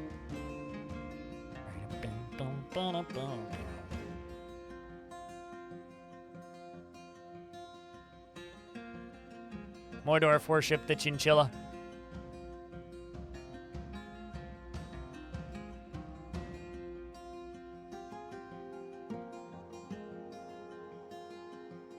Can you have a pet dog? I cannot assign pets specifically to dwarves unless they are military pets, and I'm not doing that. So no. If you get lucky and happen to claim a pet dog or show up with a pet dog, then sure. But there's very few dogs in the fort. I think there's one, and I'm pretty sure it's already somebody's pet, and I'm not going to go assigning other pets. We searched, rampage throughout. Did we? Yes, okay, we did destroy it. Sweet. Flag boats is now destroyed. Next one is balded labored. I'm going to set to raise. Actually, hold up. Okay, we're trying to raise flag boats. Balded labored is now set to raise. And I'm going to send the trustworthy armory to do that one.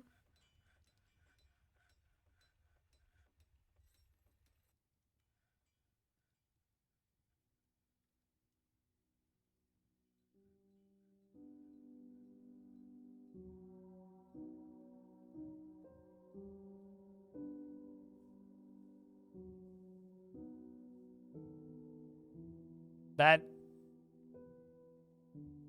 Do I need to put Bastet in horny prison again? Starting to read like that.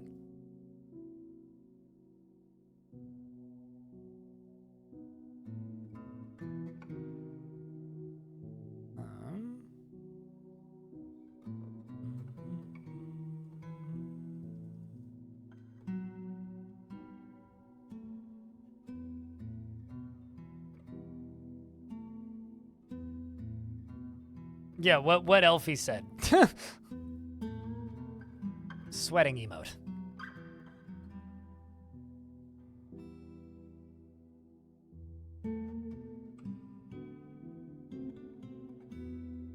Cats are cats. I try my damnedest to have as few cats in my dwarven forts as possible. True story. Like, if a dwarf shows up with a named cat, I go, damn it, and immediately geld it.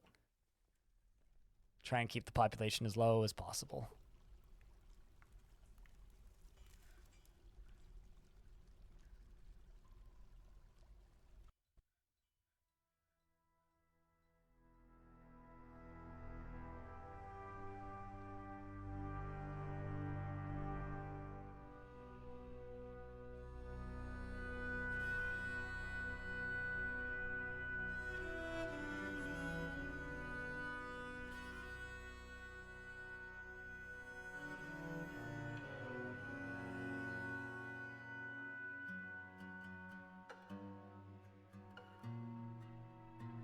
I'm very confused by this.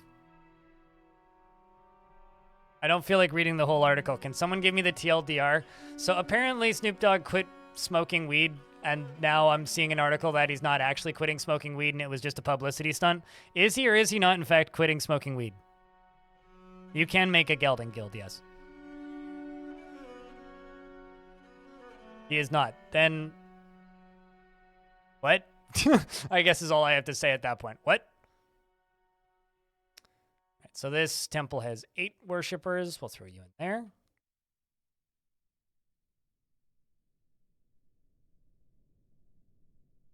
Temple. Oopsies, wrong one. That's what I wanted. Sure, 2 is fine.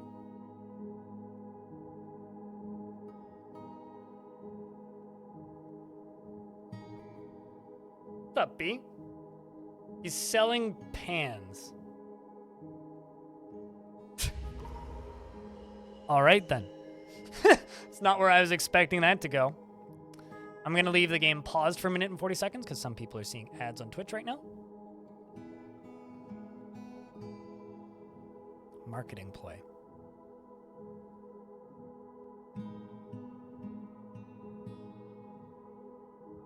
Huh, legendary soup. I really wish that they could make legendary meals, which would just make the person who eats it legendary.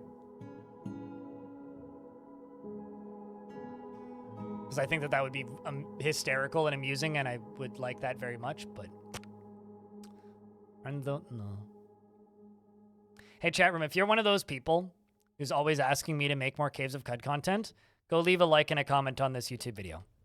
Because it's horribly underperforming and the worst viewed video I've uploaded almost all month. So it has approximately 40% of what my videos normally get. That's all.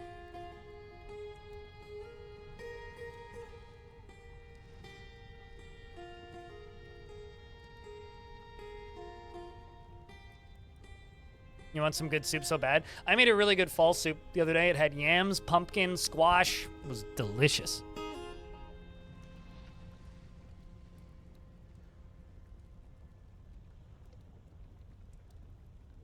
I think we could choose meals by making someone legendary or help at least with him in the stats along the way. I mean, yeah, no, like there's ways to help the stats, but. All right, let's see, what's this dwarf doing? There you are. You're a skilled cook. It's probably gonna be a craft store shop. Yeah, it looks like it.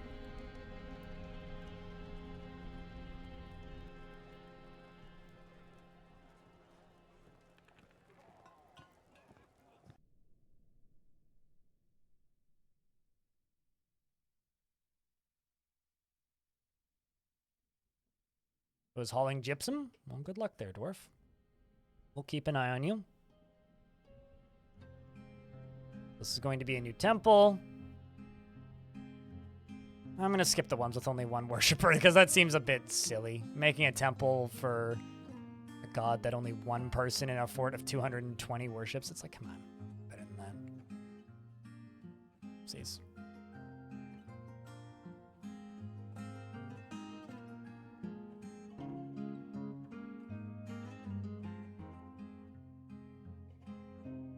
Yeah, there we go. God of Chaos. The Splattered Temple.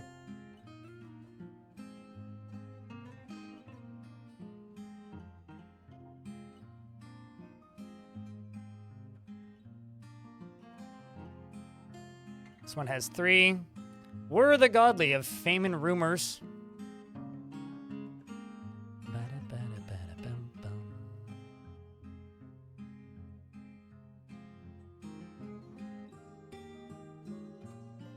Stodier the Hail. A victory war in fortresses. Watch them make a legendary pot. I mean, I don't think I've ever had an artifact rock pot. Now that I think about it.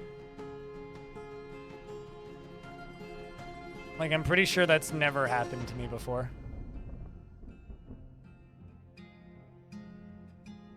A lot of gods that, like, 3 people worship. Like the god of trees. The god of jewels.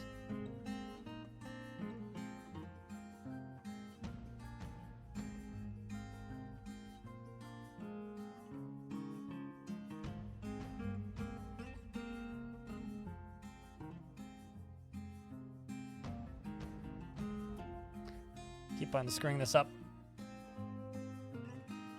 That's what I wanted. And this will be the last one I'm making. Adur, who people worship.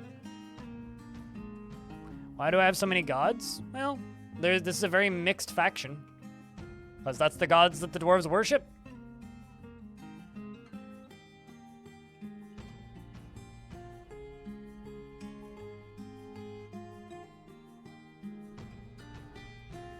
Holy shit, this dwarf has a lot of kills.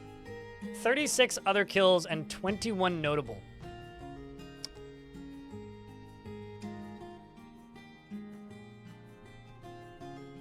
That is insane. Getting there. I like how there's just a human zombie.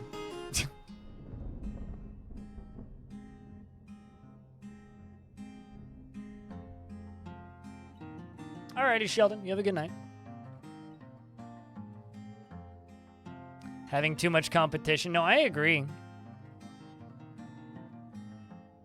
It's not that many. So that list expands as dwarves join your fort, right?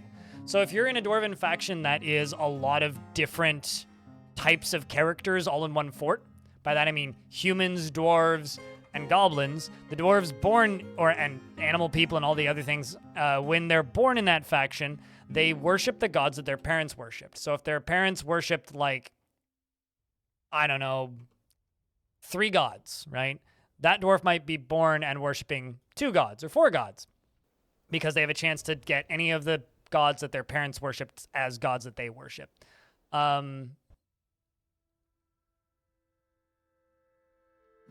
So the result is, if you have a faction that has a lot of different population types, the odds that the number of gods that you have in that faction will just like skyrocket. Another way to skyrocket the types of gods that you worship is accepting a lot of different random bands of bards or entertainers or poets into your fort. When you start doing that, let's just say each of them worship 2 different gods, then suddenly you have 7 more temples you can build, right?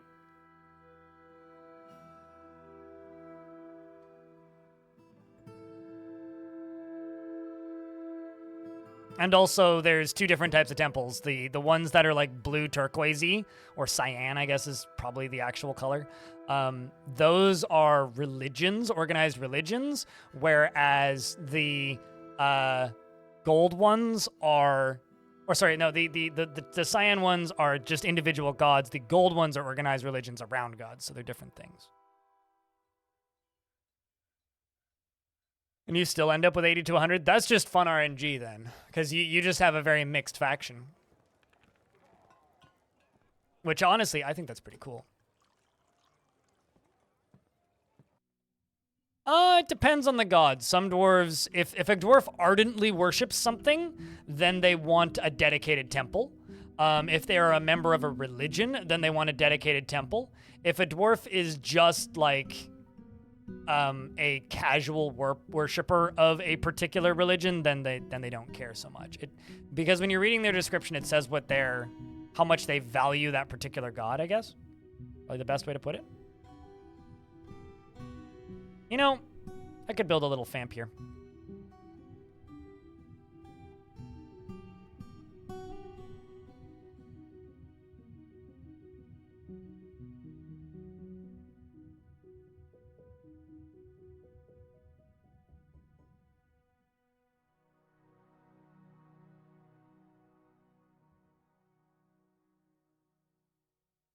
Although, it would end very quickly if there actually ends up being a...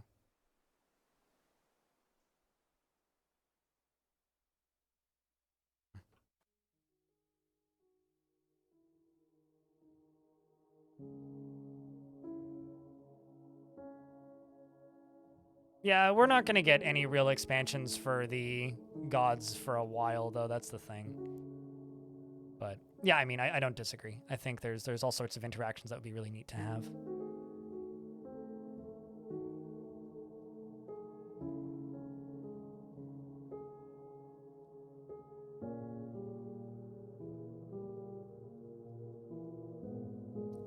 Obscure references in my Twitch chat? Never. What's new in DF world? Trailer coming soon for new stuff. They released the soundtrack on vinyl. Chat, what else is new in DF world? trying to think of things. You know, this might not actually be tall enough. 1, 2, 3, 4. Yeah, it's not tall enough. Can't actually do it. I would have to build too much and kind of don't want to do that. I could put one in the middle here, but kind of don't want to use this as defenses, so. Yeah, DF hack got a lot better. Archers mostly work now. I don't know when you last watched, so I don't know how far back to go. W Tiger, thank you very much for the 6th month, and also Board to Beers with the 17 months. I did make it a little bit harder to start hype trains, if anybody's wondering why that is. So we need 4 interactions instead of 3 interactions. We kept having hype trains that would start and then literally go nowhere. So I kind of didn't see the point, so made them a little bit more difficult to acquire.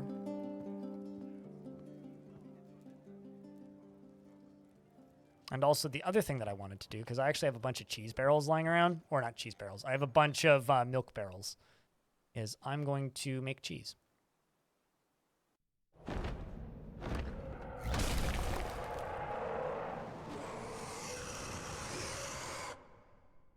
The Forgotten Beast, Vefe, has come.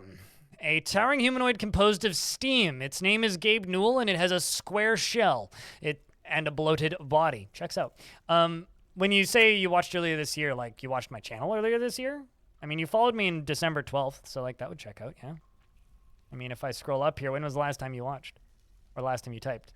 The last time you typed was, you watched back in month 9 of the year, and then you watched in month 7 of the year, and then you... Okay, now you typed, so I jumped back to the top. Yeah, and then back, but before that, it was, like, basically when the game came out. So, yeah, sounds about right. Blow on it? Yeah, it doesn't really do anything. Like, a troglodyte's gonna kill this thing. The Fierce Bite. Why? Because it will scald me slightly? How in the world did you kill so many dwarves? You have no body mass. Shoutouts to Scarsneers, the Cave Swallowman, Spearman, who stabbed the Forgotten Beast in the head with a funky wood spear, breaking away half of the tissue. Satisfied after improving fighting, is now a skilled spearman. There you go.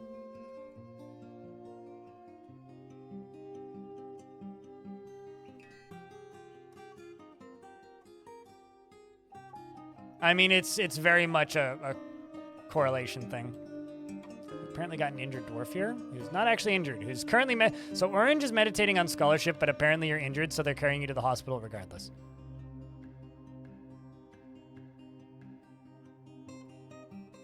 Got some dwarves that have been gone for a weirdly long period of time. Mildly concerning.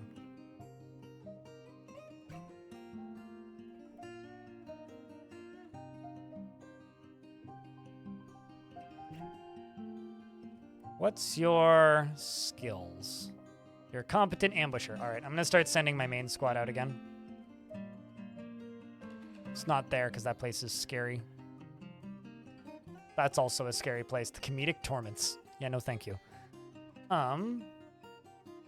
Let's go raise this location with the fabulous ores.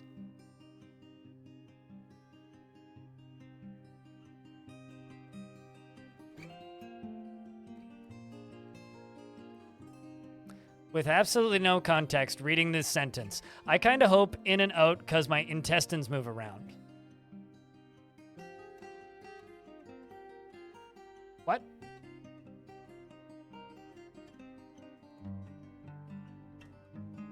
What? I missed the rest of this conversation. Excuse me? Oh. Right. I just terribly misread that. The cook has created Savotodum Vethleslier, a gypsum bracelet, and claims it as an heirloom in the name of the family ancestor Iden.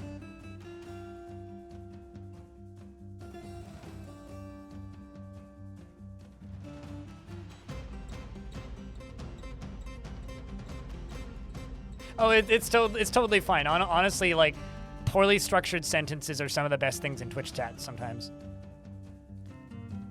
This is a gypsum bracelet. All craft store ship is of the highest quality. It is decorated with moose leather and giraffe bone. And this object is adorned with hanging rings of chert and menaces with spikes of gypsum. On the item is an image of dwarves in white jade.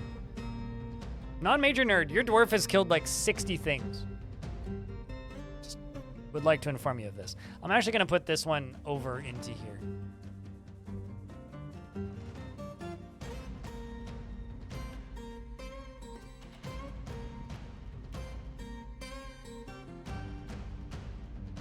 Damn, that's actually starting to take kind of a long time to load.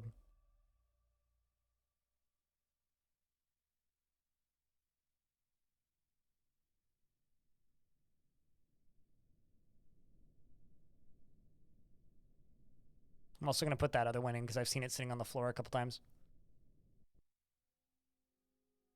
That one. Right. Not a bad artifact hold.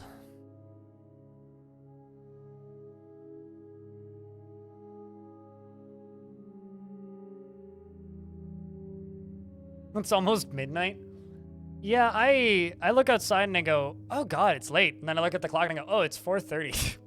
Because it gets dark so early here now.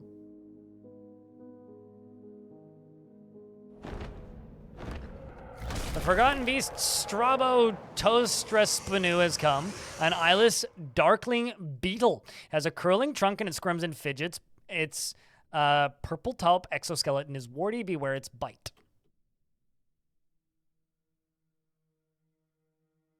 Okay, this one may actually be able to get into the fort.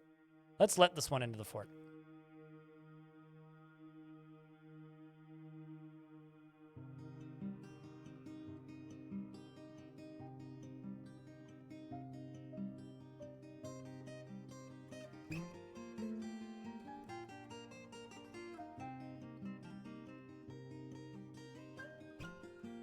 Watch it die before it gets here.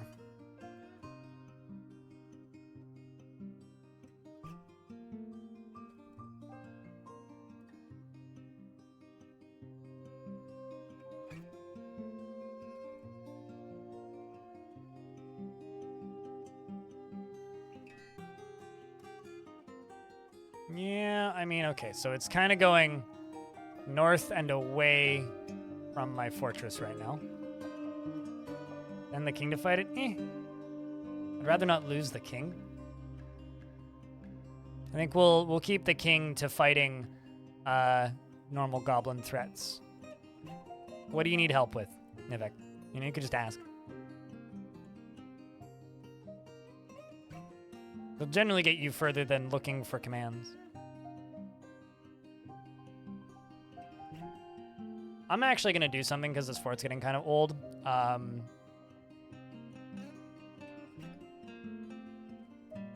689 items. Yes, please.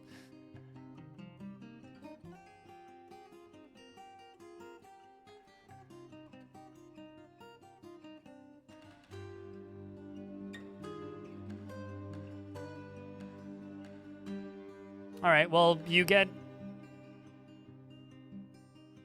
2 tickets per hour for watching the stream. If you type in !tickets, you'll see how many tickets you have. And then the next time investments open, because they're now closed, you can type in !invest and then the number of tickets you would like to invest. So you have to wait 40 minutes for them to open again. So you have 16 currently. So when they open back up, next time you type in !invest and then the number of tickets you want to invest.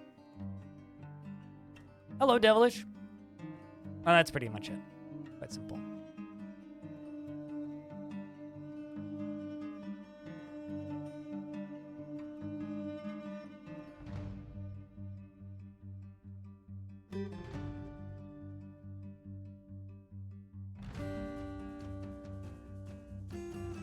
Moving the crossbow dwarves up.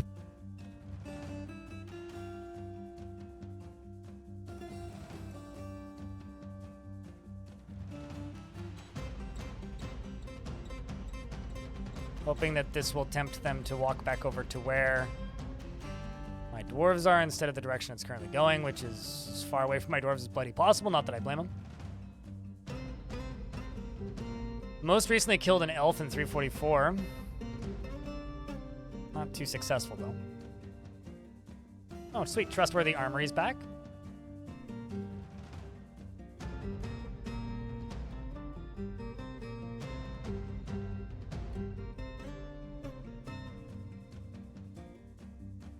What?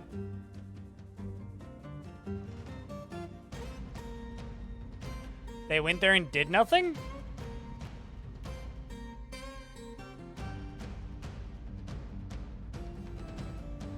Because I set the settlement count to high, that's why there's so many settlements. It's generally what happens when you set the settlement count to high. Or count to high.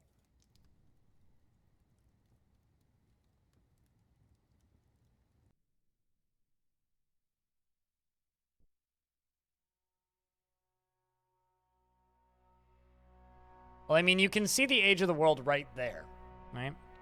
So if you're wondering if the world is old, you can literally see it right there.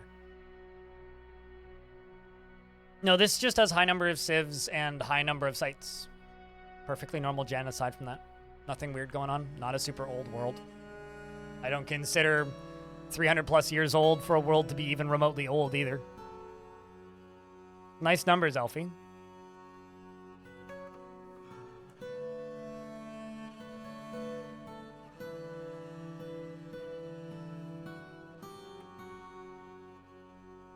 That palindrome? Mm-hmm. So this creature is just going to walk in here eventually.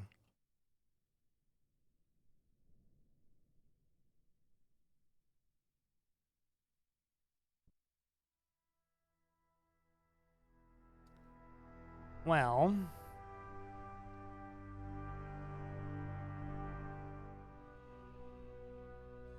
I think we'll just wait for it to show up.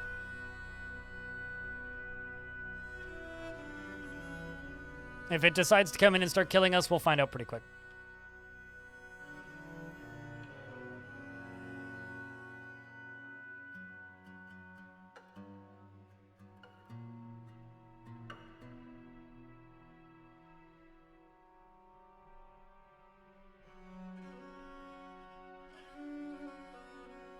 It's pretty effective.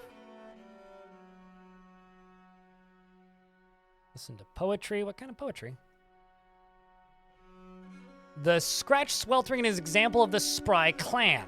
The work has no particular subject, and the writing indulges the author's every whim. Overall, the poetry is inspired. It's a dramatic, poetic form concerning family, originating in the Empire of Wanderers. Cool.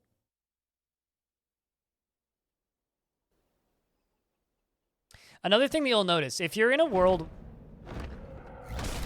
with a lot of gods, you may also want to look at the amount of poems your dwarves know. They probably know a lot more songs and poems, too. So this was a forgotten beast named Melly. It's a great quadruped composed of clear glass. It has 2 narrow tails and it undulates rhythmically. Beware its poison vapor. And it's on a layer that it can't get to us, thankfully, because this one's actually kind of scary. Glass boy, yep. Also glass boy with vapor. It is going to turn all of those crundles into crundle mash, though. I'm also going to do something else. I'm just trying to clean up frames a little bit because I have DF hack, might as well.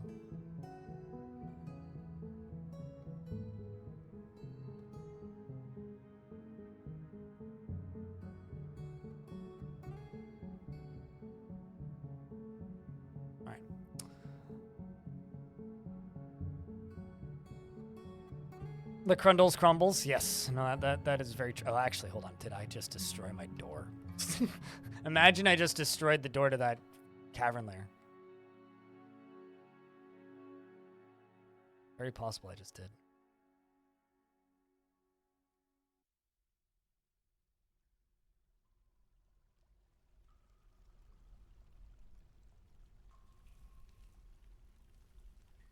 Nope. That did not, in fact, destroy the door. Yeah.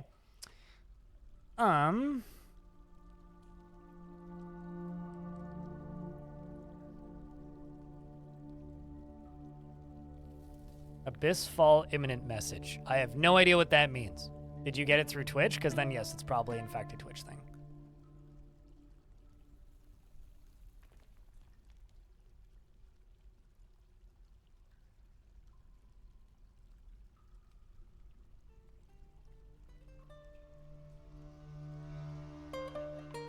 There we go. Clear that out a little bit, and then just forbid these. Now that I'm done cleaning, let's get back to what we were doing.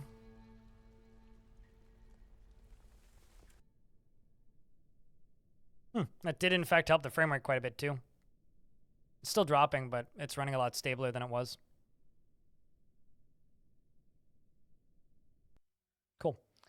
Going to go raise a place. You're going to go raise a place. Man, they're taking forever to get back.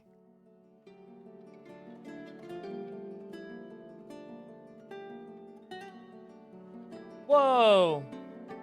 The Fabulous Blade returned, but, like, that clearly didn't go so hot.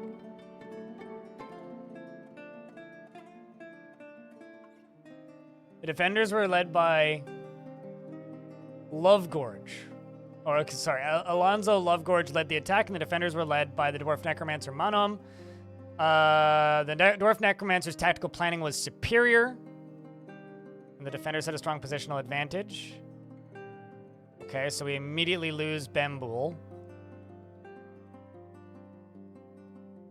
Yeah, maybe I sent them in too early. Yeah, I know. Dagger TX, it's fine.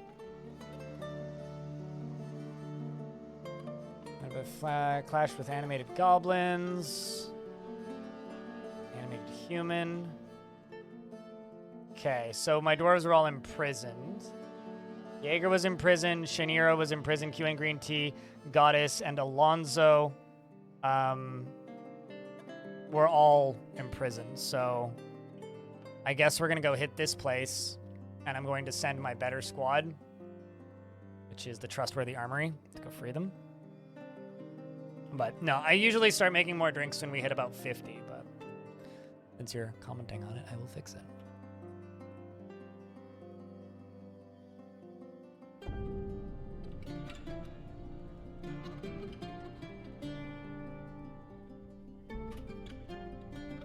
Rescue mission, yep. Yeah, that's nothing new. We've killed dozens and dozens and dozens and dozens and dozens of necromancers. Necromancers, yes, necrohamsters. Definitely what I was intended to say.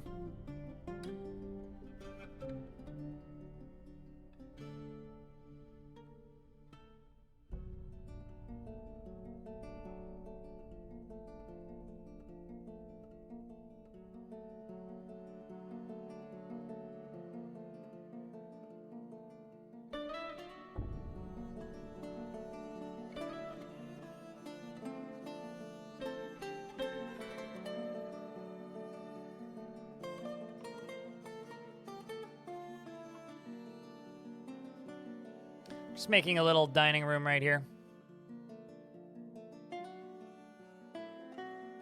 You know, maybe I will make this zone into a dining room. But it's technically overlapping other stuff, so let's not do it that way. Let's do this. This can be a dining room.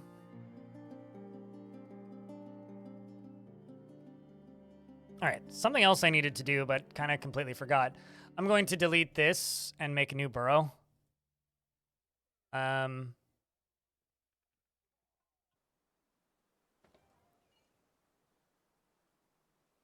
Let's see how well this works. Yeah, that works pretty well. Damn. This area down here I want to get rid of.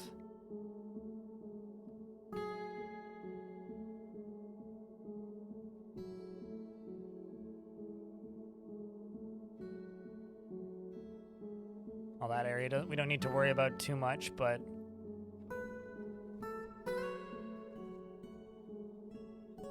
Okay, they got both my pastures in there. Okay, all of this, you can all be removed. Majority of this I do not want dwarves wandering into.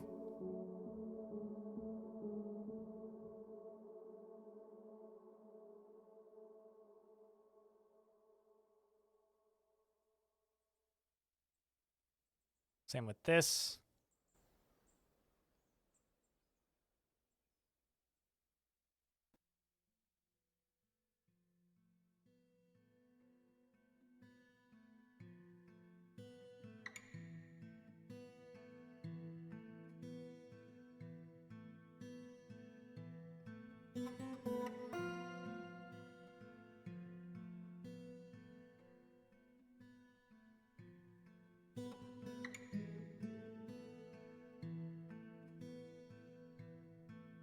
Really need to get rid of that lava hole right there. All right, so that's going to be that whole zone. And let's try going down. Wow, this is like really accurate. It's kind of nuts. There's a bunch of stuff in here I don't want in here.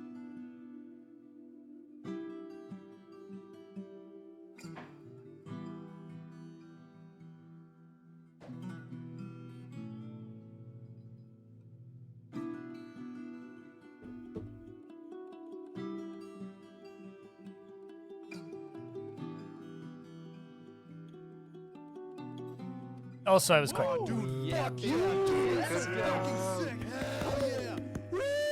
It's okay. The cake is also a lie.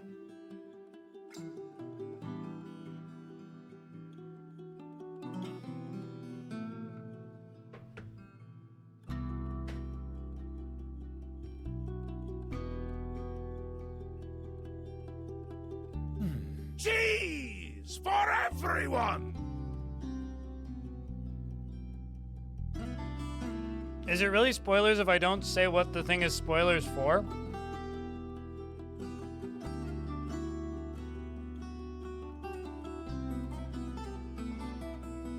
Hmm.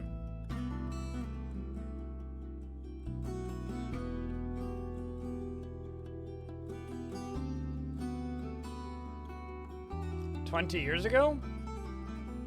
Since the cake was first a lie? Really?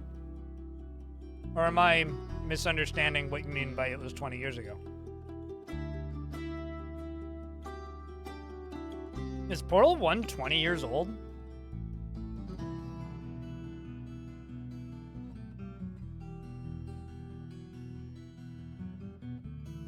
(2007). It's a year younger than Dwarf Fort.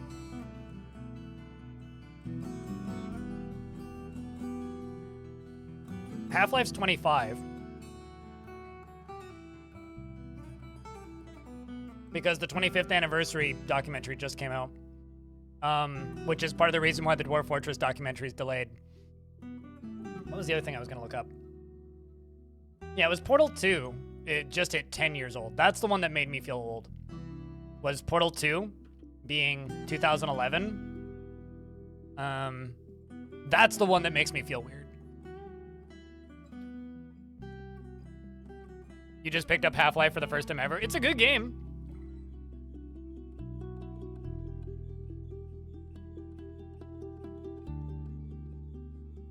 I said over 10 years, but yes, you are correct.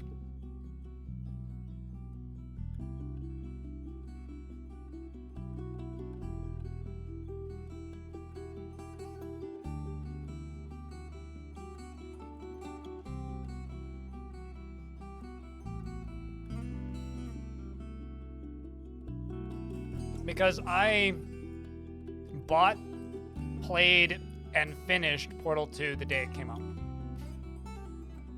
That's why that makes me feel old. Hero Quest is the best game ever made, and anyone who says otherwise is wrong. Anytime soon. Portal 1's already doing that.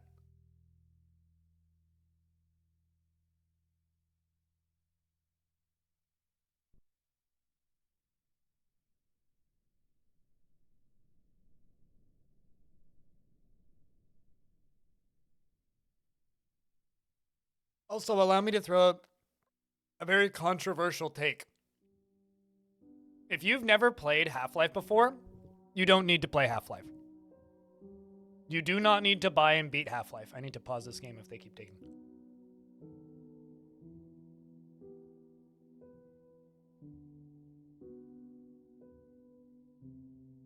Okay.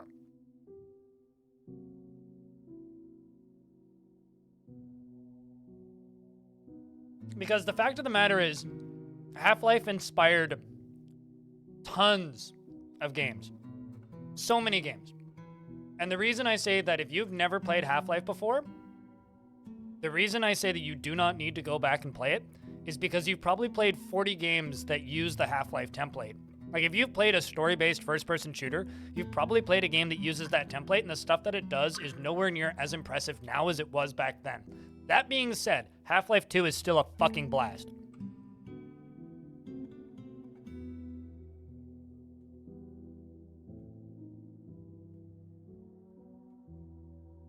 I mean, it's if you really like video game history, yes, play Half-Life.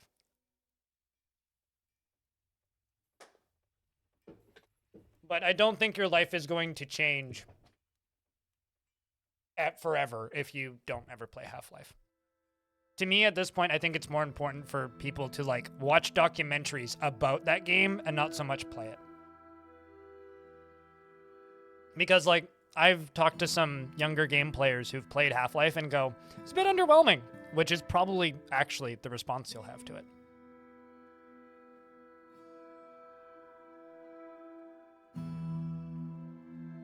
Yeah, I don't think anybody should play Rogue.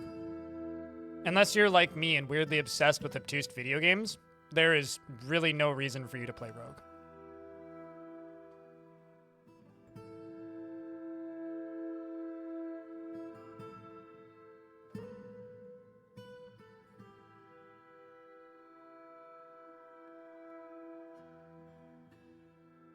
I think people should play Tales of Maj'Al and Jupiter Hell and Caves of Cud. But Rogue, honestly, the world will be okay if no one really plays Rogue ever again. I think people should know what Rogue is so that they stop calling all run-based games roguelikes, because that just makes my brain hurt. But, like, actually, that's my statement, Sid, is that you shouldn't play Rogue, you should play Brogue. Because, by all accounts, Brogue is a far better game. A far better game. And it actually, like, if they were to put Brogue up for sale, they could charge $15 for Brogue and do just fine. Brogue is a excellent video game.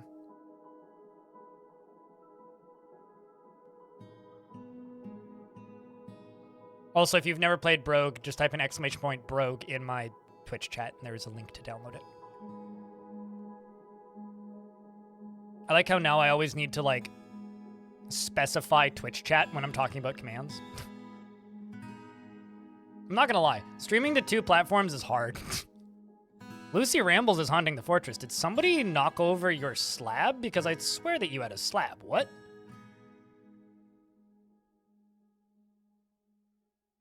Did your slab get defiled? Or did I never make you a slab? I never made you a slab. I feel really bad. Nope. Never did make you a slab.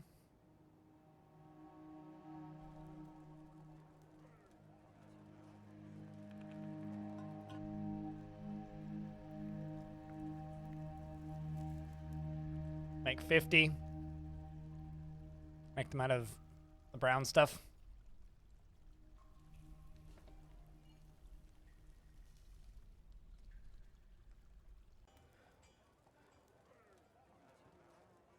Okay.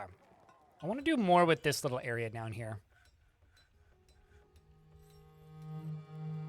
Because this area is slowly growing. This area is very popular. This is probably the most popular tavern in the game. Maybe a kids play area.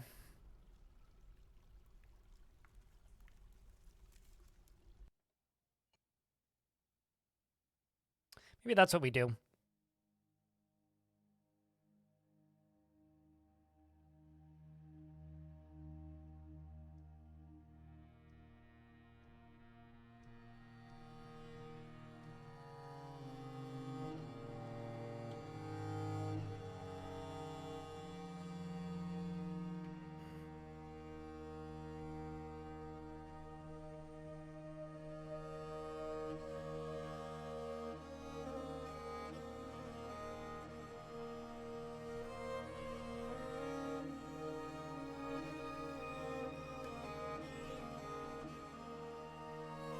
Oh, I see it's set to a race. I was like, why there's no fill?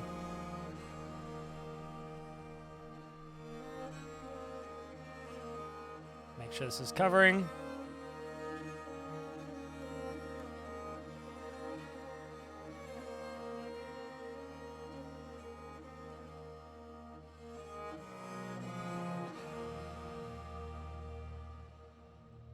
So this is going to be the kids zone.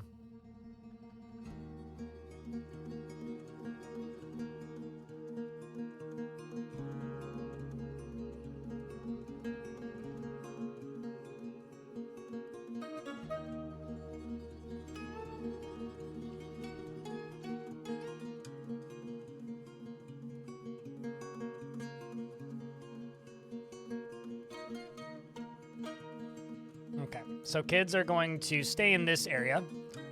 It's just going to be called kids. That doesn't matter.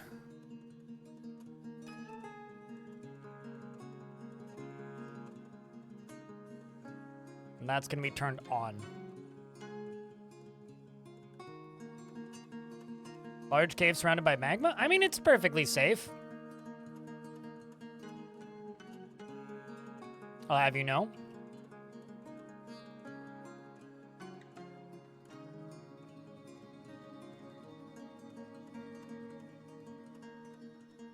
Uh-oh. It's slightly concerning. I'm not sure why that area got thrown in there. And then this area also needs to get cleared out.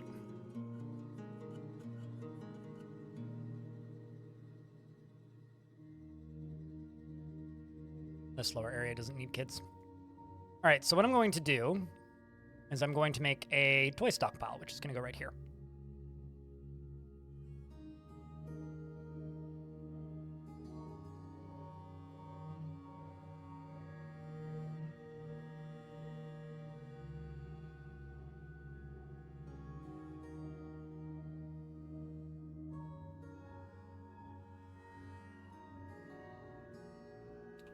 Let's just look for toys. I'm pretty sure those are under toys. Yes. All. Oh, okay. None. Toy. Just for toys. And it's gonna make 40 iron toys. Got squads returning. 2 raise attempts.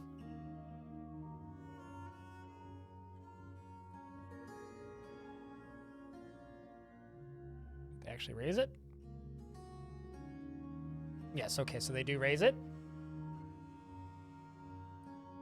Clashed with animated humans, slaying them.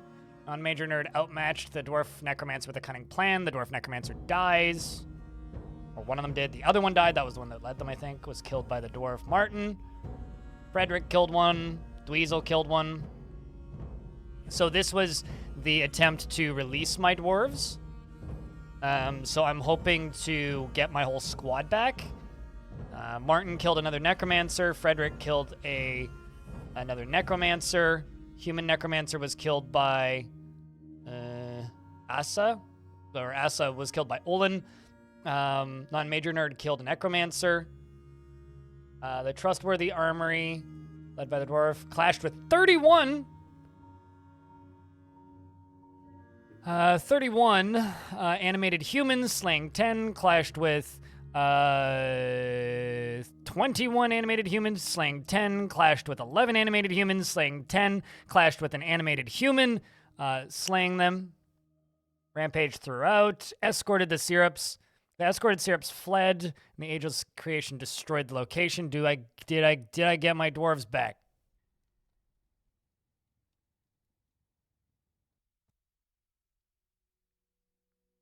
I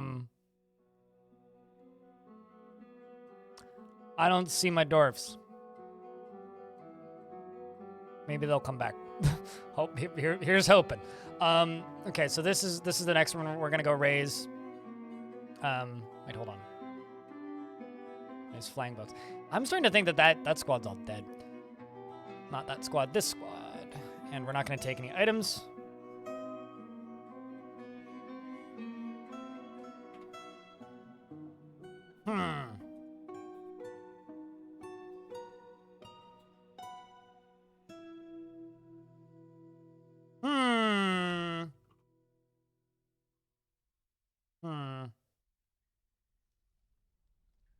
Well, doesn't look like they actually returned with those dwarves. And this squad still hasn't returned, so...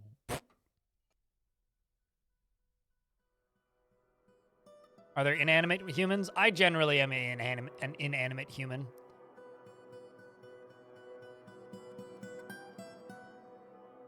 Let's also double check this stockpile over here and make sure that toys are not set to be in here. Pretty sure this is just finished goods, right? Yep, no toys. Move the toys up top.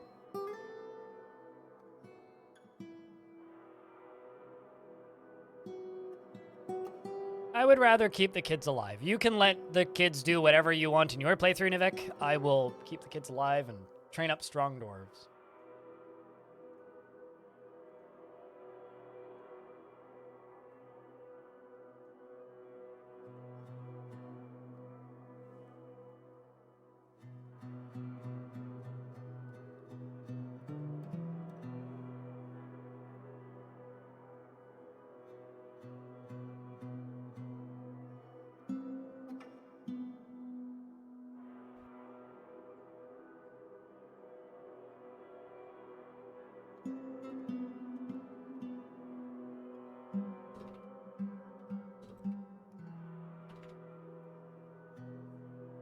Just responding to a YouTube comment real quick.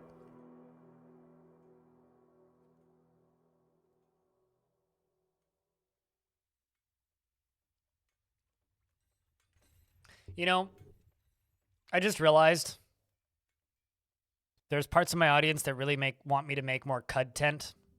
It's not content, it's quadtent.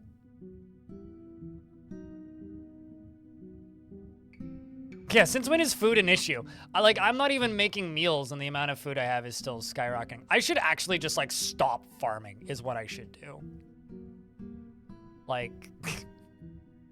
Good chunk of the season. Let's just stop planting plump helmets.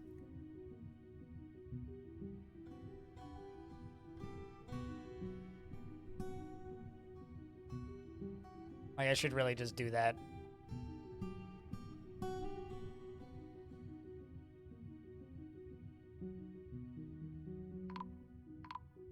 Snatchers. Looks like a non-major nerd found a snatcher who is now a dead snatcher. Both of them are dead snatchers. Uh-oh. I found another one. And so shoutouts to this dwarf, AFDNZ, who was just doing handlebars along this way, trying to get to them. Well, cheers, Yanko. And I appreciate the fact that you watch the VODs.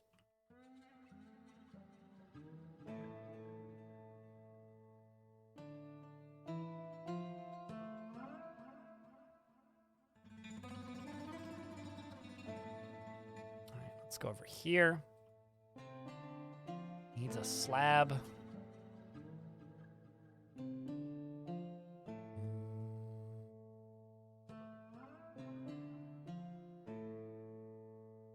Devilish Potato wants you to post beers, chat.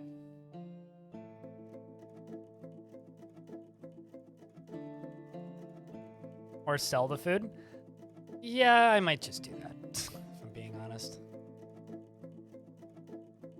Because I certainly don't need the majority of this. Depends on who comes to trade this year, I suppose. I'm also realizing the elves didn't come to trade this year. Uh-oh. My next raise attempt.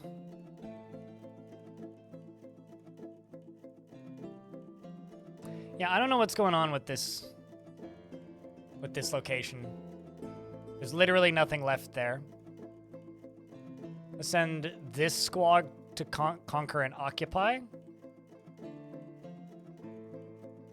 which currently has nobody in it, which is just going to be sorted by the highest stress.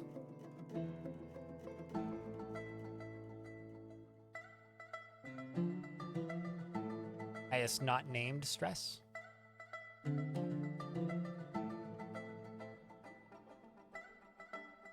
Go get it, dwarf.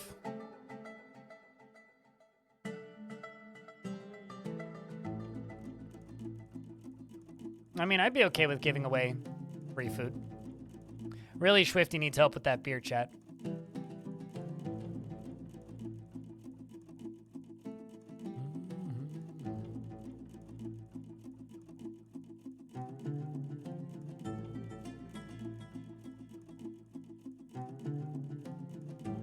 Dwarf is gonna go store an item in a stockpile first. Ah, I see. You're carrying a goblin's upper arm.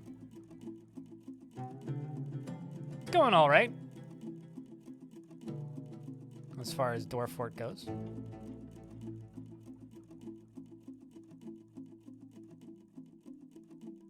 So I'm assuming I will get those dwarves back when other dwarves return, or when we get the next migrant wave, but man, that sucks.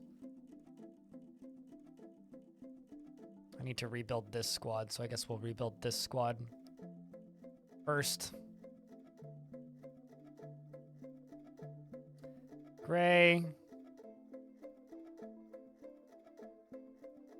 No, not Lanix. Not Gfin, your royalty. Let's go with Olon, Fisher Dwarf.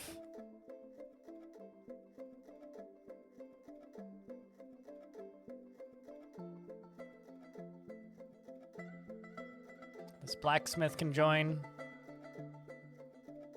Peasant can join.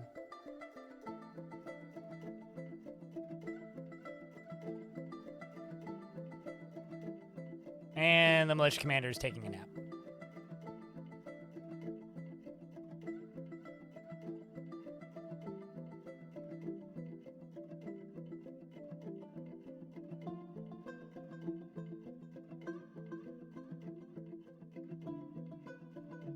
Let's put some bins into this area so that I can get some of that stuff put away.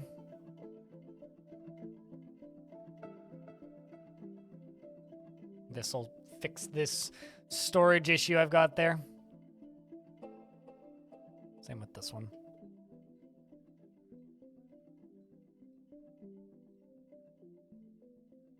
I'm starting to get worried about this squad.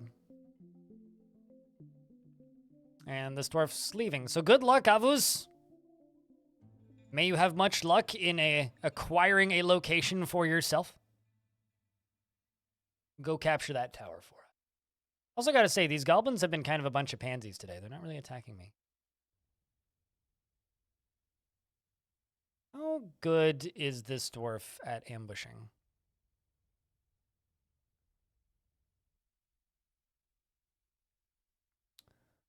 Well, you're a competent musician. You're a legendary Marks dwarf.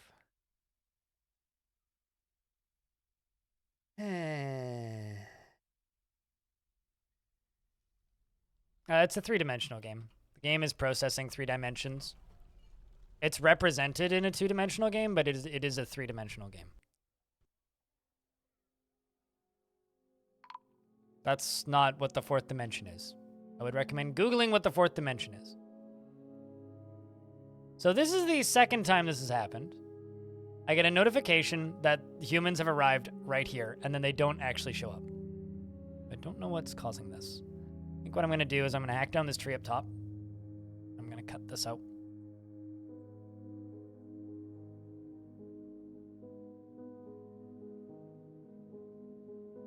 They're shy. Yeah, I don't know what's happening. I think they must be getting stuck behind this tree. That's my assumption. But it's very odd.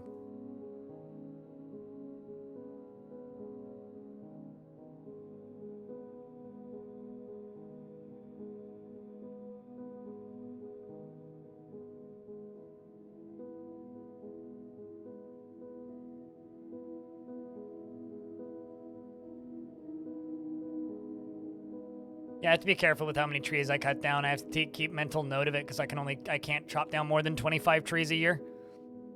At least until the elves attack me, which will happen eventually.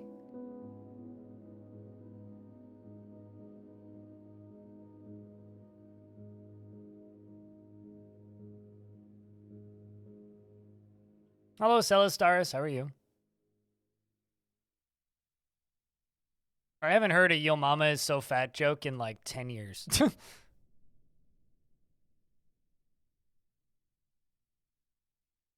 Since we're talking about old jokes that are irrelevant and don't matter anymore, you lost the game.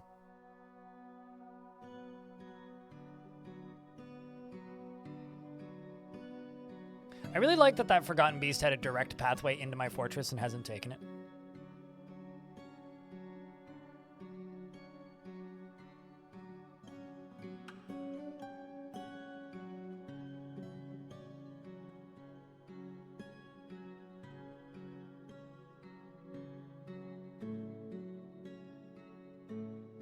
Oh, there we go. The Tower of Balded Labored, far to the southwest, has been conquered and incorporated into your holdings. But now it's just the Brims of Lansing that need to return, my Lasher squad. And Lucy Rambles has finally been put to rest. We can go smack more towers.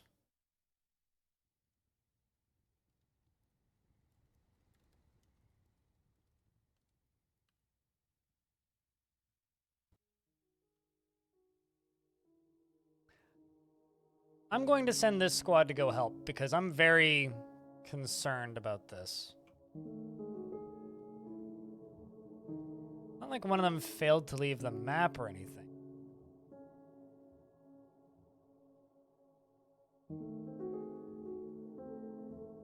And the old memes came back to you? Oh, I know what you mean. Yeah, most certainly. I mean, I went to When We Were Young, which was in Las Vegas during TwitchCon, so it was very convenient.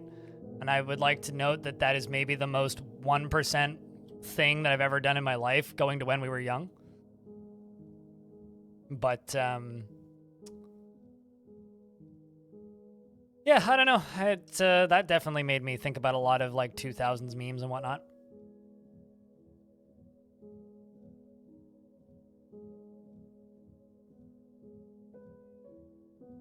There's a lot of iron down here. It's like there's a lot of iron up here. And a lot of iron over there. Although these two are probably connected.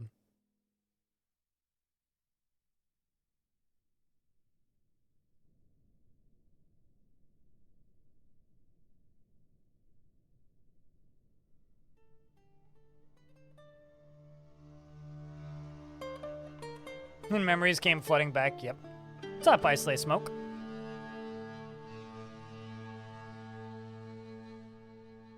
Honeybee wax cake is used to make wax crafts. It's not a food item.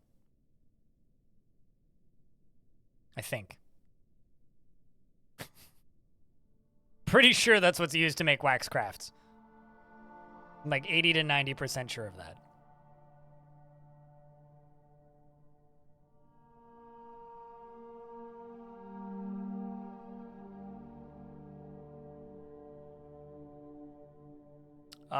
Barkeep, very low chance. Can I give you a dwarf? Sure.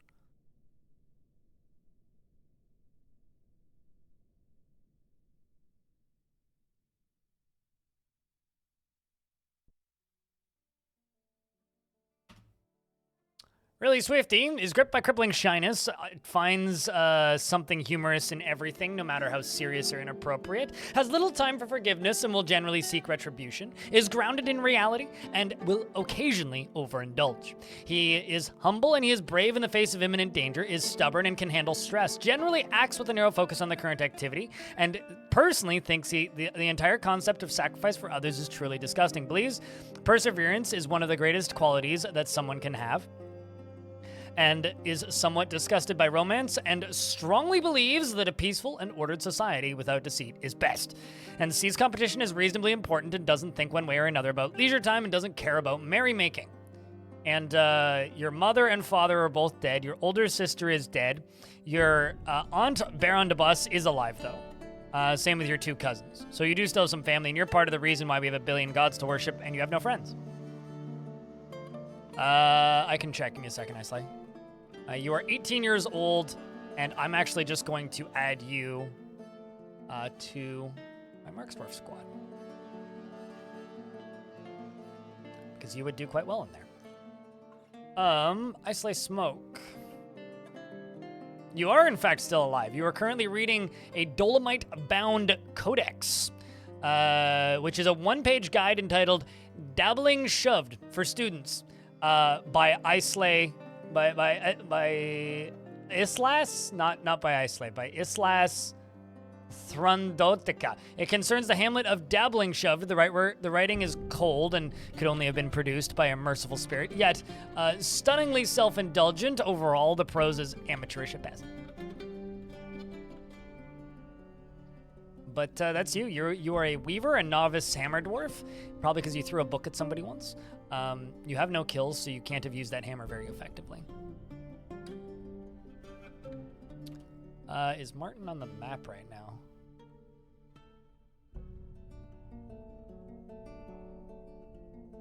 now? 22 notable and 40 other. Mostly necromancers. You're also the hammer permanency of pantomiming. Also, you just came back from yet another assault, so let's see how that went. Raise, we raise the place. Seize, we seize the place. And raise, the uncommon mansion ignited. Civilization, the dwarf. Mr. Taphook led the attack. Yeah, okay, so I don't know what happened. I sent out 2 squads. Mr. Taphook was leading one of them. The other one was led by the other squad. And the mission didn't complete until I sent a second squad. That's really odd. Clashed with a single animated human, and they rampaged throughout the location and destroyed it. So, yeah, that's weird. I don't know why that mission took so long to complete. Bizarre. All right, well, I won't send that squad out again. I've learned my lesson. Let's hit this one. Let's find one with 10. Wait, hold on. Have they not returned? Okay, I guess they haven't fully returned yet. The trustworthy guys are going to go raise this location. What? And they haven't returned yet? Something weird's going on with this squad. Brims of Lansing. Here's hoping they come back. Somebody knocked one of my statues over. That sucks.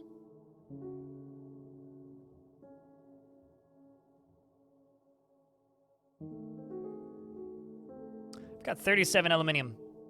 Or aluminum. Also, we're in an ad, so... Aluminium.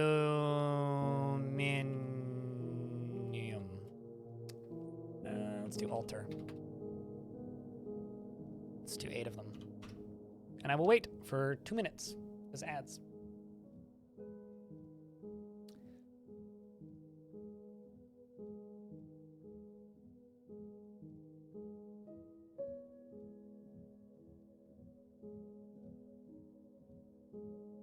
Now, I did lose a couple followers right at the start of the stream, but we appear to have regained all of those, so thanks to everybody who's followed the stream.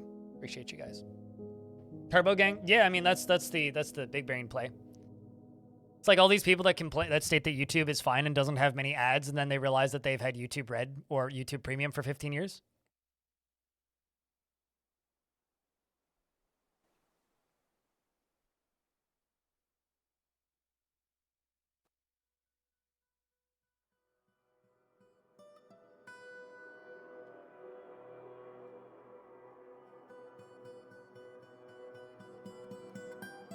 My YouTube tutorial is really helpful so far. Got 4 to 10 years old. Honestly, if you've made it 4 to 10 years old, you're basically an expert at that point. You're like above average if you've pulled that off. So congrats.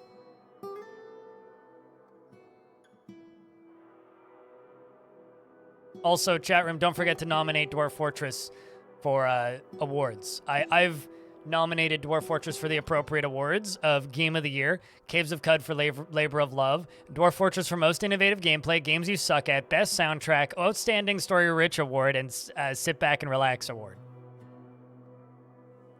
I'm just saying. I'd nominate it for VR, but unfortunately it's not possible. All right.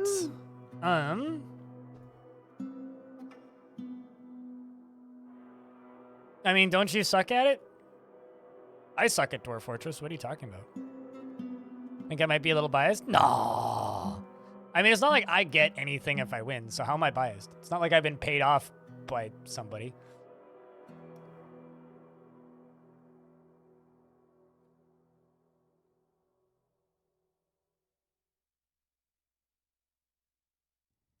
Well, hopefully they return when we get a migrant wave.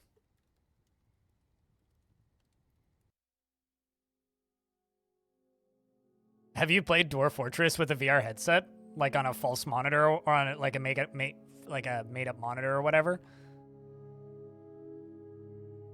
Because that is actually kind of neat if you've done that.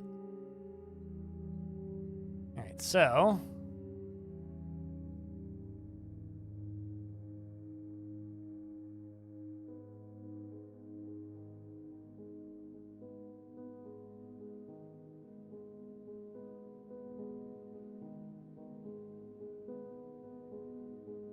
good lord, that is a lot of iron. Whole lot of iron.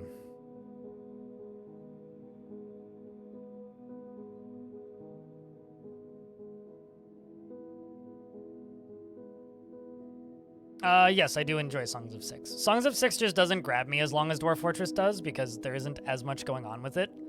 But I do quite enjoy Songs of Six. I just wait for, you know, major updates and whatnot to pop before I dump a bunch of time into it. And I usually wait for a couple of updates to roll through. So I play it like twice a year. When I play it, it's like, well, there goes an hour. Wait, Microsoft still makes HoloLenses? The thing that I really want to know isn't who's going to buy a HoloLens. The thing that I really want to know is who's going to buy that Apple VR headset. That's the one I'm curious about. Like, who's going to buy that shit? Who's going to do that crap?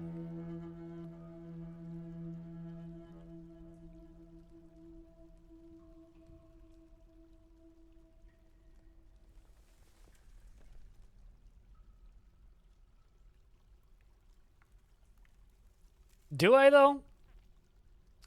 I would like to know the name and the location of the people who pre-order that thing, just so that I can call them and be like, why? Genuine statement, just so that I can call them and be like, why?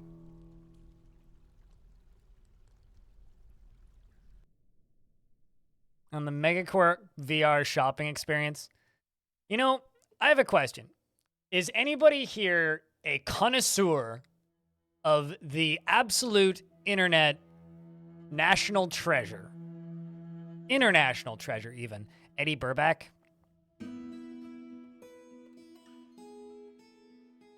Anybody here watch Burback? If you do, you should go watch Pokemon Go Summer. His most recent video. The reason I say you should watch that is because I was not expecting that video to turn into a walkable cities argument, and it did, and it kind of made my day. Say cats? No, cats just are demonic life forms that possess some humans, and some humans think that they're in charge of everything, but in reality they're actually in indentured servitude to maligned overlords that just are waiting for them to die so that they can eat them.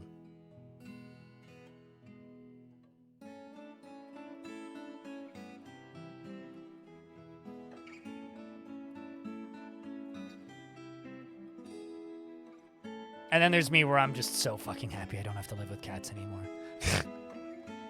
Like, don't get me wrong, being single sucks, but I don't have to live with cats anymore, so I guess I'll take my blessings where I can.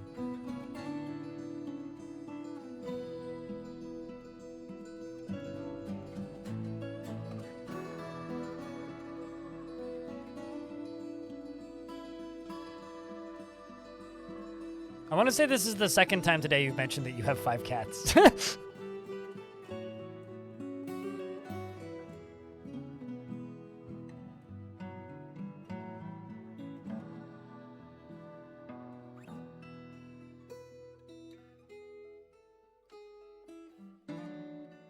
She picked the cats?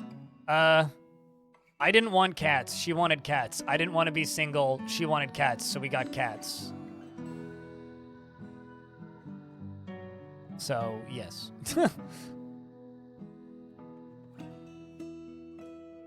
But anyway, then my life got demonstrably worse, and those cats were awful. I fucking hated them. And then eventually she moved out and she took the cats, and the only good part about that was that she took the cats, and I was very much happier after that.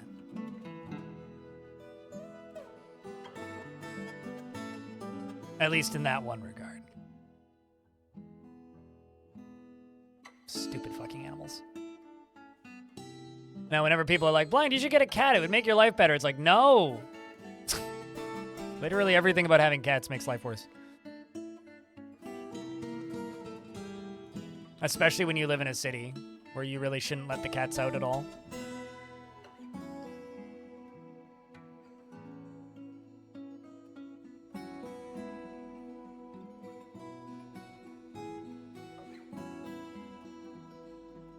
Well, that's going to keep my smelters busy for a good long while. Let's see how the kids are doing. More accurately, what the kids are doing. Sweet. Let's see how the kids' moods are in general. Yeah, most of them are good. Curry Boglin's in prison again. Yeah, they're doing okay. Like, Maffle here could be happier. That's just because you're wearing old clothing. What am I doing on cloth?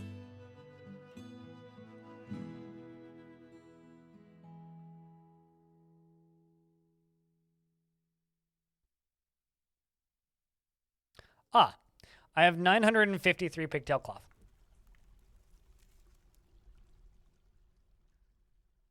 Don't get me wrong, cats can be great. They can be wonderful pets. The only time I've ever enjoyed living with a cat was when we lived in the middle of nowhere and the cat could actually roam. And when we lived in a big house. Living with a cat in a tiny apartment, unless you have the perfect personality type for that particular cat, can be hell. And when I lived with cats, my ex had 2 cats. And one of them was fine. He was very fat and dumb.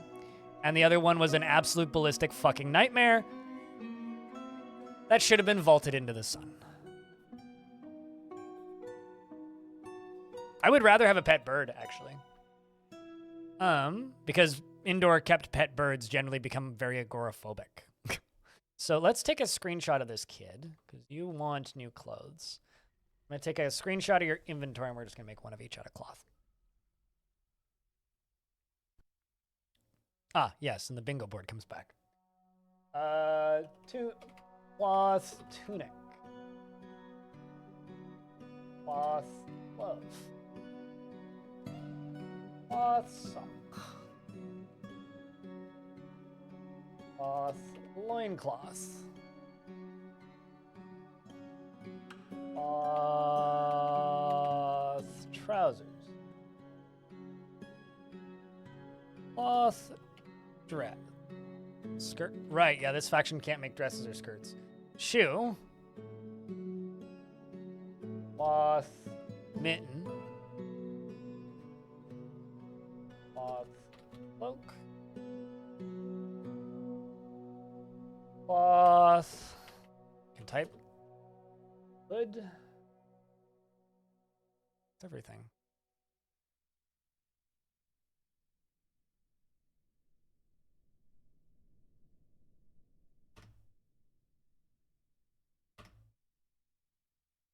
When their cat attacked them. I can tell you for a fact I've never had to go to the ER due to a pet attacking me.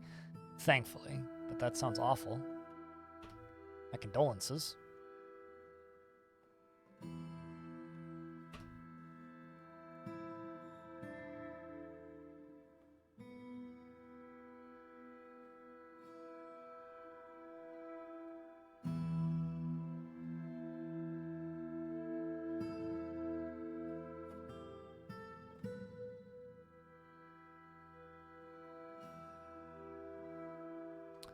I mean, I would never own a bird, but I would rather have a bird over a cat if I'm living in an apartment.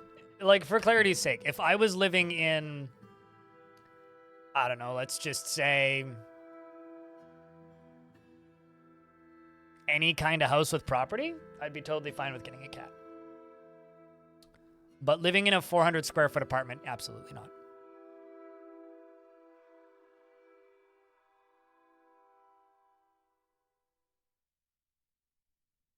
Absolutely not.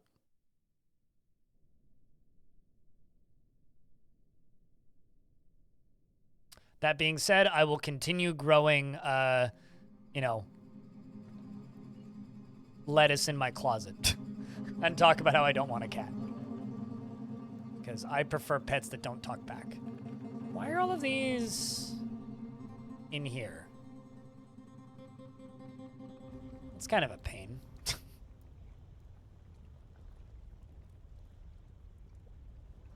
I realized my mistake here, and I'm just going to get rid of it.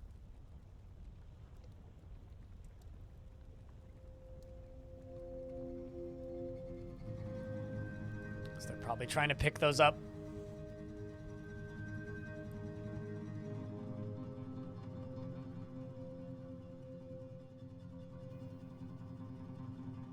God, there's so much random crap up here. I'm going to set all of this to be melted.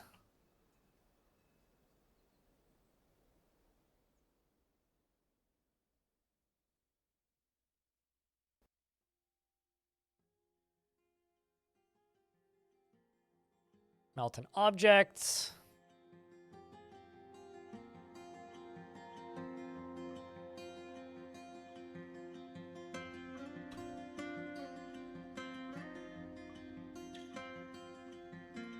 Everything about Eddie Burback is great, so yes. They never arrived. How could they embark? Come on. Game, please. Let's see if this solves this.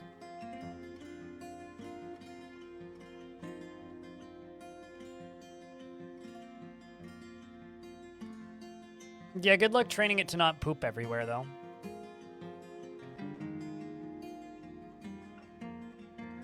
Chickens are extraordinarily dumb. He has 2 channels. I think he has 3, actually.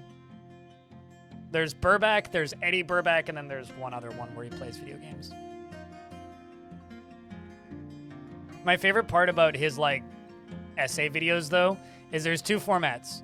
There's him talking to himself with one of him being completely unshaven. And then there's him talking to his brother, who looks mysteriously similar to him anyway. Which is very funny. I really like it when he makes, like, pre- and post-mortem videos where he records half of it with just the mustache and then the other half with a full beard. Those are some of my favorite videos he does. It's just very, very fun to watch, just editing-wise. As somebody who, like, makes crappy content on the internet, it's nice seeing people who have actual talent.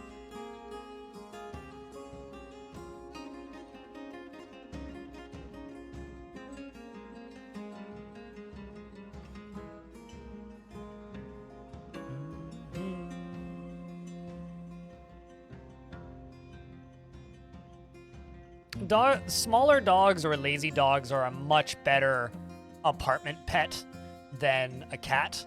But since I'm talking shit about pets, I might as well say that anybody who lives in an apartment that's smaller than 1,000 square feet, or any kind of living space that's small that doesn't have a yard and buys a husky, you're a bad person. That's all I have to say. I hate to break it to you. If you live in a tiny place and you have a pet husky, you are a bad person. Loading up these minecarts.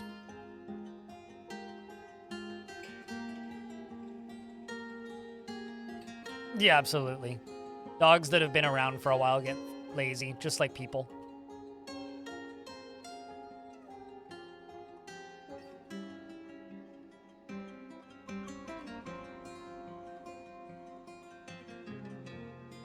Someone in the micro studios next to our old place used to have 2 huskies living in their micro studio. That's terrifying. It's like, growing up, we had some neighbors, I think have both passed away now. Anyway, they were in like their, like 60s or 70s by the time I knew them, but they had a friend who lived in downtown Vancouver who had a Rhodesian Ridgeback. Those are, if I'm not mistaken, correct me if I'm wrong, lion hunting dogs? For hunting lions? Anyway, they had one of those, and it was extraordinarily poorly trained, and it lived in their studio apartment in Gastown. And every now and again, it would just be dropped off at my neighbor's house for a month because my neighbors lived on way more acreage than we did, and we had a lot of acres of property. And they would just let this dog run around.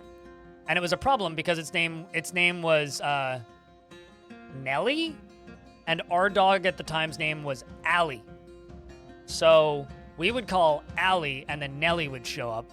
And they would call Nellie, and then Allie would show up. And they got real mad at us for, like, fucking with their dog and calling it over. And we're like, we're not doing that. What are you talking about? We're like, well, stop calling our dog. It's like, we're not calling your dog, though.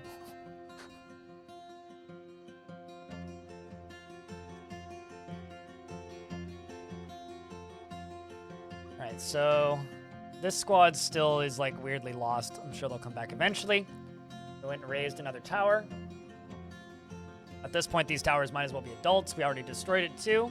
Non-major nerd outmatched the goblin Ratty with a cunning plan. And the attackers had a strong positional advantage. Dweezil almost immediately kills him. So Dweezil, just remember, has only one arm. Dweezil has no shield. Dweezil just has weapon. I need to know how many kills Dweezil has. Because it's getting ridiculous, actually. This might actually be my favorite dwarf in the world. Also is pissed, which is very funny. Very traumatized. So this dwarf can't stand. Got it. And is missing a foot. Can't equip stuff properly. Has a shield strapped to her upper body. And never equips the shield because her other hand is wielding a crutch. So she's got a crutch on... She's got a crutch in one hand, a shield on her back, and a sword in her left hand. which is kind of rad. So, missing a foot, not missing an arm. But still, used to be very organized and is now very rusty at organizing. Is a legendary crutch walker. And doesn't generally have positive thoughts. So we're just going to keep sending her out. Actually, the squad has earned a reward. Metal sword.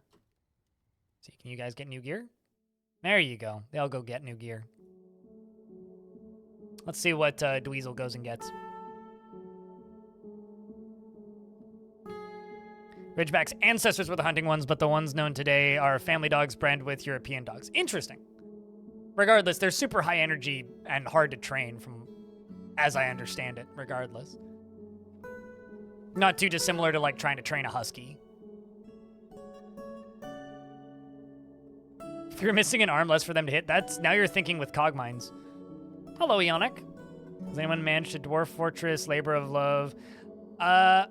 For some reason, they don't qualify for Labor of Love, so I just simply, you know, put them into literally every other thing. There you go. Now you got a full set of gear. Still walking with that crutch, though.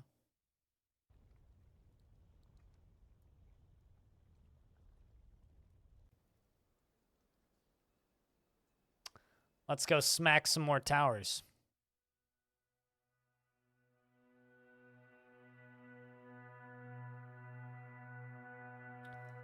Kind of want to hit these goblin sites, but I think it's smarter to just kill the towers off. Because I think it's mostly just this area. Like, there's one there. Let's go hit this one first.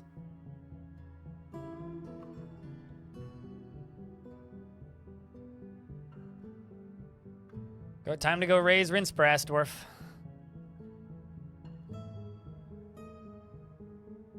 Yeah, so they don't qualify for it because it hasn't been out for at least a year, I think. What command are you looking for, Angie? A farmer's been possessed, which is Rigoth. There's actually one of my Mark's dwarves. And my diagnoser's been found dead? I beg your pardon?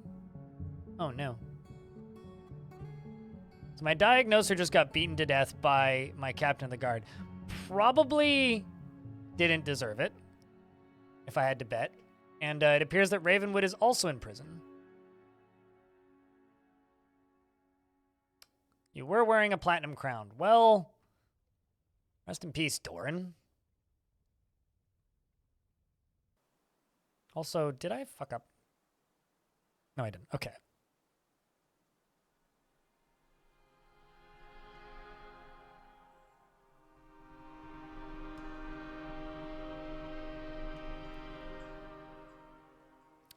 Probably a crime situation. Oh, you're looking for Brogue.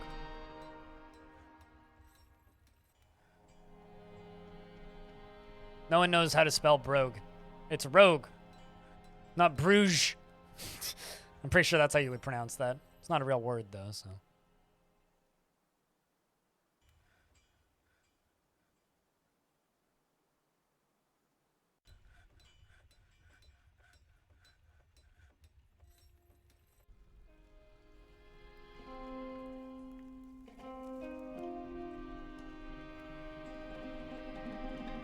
So many of these I can place. Okay, let's do iron cabinet, iron chest, do 50 of each. I'm actually kind of curious. How much iron do I have currently? 9,000.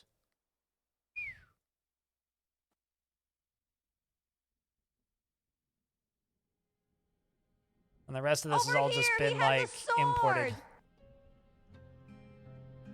729 coke. Dude, I could go for some cinnamon rolls.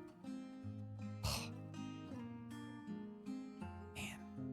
One of my big regrets about going to Vegas this year, the thing I didn't do, is Cinnabon basically doesn't exist here. Like, we kind of have them, but as a brand, it doesn't really exist here. Like cinnamon rolls. I know they're terrible, but I like to try and get them when I go down to the States. Gross? That's fine. I know they're kind of disgusting. I would rather you didn't, Orange, because if it's not literally fresh out of the oven, like within an hour, I don't want to eat it. So I would rather you didn't bring some back, thank you. If I wanted you to bring some back, I would ask you to bring some back.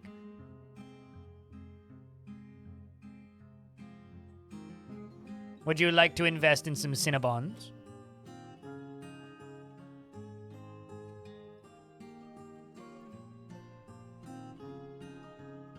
But thanks for the offer, Mark.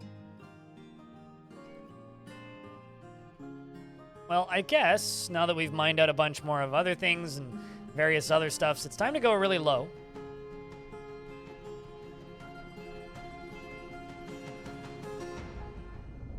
And dig down.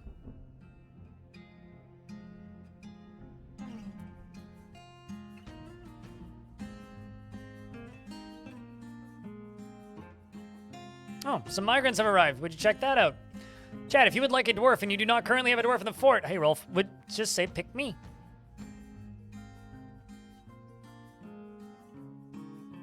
A hot one from Bellingham, WA up here before it cools. I'm good, thanks, Jetpack. I respect the attempt. I don't want people to ship fucking Cinnabon up here. I'm okay.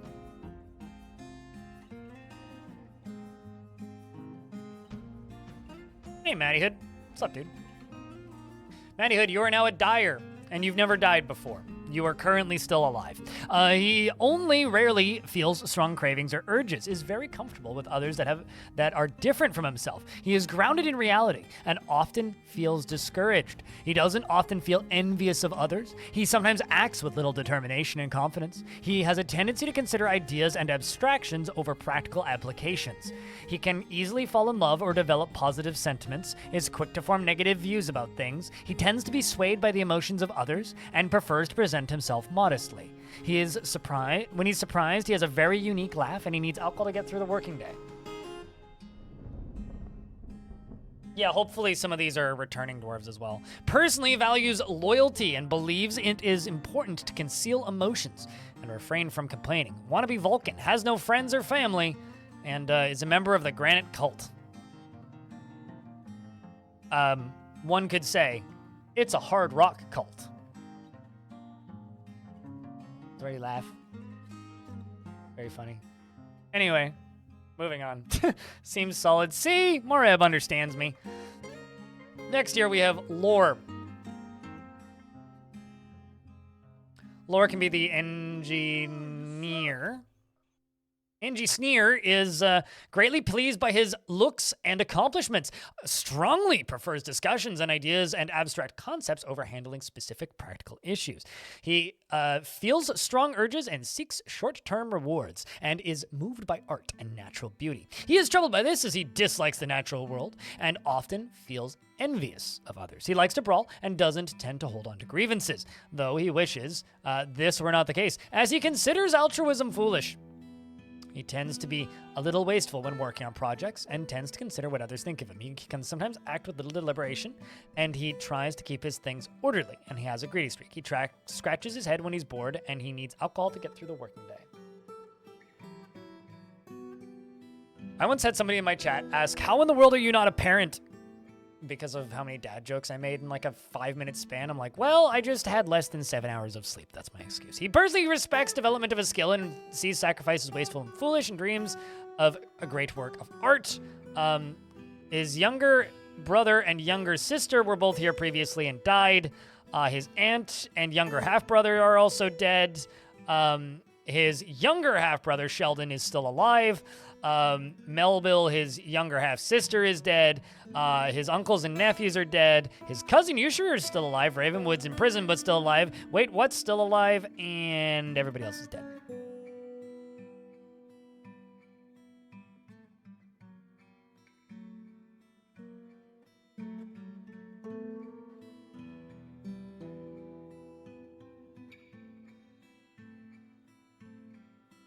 That was a very small migrant wave. Unfortunately, we did not get the returning of my squads.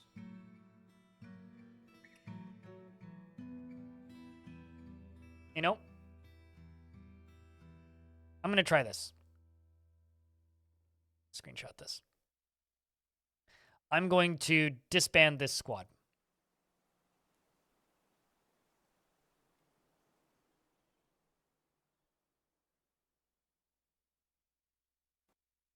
Can I remove you? Nope, I cannot, it seems. There we go.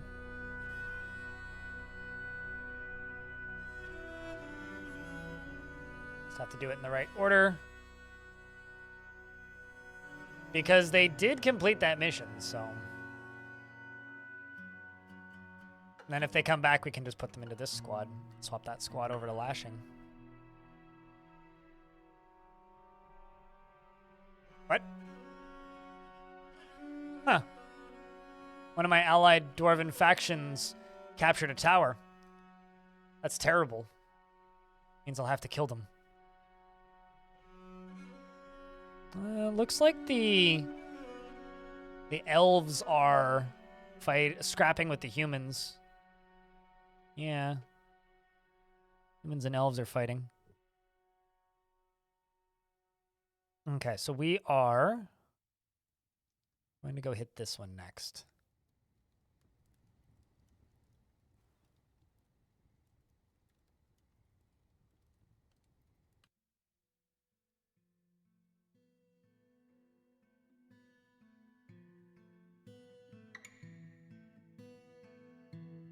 Yes, okay.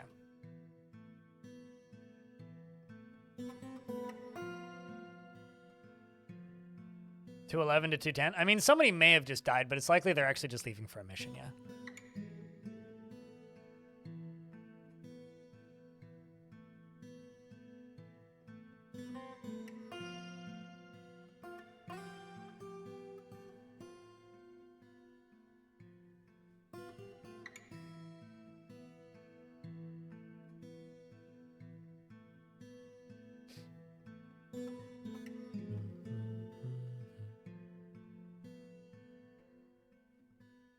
Also, thanks for the highlight, by the way, Giraffe. Appreciate you, dude.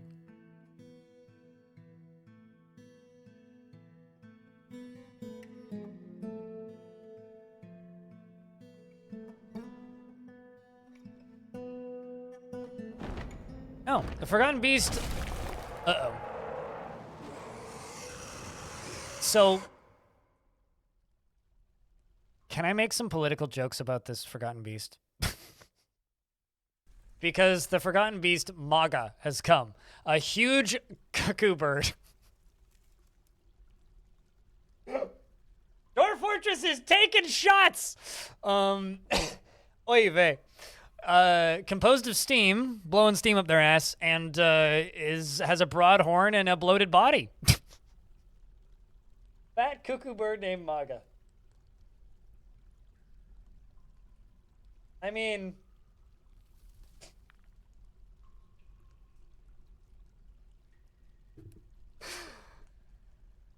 Ugh.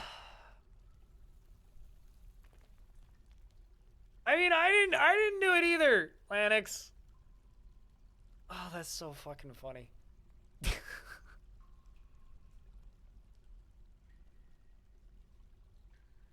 Oi, so that's I'm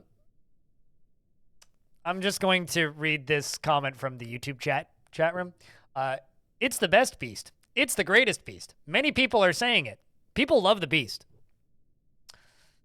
We're gonna make a better beast with hookers and anyway. Unfortunately, it can fly. I think. Yes, it can. We can kill it. Oh my god, it's gonna be into my. Please don't die on the way to. God damn it!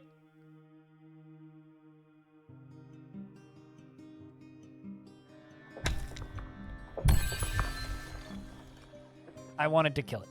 Why did it die? Because some stealthed enemy killed it because it was made of steam, so it just popped immediately.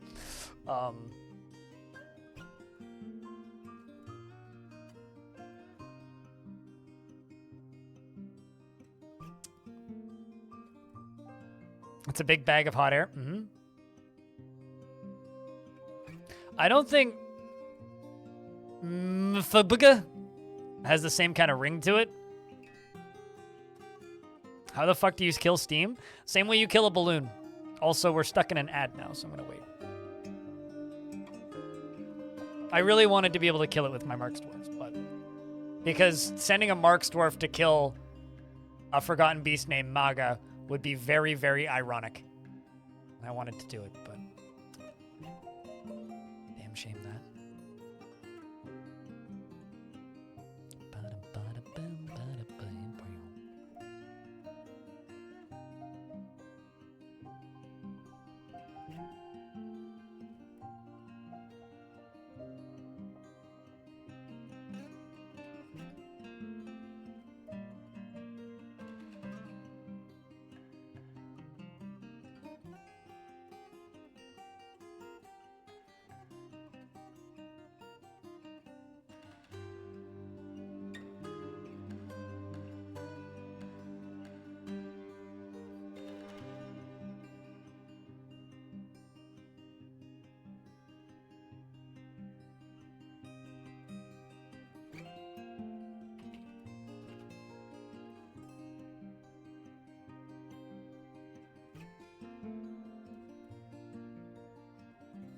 Now I can make magma forges? Now I can make magma forges. I have a question, Vox. What do you think I've been using to fuel my forges up until this point?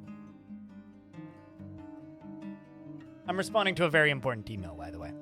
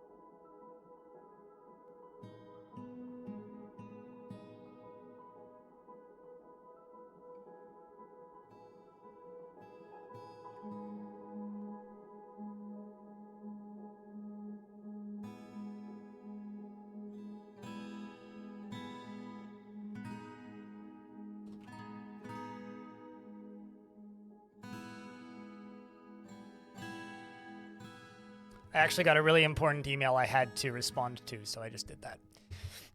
All right. So we've discovered the Great Magma Sea. I love how all of you guys have just been going, or it's mostly Giraffe, is just going back and clipping all of the Forgotten Cuckoo of Maga. Great. This entire VOD is getting demonetized. Okay, so we've discovered an unusual volcanic wall studded with gems. And that's it.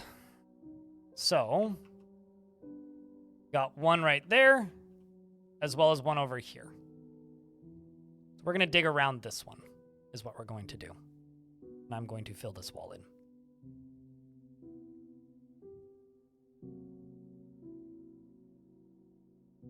You know, we've told a lot of dad jokes today, but that one's a stretch even for me.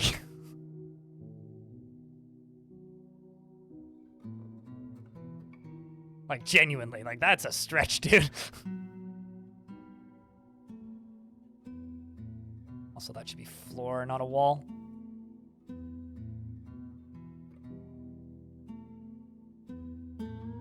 So the plan for the stream today, considering we've been going for about 7 hours, we'll do a little bit more dwarfs, and then we're going to go continue our roleplay run of Caves of Cud.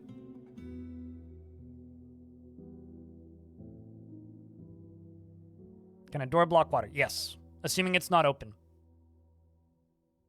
It's okay, Elfie Bean, in regards to rip ad revenue, because let's be honest, I make like, on average so far, I've made about $3 to $6 off of the YouTube streams. I'm not making a ton of money on the YouTube streams.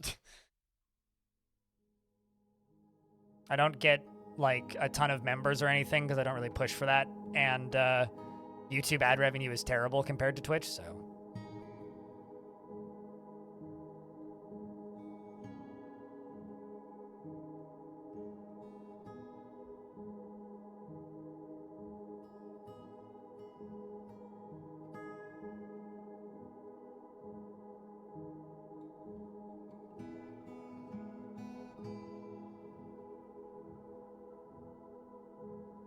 There's the clusters. That's what we're looking for.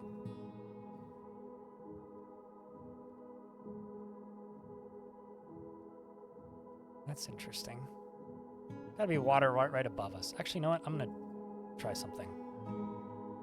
I wonder. If I flood this whole thing, I'm sorry. Whoop! Turns out there was water above us. Look at that. Oh. Well, dwarves are getting surprise showers. That was a little sketchy, but...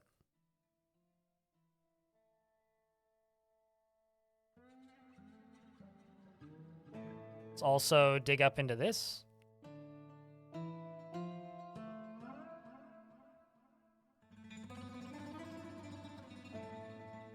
Well... Okay, how many views did that viral video if I can ask?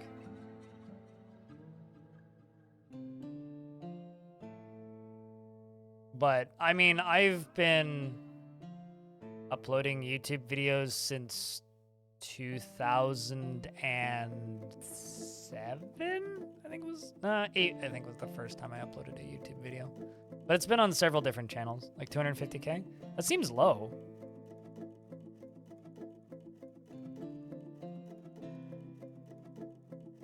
Because, like, this is in Canadian dollars, but the part 1, it must have been a really short video, I guess, because part 1 of my tutorial Let's Play for Dwarf Fortress, the Weather Mountains playthrough, I'm pretty sure has cracked $1,000 now.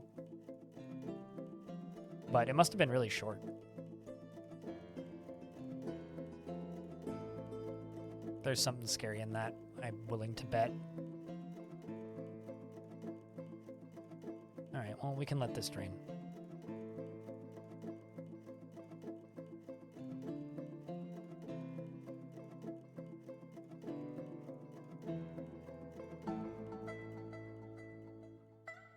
We can let that drain.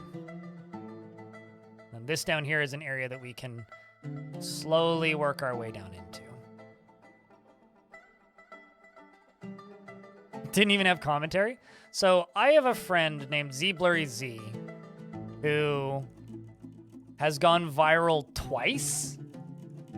Once was for a video called, I kid you not, Let's Play Counter-Strike, which was very funny because he didn't realize it went viral because he uploaded it and then signed out of the YouTube account and never thought about it again. And then, like, 5 years later, it popped up in his recommended. And he was just like, what the fuck? My video has 10 million views. Then he signed back into that account, and, like, it had already stopped getting views. And then the second time was for Launchpad videos that he was making.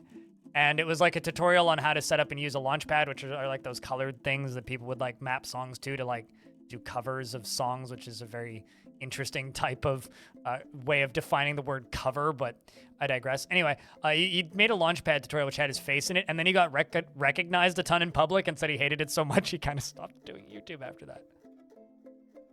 But cheers, Blurry, if you're out there.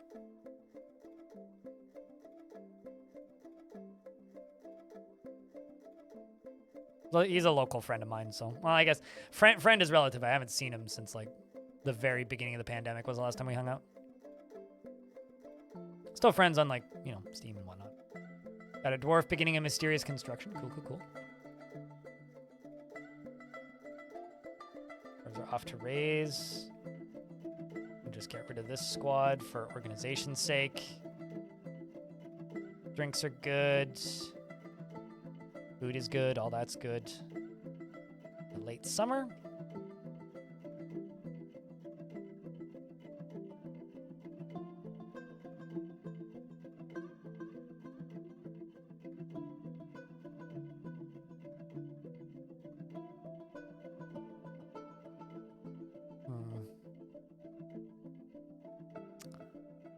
Let's put Eustace in charge of this squad. Legendary Spear Dwarf. Let's get them training.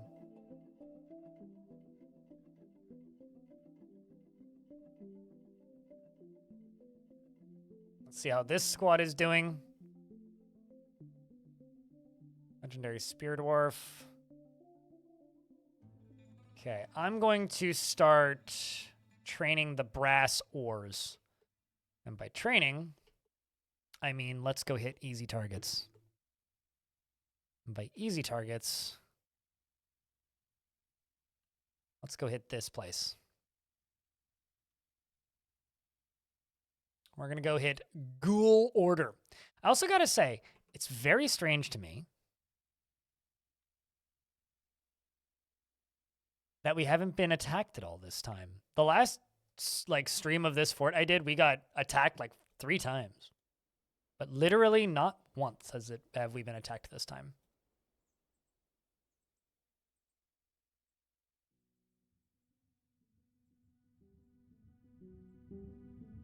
You just got off work having tequila now? Hell yeah. You would prefer streaming over YouTube, making recorded videos was weird, and just sitting there talking to a wall? I'll say this. Streaming and creating YouTube videos are 2 completely different skill sets. And in order to do well in, like, I guess, tech, you kind of have to do both. Cow, rhino, white jades, pigtail cloth, and 2 blocks of limestone. Leatherworker's shop for one of my Mark's dwarves. Luck dwarf.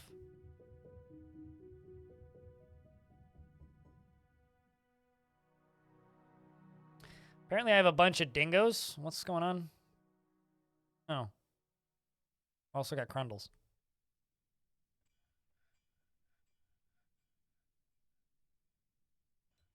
Do I have a bunch of, like, caged dingoes or something?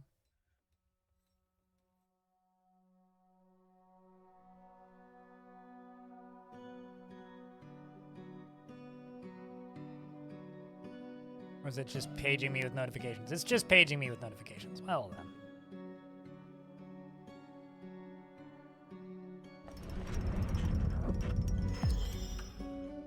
Rigoth, the farmer, has created Kirkithin, a cow leather high boot, and offers it to the Ageless Creation. That's going into the artifacts hall. This is a cow leather high boot. All craft store ship is of the highest quality. It is decorated with rhinoceros leather and encircled with bands of rhinoceros leather and pigtail and cushioned limestone cabochons. This object menaces with spikes of white jade. On the item is an image of 6-sided long, 6-sided prisms in cow leather. On the item is an image of Nish Runglaze the Goblin in limestone.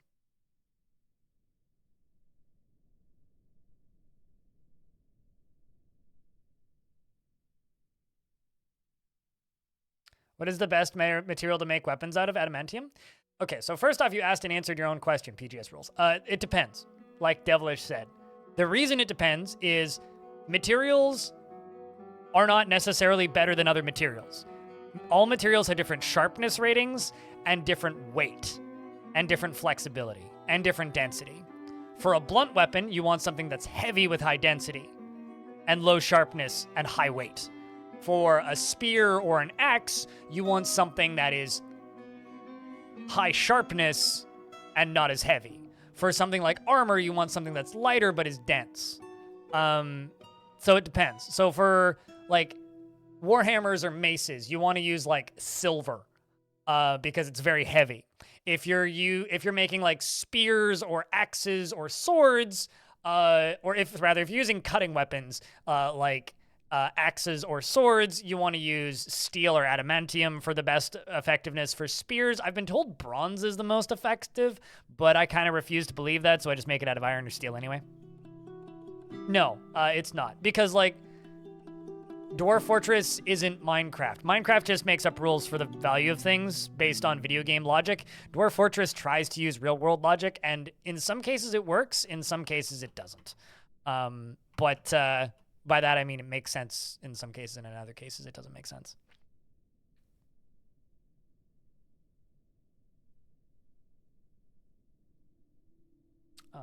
High boot. Leather. Yes.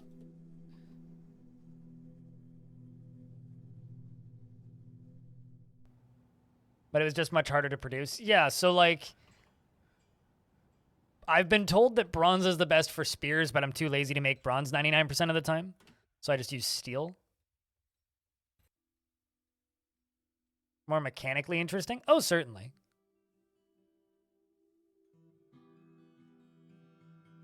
Shh, Devil Dawn. We don't need to worry about that. You're right. You'd need to use like silver mixed with something. I don't know why I'm getting these dingo commands. My dwarves are returning from their fight, I think, unless they're just leaving. No, they're just leaving.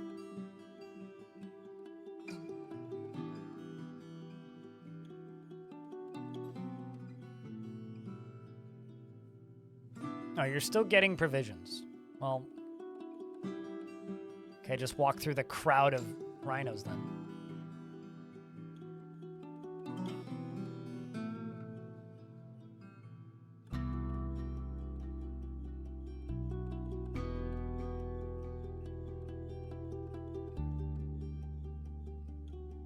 This dwarf's walking real slow. Armor's too heavy for them.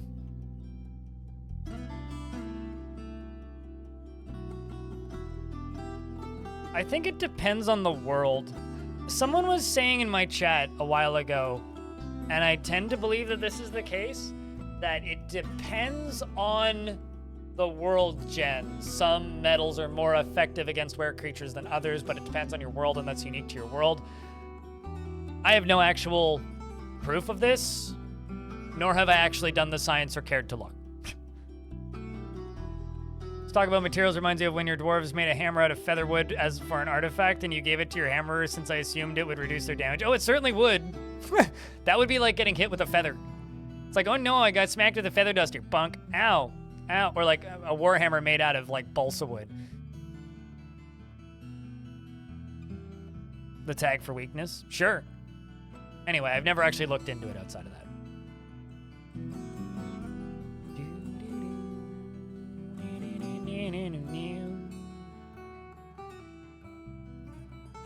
Those hammer toys that squeak. Pretty much, yes. Squeak, squeak. Squeak, squeak. Squeak, squeak. Head bonk.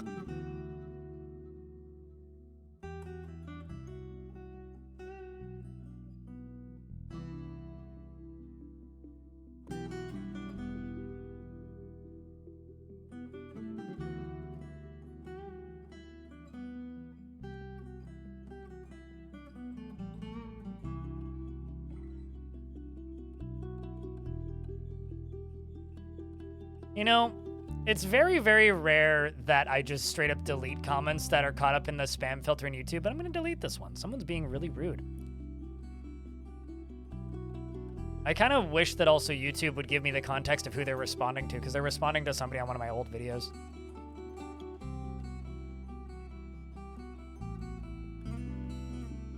So wait, hold on. I realize I'm just like rambling about something that you guys can't see. But simply put, this person is complaining about the Steam version of Dwarf Fortress. And they did a long time ago on an old video. Somebody responded. I can't see that response because of the way YouTube is set up. And now they complained about the Steam version without having played it. And they stated that they hadn't played it, but they were complaining about it because of the changes to the way management of Dwarves work. And now they're like yelling at somebody who responded to them, calling them a douche and a bunch of other things. But like, how do you know that you don't like it if you haven't tried it? Here, I'll read what they said because I'm not going to show it to you because I don't want to out their name. But instead of being a stuck-up douche, answer the bloody question. Will random shitheads ever use valuable resources rather than legendary dwarves? Call me dumb. Wish that I would play the game like you want it to be played. All you want, and I still haven't played the Steam version. F me. You are starting to make me hate this community, which I once loved. Answer the question or fucking block me, you dweeb!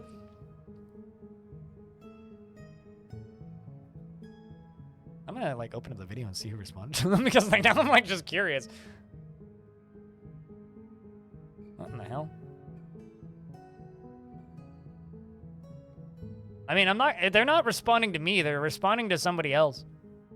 I don't know how many times this conversation's gone back and forth, but it has to have been going on for a while. This video has a lot of comments on it.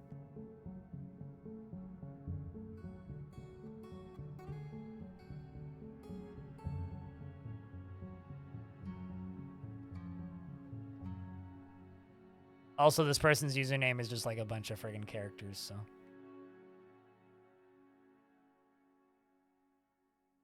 Oh, I see. Interesting.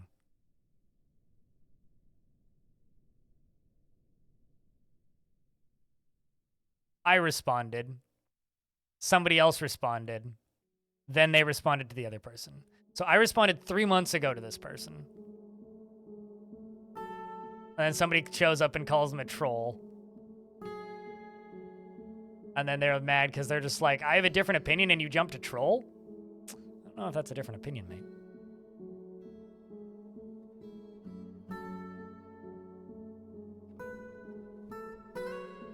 Here, I'll post a thing that they wrote in the sub-only section of Discord in the Screaming Room if anybody cares to go look.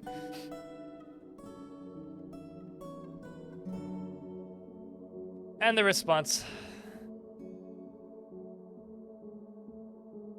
which will include a username, but you guys can go dig for it if you care. I will close that. We're gonna keep digging. Missed a chance to get tickets. Wait, what? Oh, the investments? Yeah. Long story short, if you're just gonna go insult people and like in YouTube comments, why are you even commenting in the first place?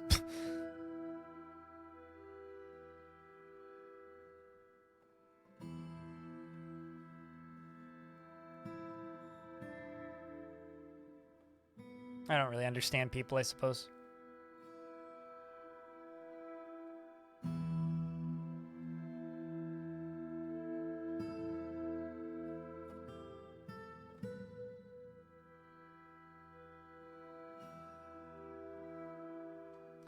Someone doesn't like this version of the game because of mechanical changes to this version of the game and is thus, like, yelling about it being tedious, having never played it because they're presuming a mechanic works a way that they think it... They're presuming a mechanic works in a certain way.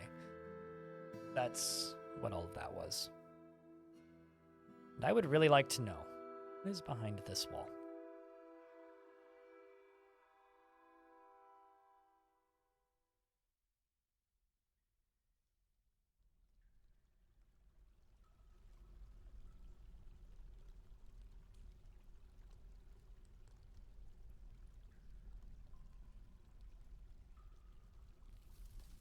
I mean, it is kind of some gold, which is why I shared it.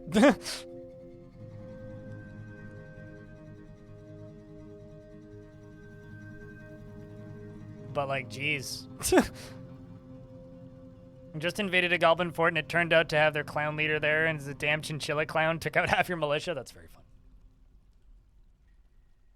Now the trustworthy armory is taking forever to get back. I'm starting to get worried we're getting stuck with weird bugs of things getting stuck in places that they're not supposed to be stuck. Because I've had 2 squads now just go out and like never come back. Well, we must be getting to world domination problems. If only people who tried to take over the world in real life got stuck in bugs. That'd be great. Or what I presume is bugs. Hopefully they come back eventually. Because like up until now, they've always been so quick.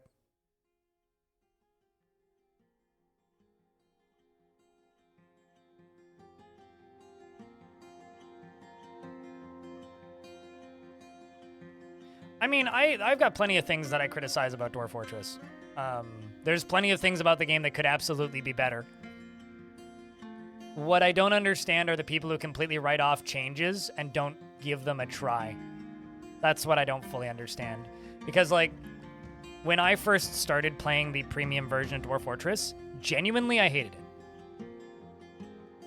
Like, the first 4 hours or whatever was real bad. What devilry is this? Okay, so there's a fire in there, but that's it. But you know what happened is I kind of kept at it. Is there no mission timer? No, that's not how it works. They go out and then they come back when they're done, and it may take a very long time for them to be done. Anyway, when it comes to like the changes that were made to this version, there was a lot of mechanical changes that I really didn't like. But the ones I didn't like, I either learned to work around or stopped caring that they'd been changed. So, yeah, I don't know. I guess it just will forever perplex me. It took me like 6 to 10 hours to get to a point where I really liked this version of the game, which is a not trivial amount of gameplay. So, yeah, I don't know.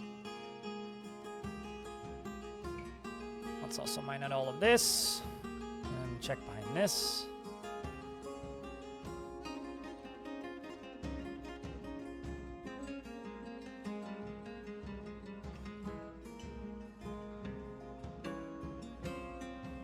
The winter debuff is large. What? Always injured?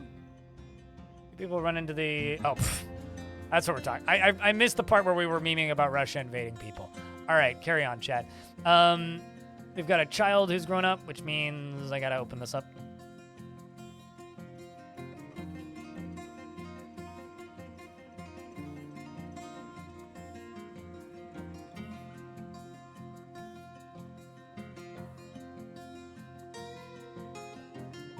Yeah, the main YouTube channel has the earliest VODs of Premium.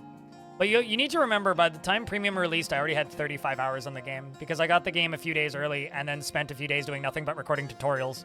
So I'd already figured out the majority of the things that ended up that I was annoyed by. I was already kind of through that bit.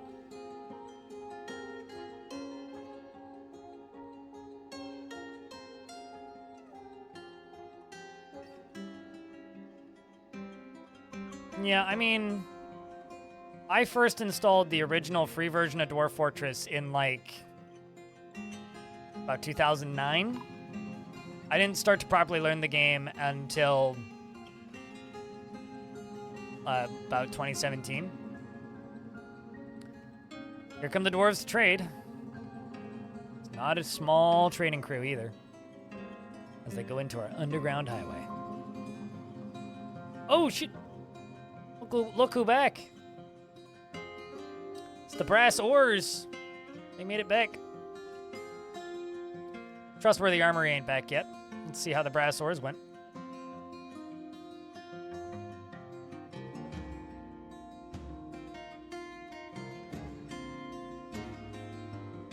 The dwarf Usharir outmatched the goblin Rame with a cunning plan, and the attackers had a strong positional advantage. There we go.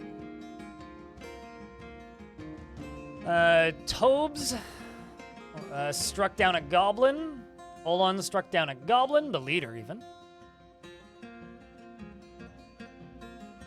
A goblin was struck down by Gray, and they searched the location and found nothing.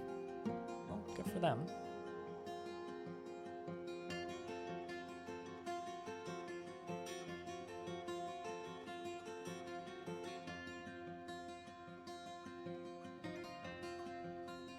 Should go sub to Hoodie Hair. Nasty Ninja.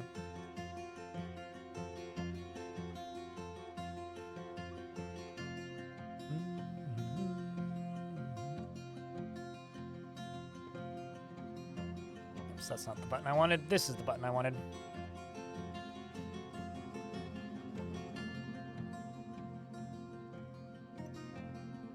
That should be safe. That should be safe.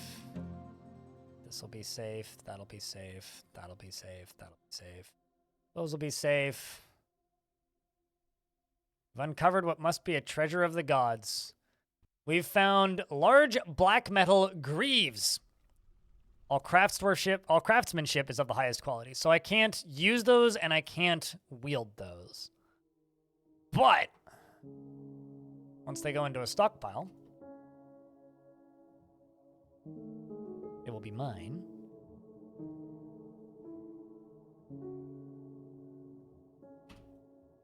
Right there. And then I can jump up to here, and we can go over here. I can go into here as part of my collection.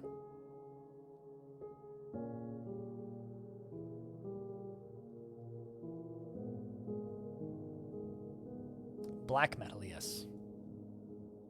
There they are. Black metal greaves. All right, let's go and trade.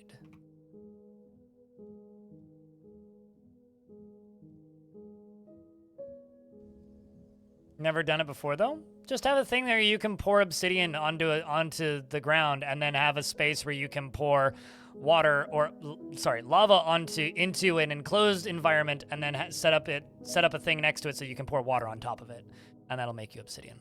And then just have the ability to turn both those things off, and you will be fine.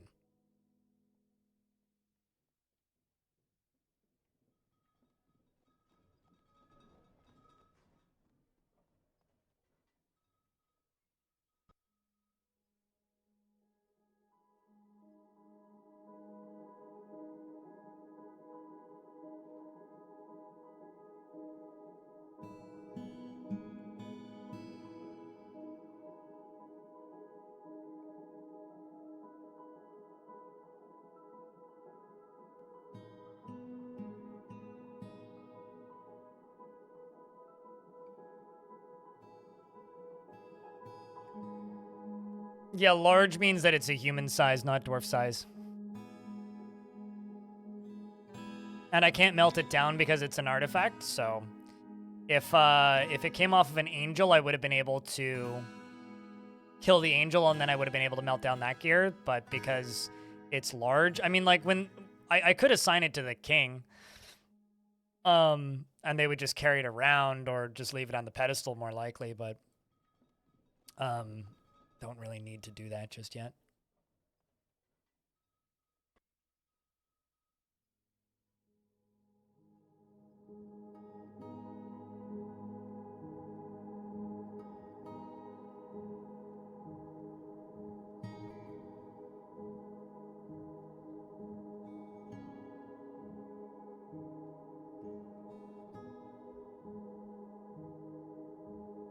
That should be everything.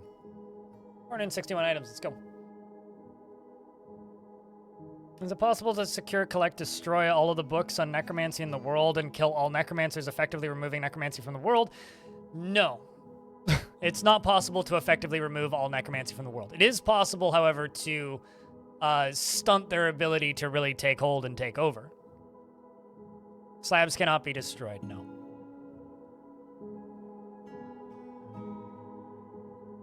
You may be stuck in an ad now. I'll also add rings to this.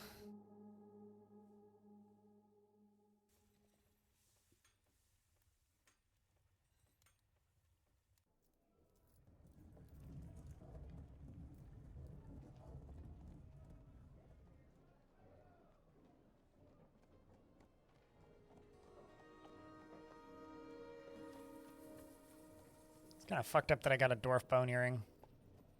Probably a goblin dropped it.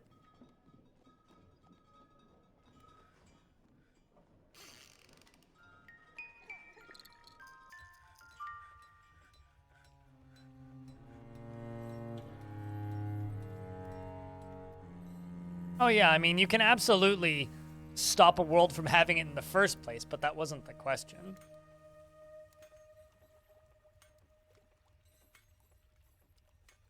No, because when time moves forward, it'll magically reappear outside of the lava again. Same with all artifacts. Artifacts are indestructible. There is a way to destroy non-metal artifacts in Fortress mode, but they will still come back. They'll just be considered lost in the vicinity. And I don't know what's going on with this. I don't know why there's so many dingoes, but I'm just going to make them go away.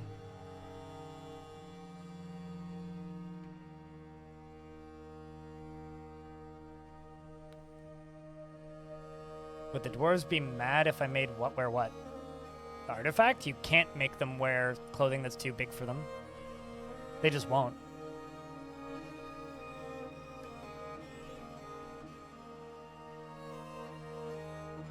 Dwarfborn here. No, they don't care. They just won't make it.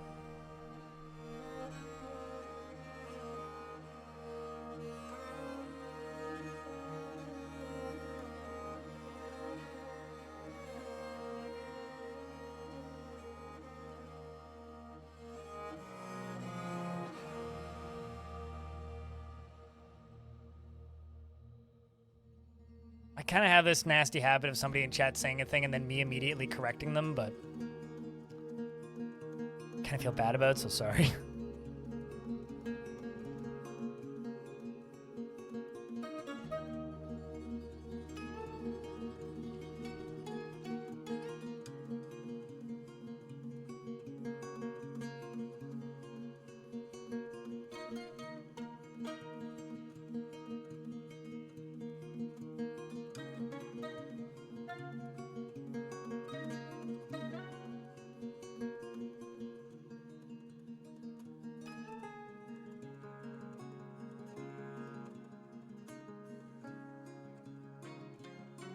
I'm doing alright, Sai. Doing alright. Killed a weaker Forgotten Beast and apparently had to make a soap work order going because the next thing I see is your stockpile is totally full of Forgotten Beast soap. I mean, it must have had a lot of fat on it. Must have had a lot of fat on it.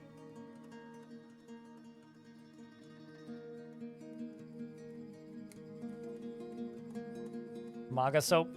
That one wouldn't have had any fat because it was made of steam. In order to have fat, it would need to be made out of flesh and not steam. So, unfortunately, the Forgotten Beast cuckoo bird named Maga, not the most efficient, is what I would call it.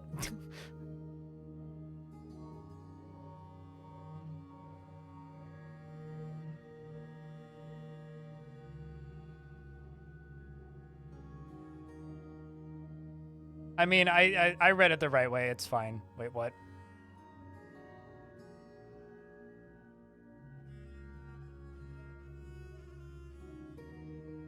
Yeah, it's fine, Sai. I came across correctly. I figured it out pretty quickly. The problem is when you have loud, small groups of people who insist on being loud, you only need like 10 of them screaming on the internet, and it sounds like a lot. So, remember that. Just because some asshole puts up a billboard on the side of his property saying mean slogans that nobody likes doesn't mean that the world is automatically ending. It just means that there's one douchebag out there. Turns out there's a lot of people on this planet. Some of them are douchebags.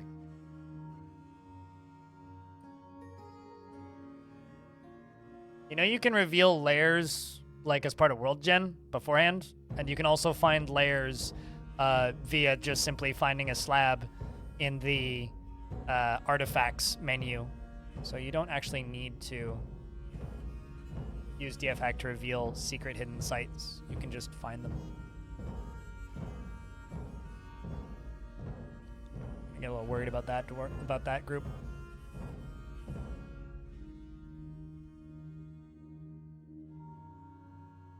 I'll see you later, Mohreb. Thanks for the dad jokes. Waiting for Pigfinite to finish drinking and then get over here.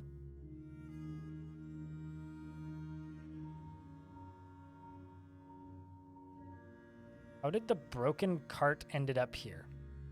What? Broken cart.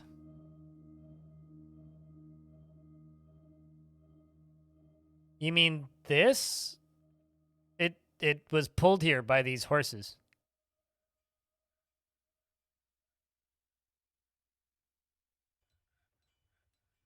Most people are like politics agnostic and don't pay any attention. Yeah, no, the traders brought them. I didn't build that.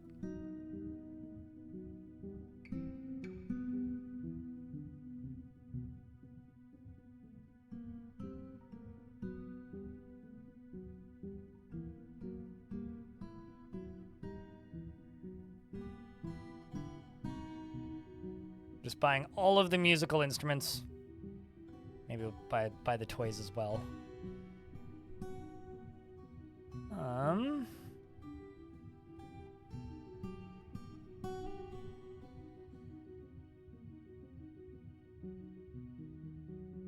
Buy all the scrolls. Buy the books. Buy as much of the paper as I can afford. Make this green.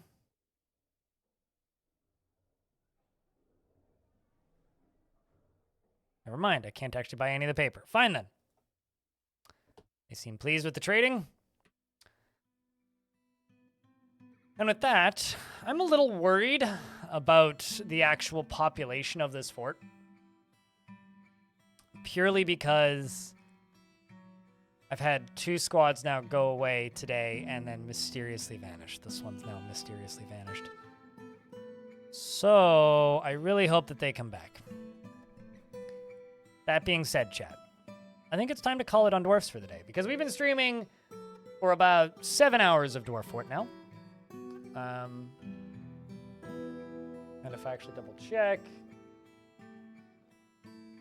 yeah, about 7 hours of Dwarf Fort. So I think what we're gonna do, they're off on holiday. I mean, sure, most definitely off on holiday. Yes. I think that was a mistake. I shouldn't have done that. Oh well. I'm just going to leave them there. Can I remove them from this mission?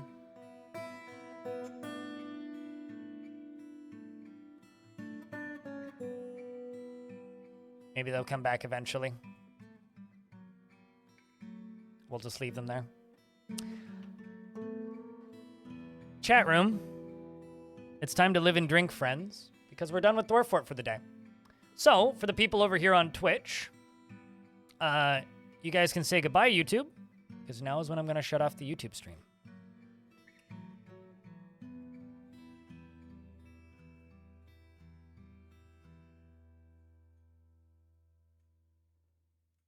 And if you would like to, watch some Caves of Cud, hop over to the Twitch side of things, and we'll go play some Caves of Cud. Till then, thank you very much to the people on YouTube for tuning in to this portion of the Dwarf Fortress stream. And people on Twitch, thanks for saying goodbye. See you later, YouTube. And for those of you also watching on YouTube, keep in mind, VODs do not go up on this channel. They go up on the Blind Extras channel. So go over there for VODs. No, YouTube's just dumb, IHQMD, and I can't change the stream once it's up. I can't change the directory of the game once it's up. So I'm streaming Dwarf Fortress, and then when I'm done with Dwarf Fortress, I would have to make a new stream to categorize it correctly. So my response to that is, well, all right, I won't stream it then.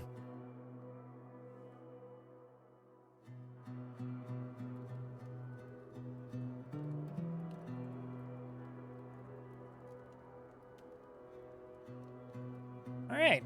Got about 1,000 views on the YouTube channel. Made $2.63 in super chats. Cool. All right. So we're moving over to Cud. And I can close the YouTube chat now.